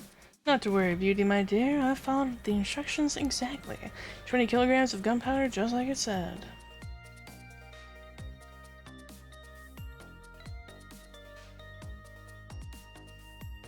Wait a minute, 20 kilograms? I thought it said 20 grams.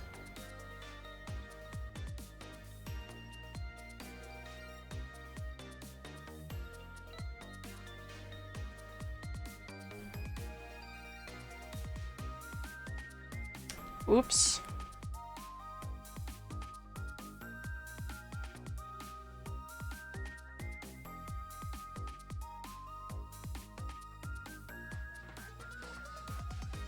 So this is where you work, huh, Papa?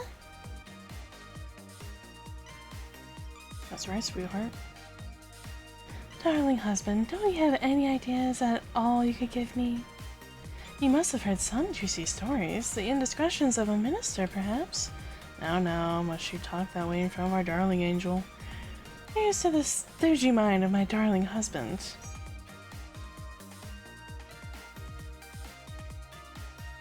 fucking clinked him on the head. What the?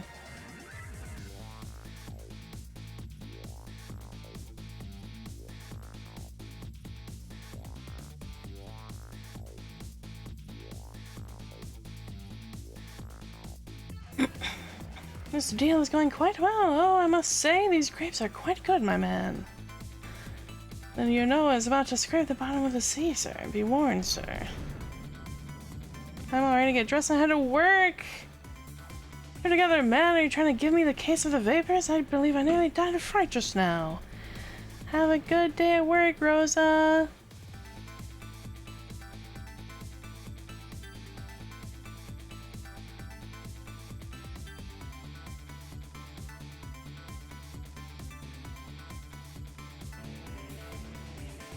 Oh, hell yeah. Playing for the pigeons? Oh, Pearson Pigeons! Long live rock and roll!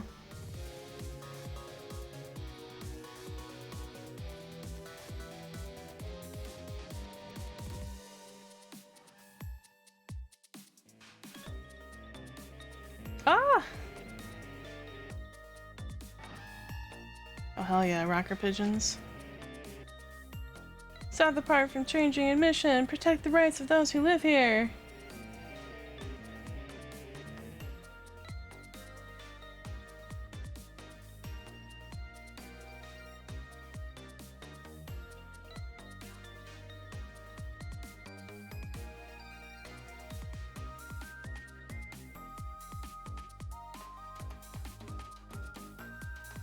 Oh no, the panic dance. Today's the day, you know, he's finally getting out. You know, everybody's starting to get real tired of seeing you do that. And let me show you, a new dance has been passed down in our family for generations. We do this when we have a stomachache. We call it Dance the Pain Away. Oh, I'm real interested in that one. Think you can show it to me, say, next time?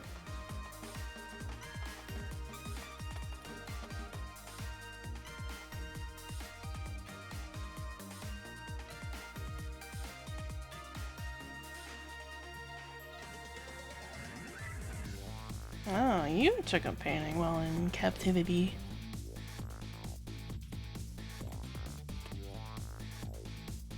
Hi, Jason, son. 10 long years, Yomile. Today's your day. The young lady who always comes to visit you is waiting outside.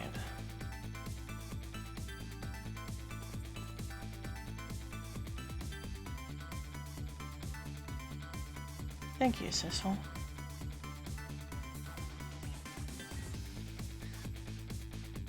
Oh, we don't get to see who he painted?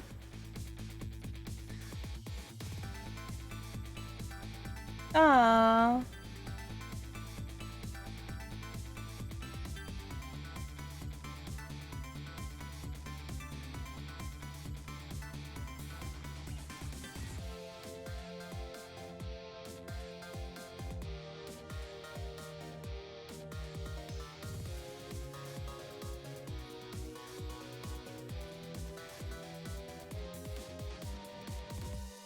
Very cute ending. Very, very sweet ending.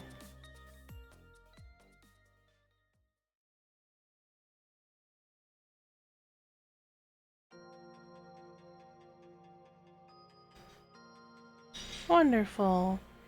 Definitely a good game. 10 out of 10. Would recommend. Honestly, I really did enjoy the balance between like the goofy, the serious, and the like kind of in between.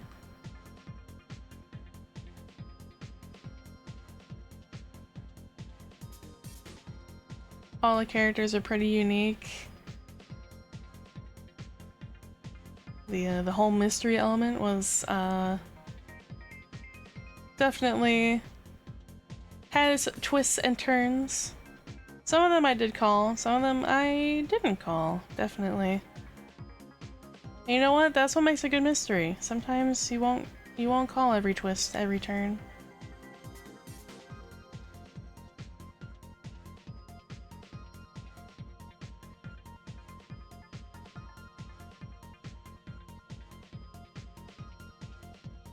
Rat!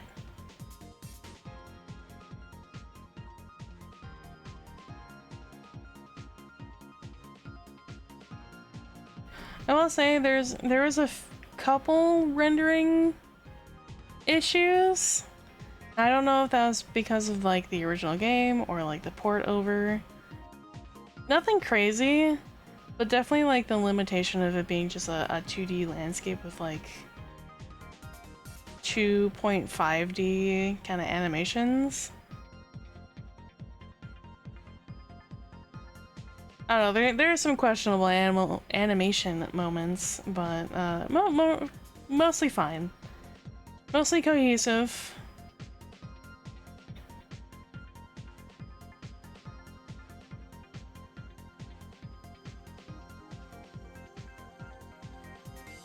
I do wish... I understand why, but I do wish sometimes Sissel's tether would be just like the littlest bit longer.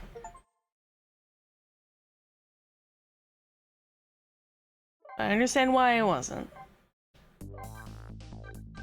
Yippee! And then we have the challenges.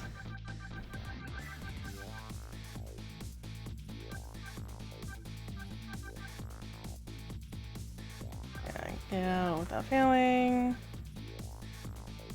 Like aim and nail on the second try. Don't know. I like keeping the ball away from Mino. Yeah, okay, well.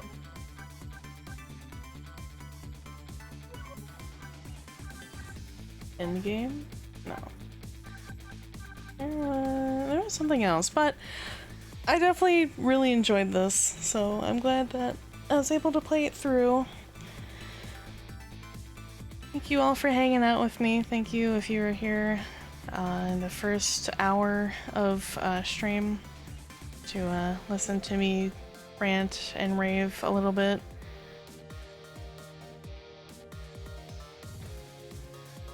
We'll probably re-pick up Crypt Custodian, because I did sort of drop that in the middle. We'll continue playing Pokopia. We'll find another game to start as well. We'll see. We'll see. We'll figure that out at some point. I am tempted to sort of cut back on streams for a short period of time. I'm not too sure, but as always, if you guys are in the Discord, I keep you guys up to date there. Just only because I'm now like really hitting into like full-time, and for the days that I get off work early and I have like a half day, I feel pretty okay. For the days that I do work my full shift, you know, standard 9 to 5, I don't know what it is with those like couple hour differences, but it really does drain a lot more out of me. So I can't consistently guarantee getting off early on a Wednesday. So I'll try to do when I can. I definitely will keep Sunday, Monday, and I'll try to do like a third stream throughout the week if I have a half day or I get out earlier, but for right now we're just gonna put that on a pause. Just because I haven't adjusted to being full-time. I don't know how long that's gonna take me. I don't know if I'll ever really truly adjust. But, you know, the hope is that I do. So, I'm not gonna raid out. We're just gonna call it here. We will be back Sunday with, of course, more Pokopia. So, I hope you all have a lovely rest of your day. Stay safe, stay hydrated, and I'll see you on Sunday. Bye-bye!